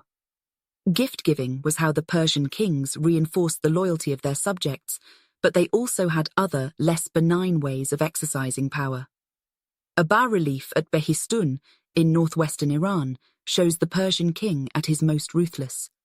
Darius I is shown enslaving those who threatened his throne, and the prominent position of the image served as a public warning to those who may have considered resisting him. Many ancient Greek accounts also suggest that the Persians ruled with an iron fist, including descriptions of how the Persians cut off the limbs and even noses of their prisoners. However, the reliefs at Persepolis seem to present a very different perspective. There, the figures do not display the expected rigidity of court rule or enslavement. Instead, they appear relaxed, chatting and encouraging one another. They are depicted as holding one another's hands or shoulders, providing an image of peace and harmony. There are no battle scenes depicted in the city, and no violence in any form is demonstrated. Tolerant, peaceful, and wealthy, the Achaemenid kings believed that they were the masters of all that they surveyed, and during the Iron Age, they were absolutely correct. The end of the Persian Empire.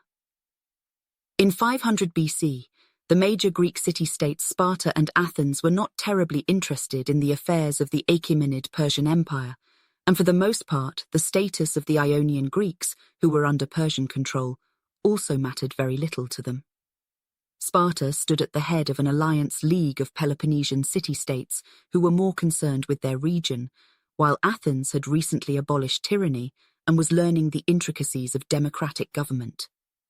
While Athens was uninvolved, perhaps following the cue of their Athenian cousins, some of the Ionian, Aeolian, and Doric city-states in Anatolia revolted against their own tyrants, which was tantamount to rebellion against their Persian overlords.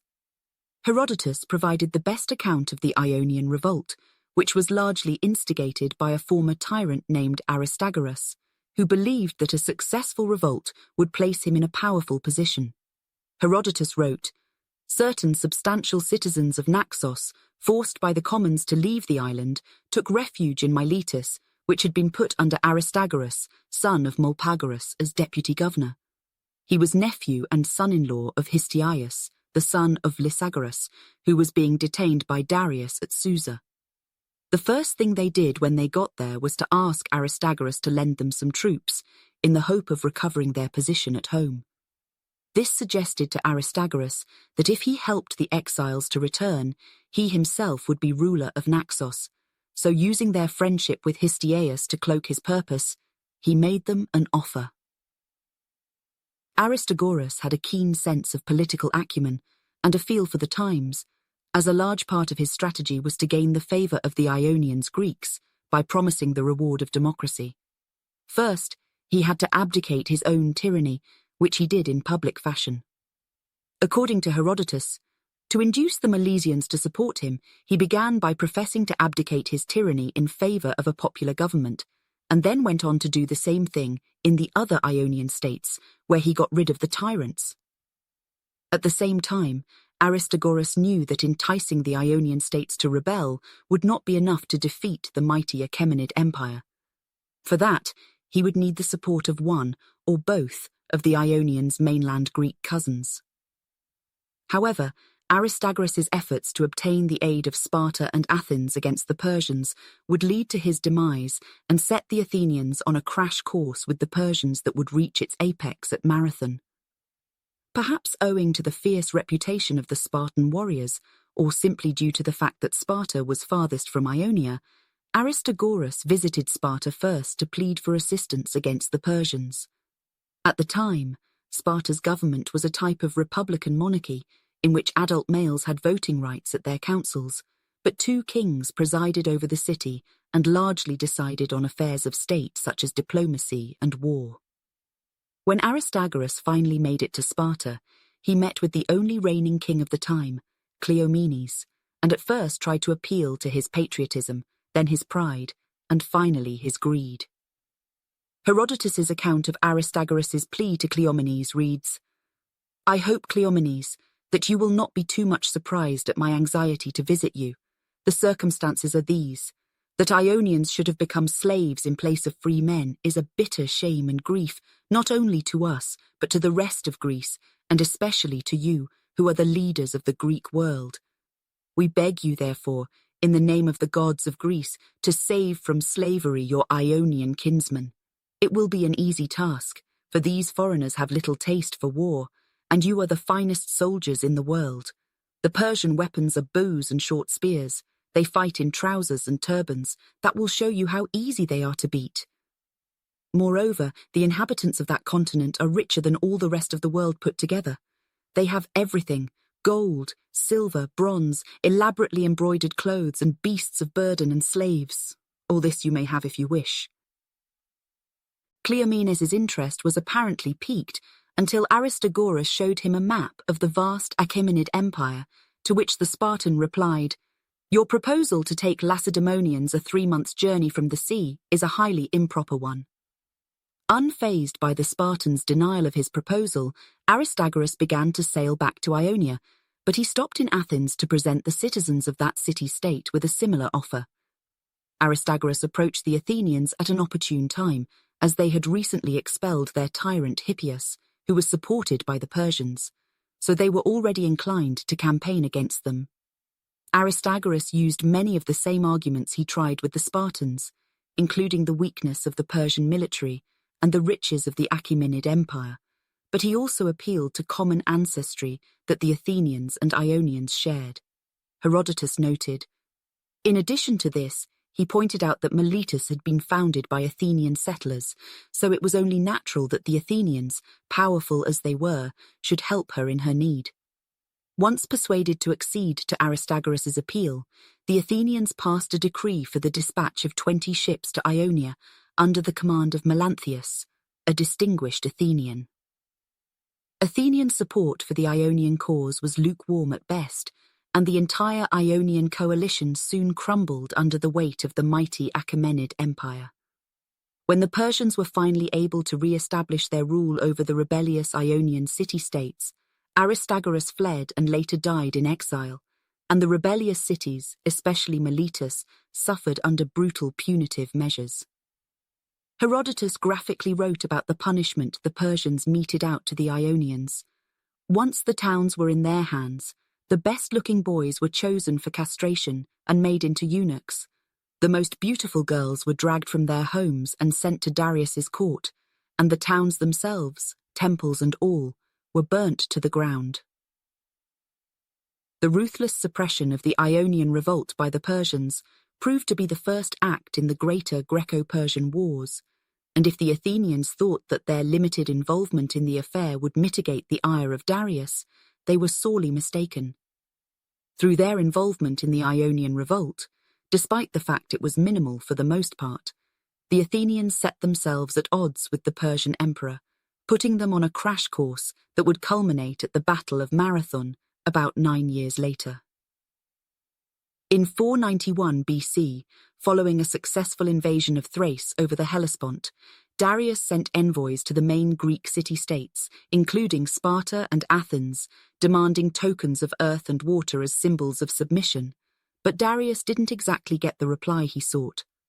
According to Herodotus in his famous histories, Xerxes, however, had not sent to Athens or to Sparta heralds to demand the gift of earth, and for this reason, namely because at the former time when Darius had sent for this very purpose, the one people threw the men who made the demand into the pit and the others into a well, and bade them take from thence earth and water and bear them to the king.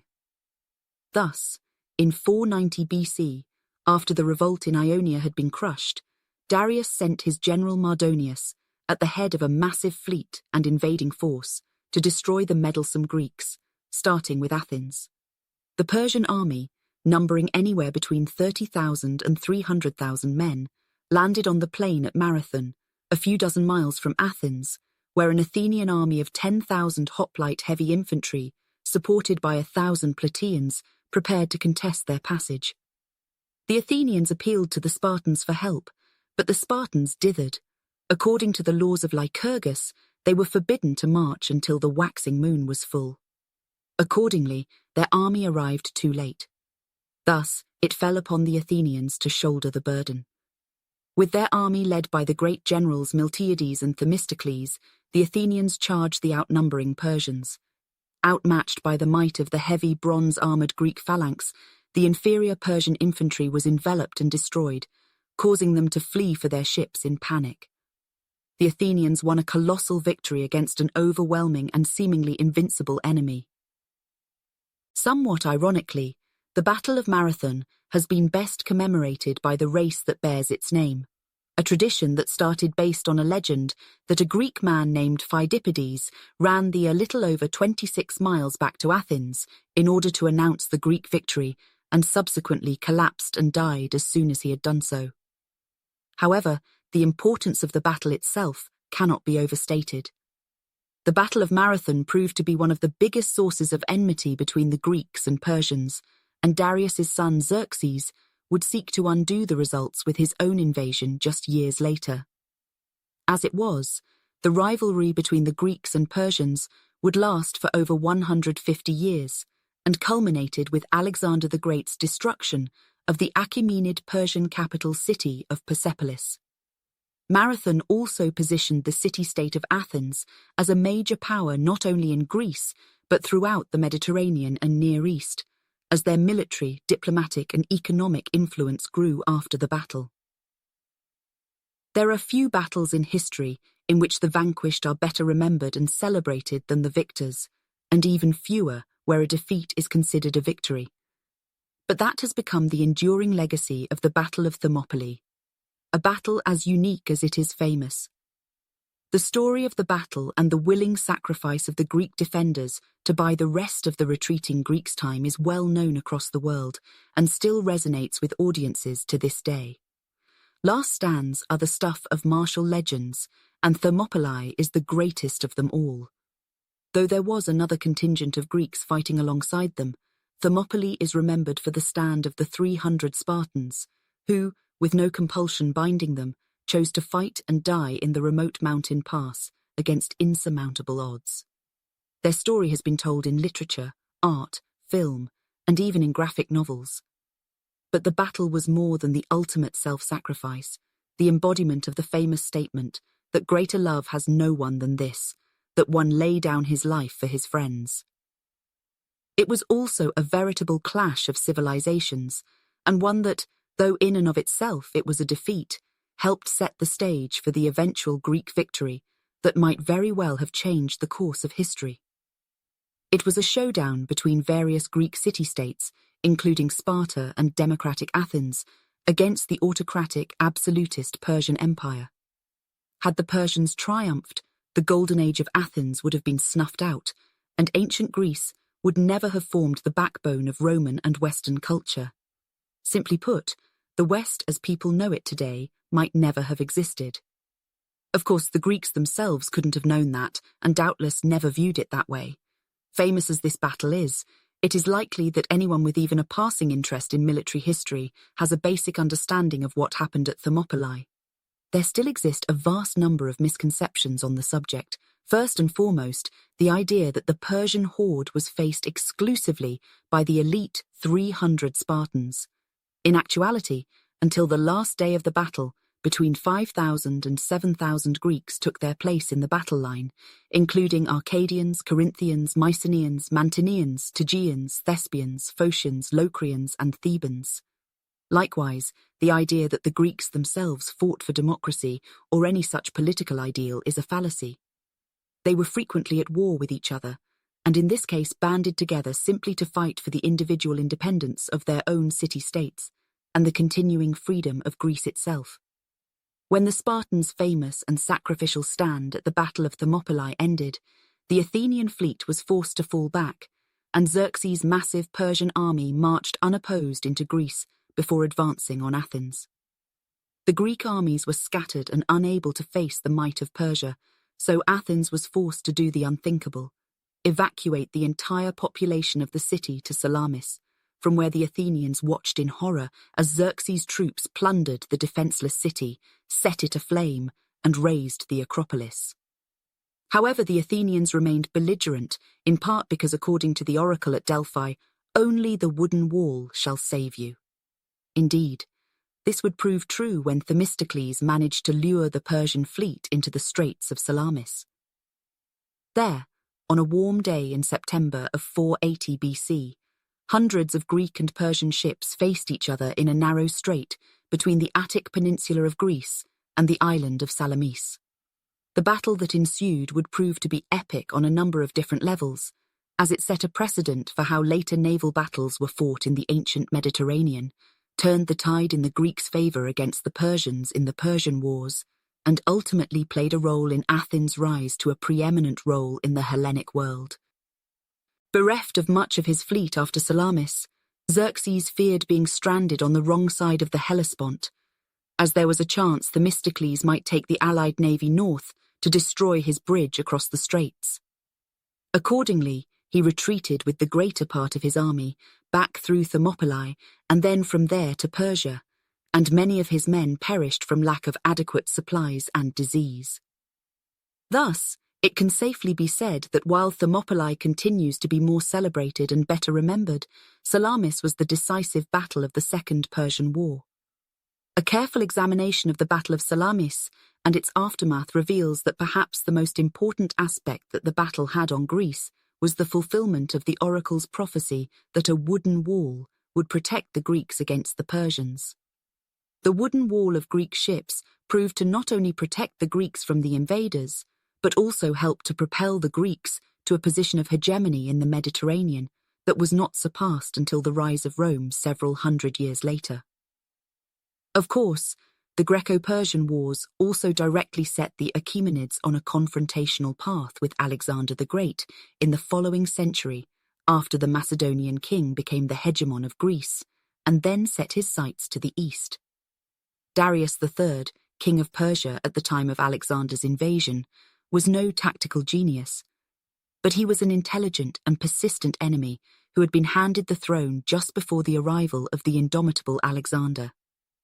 His misfortune was to face an enemy at the forefront of military innovation and flexibility, a fighting force that he was not equipped to handle, and the unconquerable will of the Macedonian army, fueled by devotion to their daring and charismatic king. Ever since the famous Persian invasions that had been repelled by the Athenians at Marathon, and then by the Spartans at Thermopylae and Plataea, Greece and Persia had been at odds.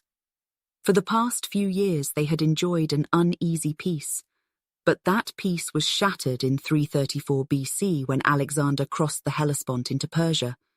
He brought with him an army of 50,000 infantry, 6,000 cavalry, and a navy of over 100 ships, a mixed force of Macedonians, Greeks, Thracians, and Illyrians, all chosen for their specific strengths. He was still just 22. Darius III was no tactical genius, but he was an intelligent and persistent enemy who had been handed the throne just before the arrival of the indomitable Alexander.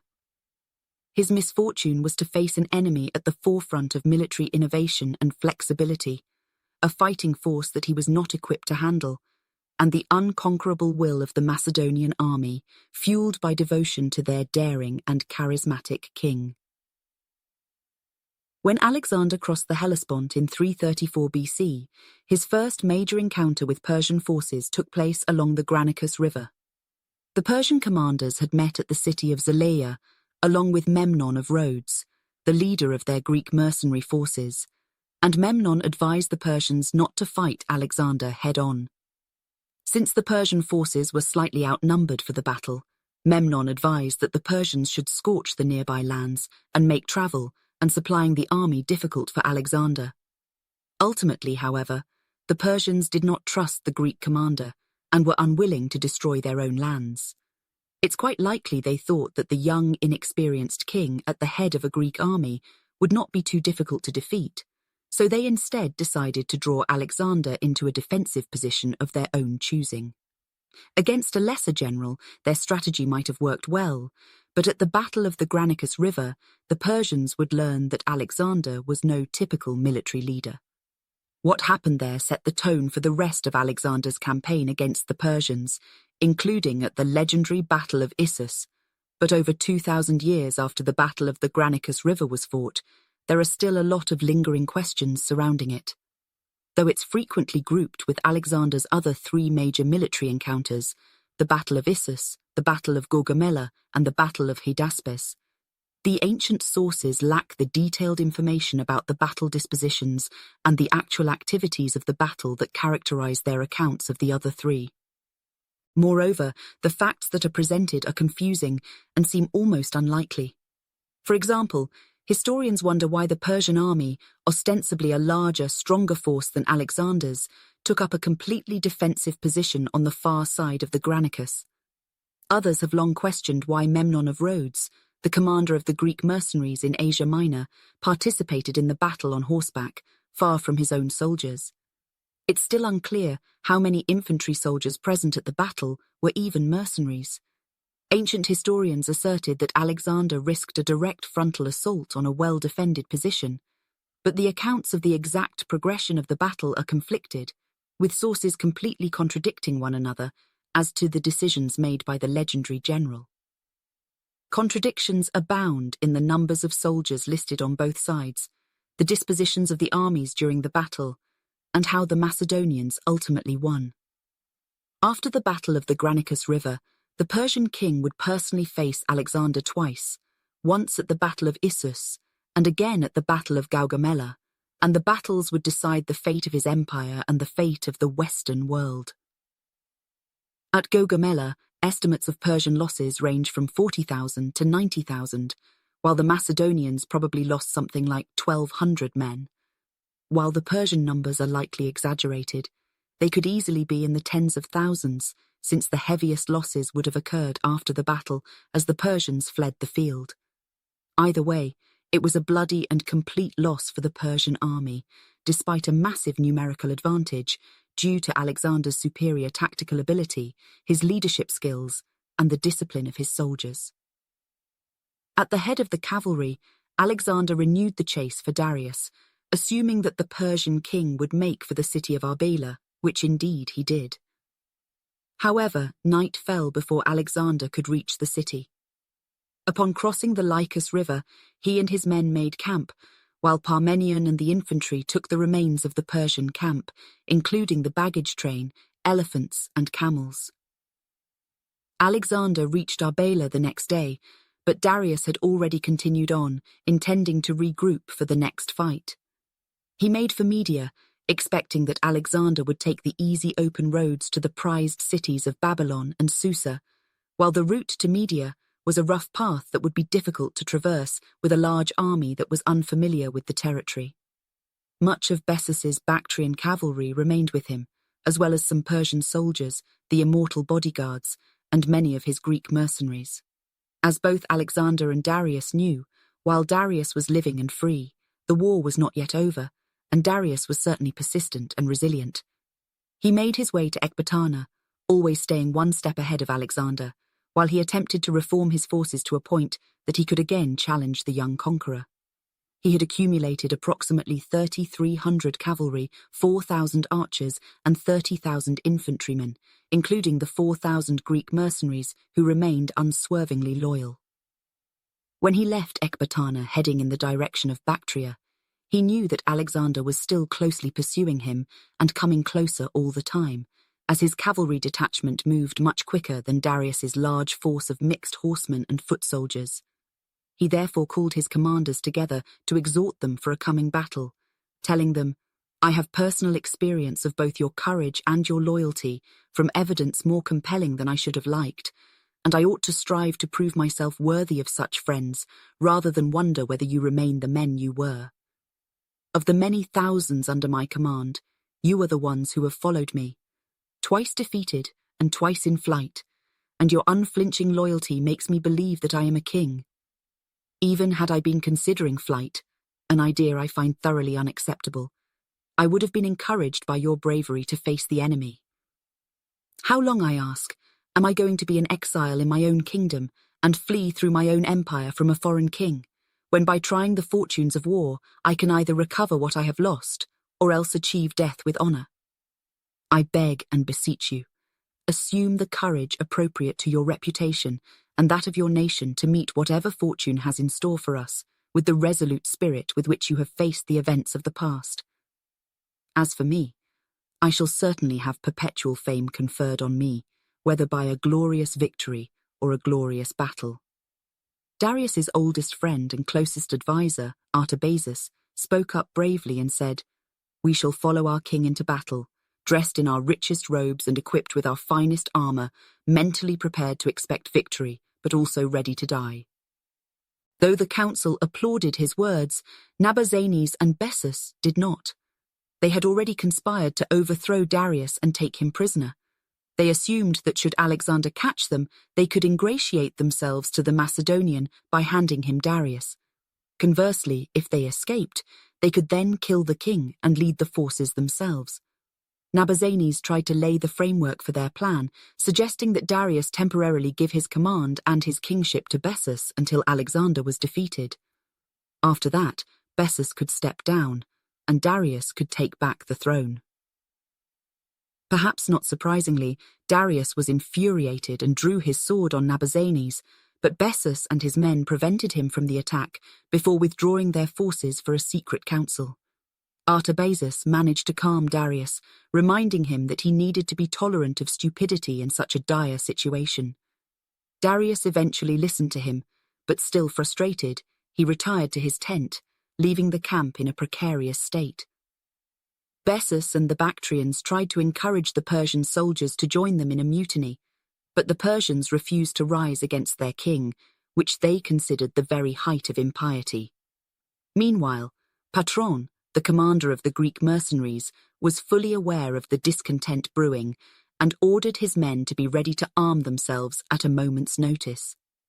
Artabazus proved his worth as second in command, for throughout the tense hours he toured the camp, encouraging and rallying the Persians, and then managed to convince Darius to come out of his despair and attend to the situation.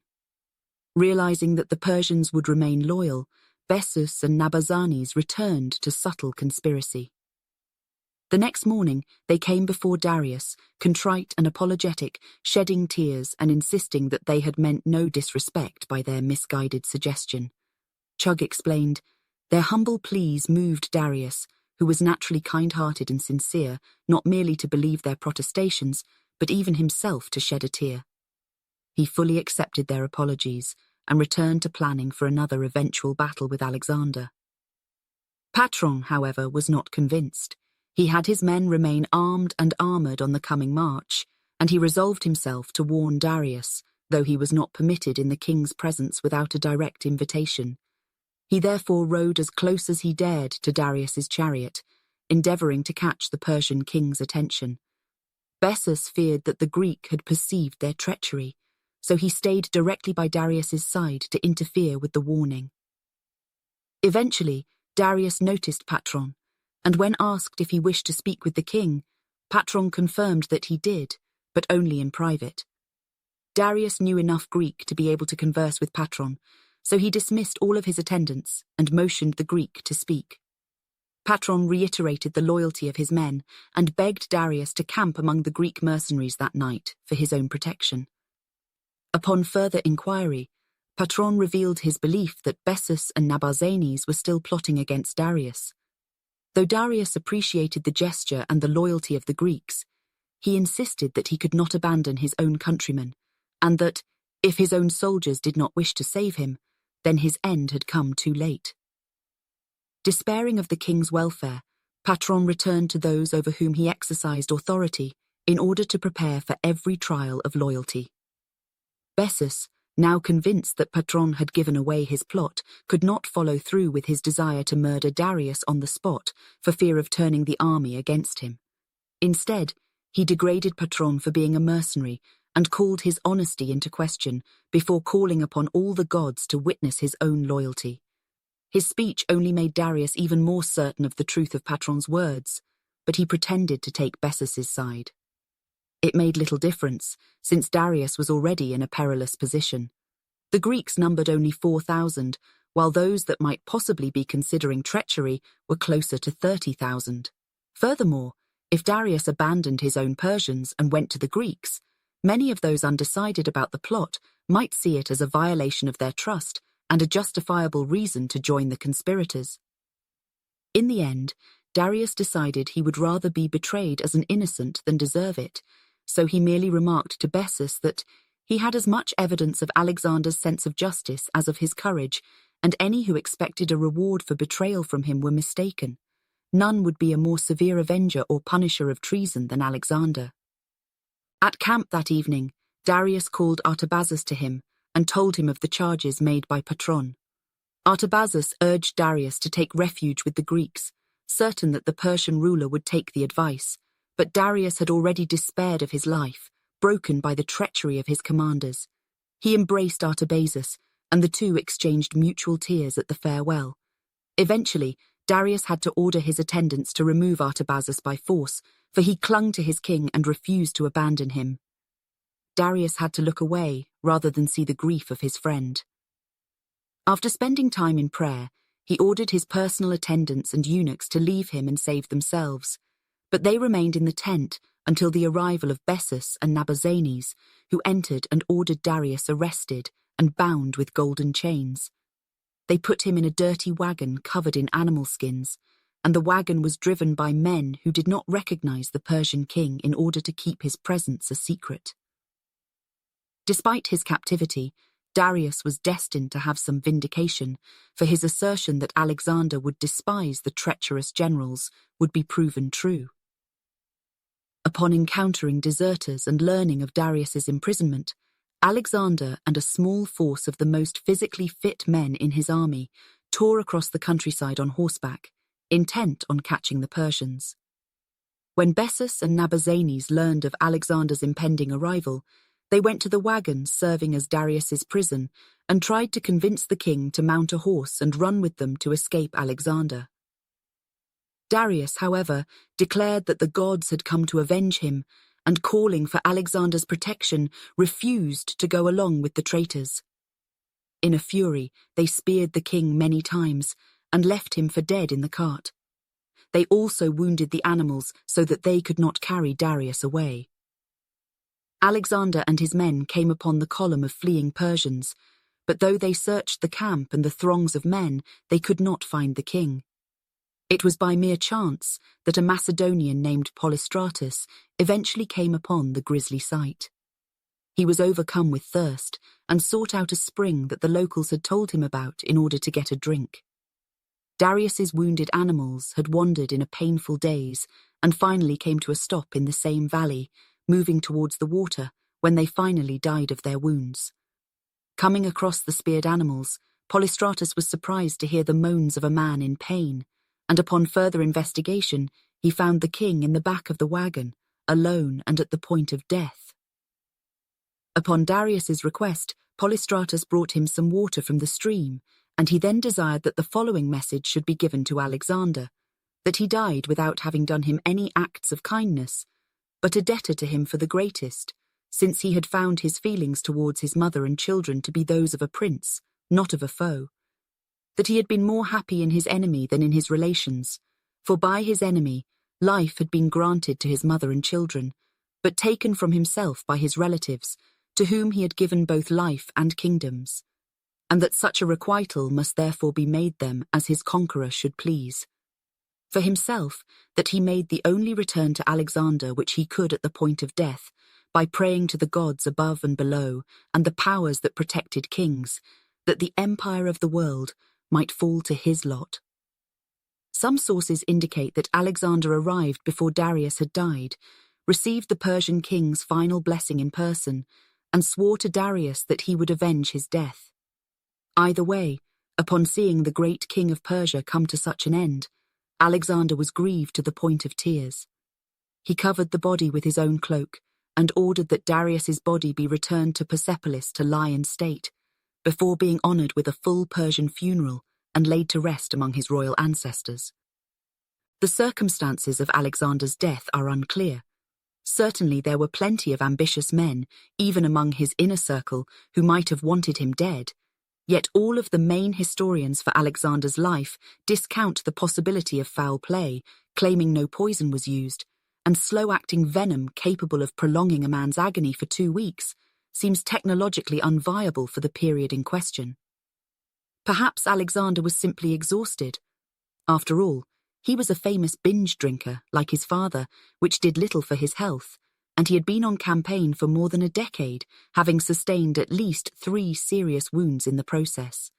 Even today, scientists and doctors still try to diagnose Alexander based on accounts of his death, naming potential natural causes like malaria, typhoid fever, or meningitis. Either way, by the time the 32-year-old king was dead, he had conquered most of the civilized world in the West. The young general was able to overwhelm the mighty Achaemenid Empire, which had stood as the most powerful force in the Near East for over 200 years, and gain some of the most ancient and venerated cultures, including Egypt and Babylon. Alexander's conquest of the Persian Empire was not unlike previous wars of conquest in many ways, but the young Macedonian had a vision to spread the benefits of Greek culture to the conquered peoples, an idea that has been referred to as Hellenism by modern scholars. Unfortunately for Alexander, his untimely death meant that he was unable to see his vision fulfilled, but some of his top generals made it their duty to spread Hellenism to the east. All of the main historians for Alexander's life discount the possibility of foul play, claiming no poison was used, and slow-acting venom capable of prolonging a man's agony for 2 weeks seems technologically unviable for the period in question. Perhaps Alexander was simply exhausted. He was a famous binge drinker like his father, which did little for his health, and he had been on campaign for more than a decade, having sustained at least 3 serious wounds in the process. Even today, scientists and doctors still try to diagnose Alexander based on accounts of his death, naming potential natural causes like malaria, typhoid fever, or meningitis. On his deathbed, some historians claim that when he was pressed to name a successor, Alexander muttered that his empire should go to the strongest. Other sources claim that he passed his signet ring to his general Perdiccas, thereby naming him successor, but whatever his choices were or may have been, they were ignored. Alexander's generals, all of them with the loyalty of their own corps at their backs, would tear each other apart in a vicious internal struggle that lasted almost half a century before four factions emerged victorious: Macedonia, the Seleucid Empire in the east, the Kingdom of Pergamon in Asia Minor, and the Ptolemaic dynasty in Egypt. During the course of these wars, Alexander's only heir, the posthumously born Alexander IV, was murdered, extinguishing his bloodline forever. Although it was an incredibly important period in world history, it is sometimes as confusing as it is frustrating for historians because the allegiances of the generals changed constantly, and historical sources are often biased in some regards and utterly lacking in others. Although none of these men were able to replicate Alexander the Great's territorial success, a few carved out sizable empires and were able to establish long-lasting political dynasties. Ptolemy I brought Egypt back to a central position of power in the region, and Seleucus I built a strong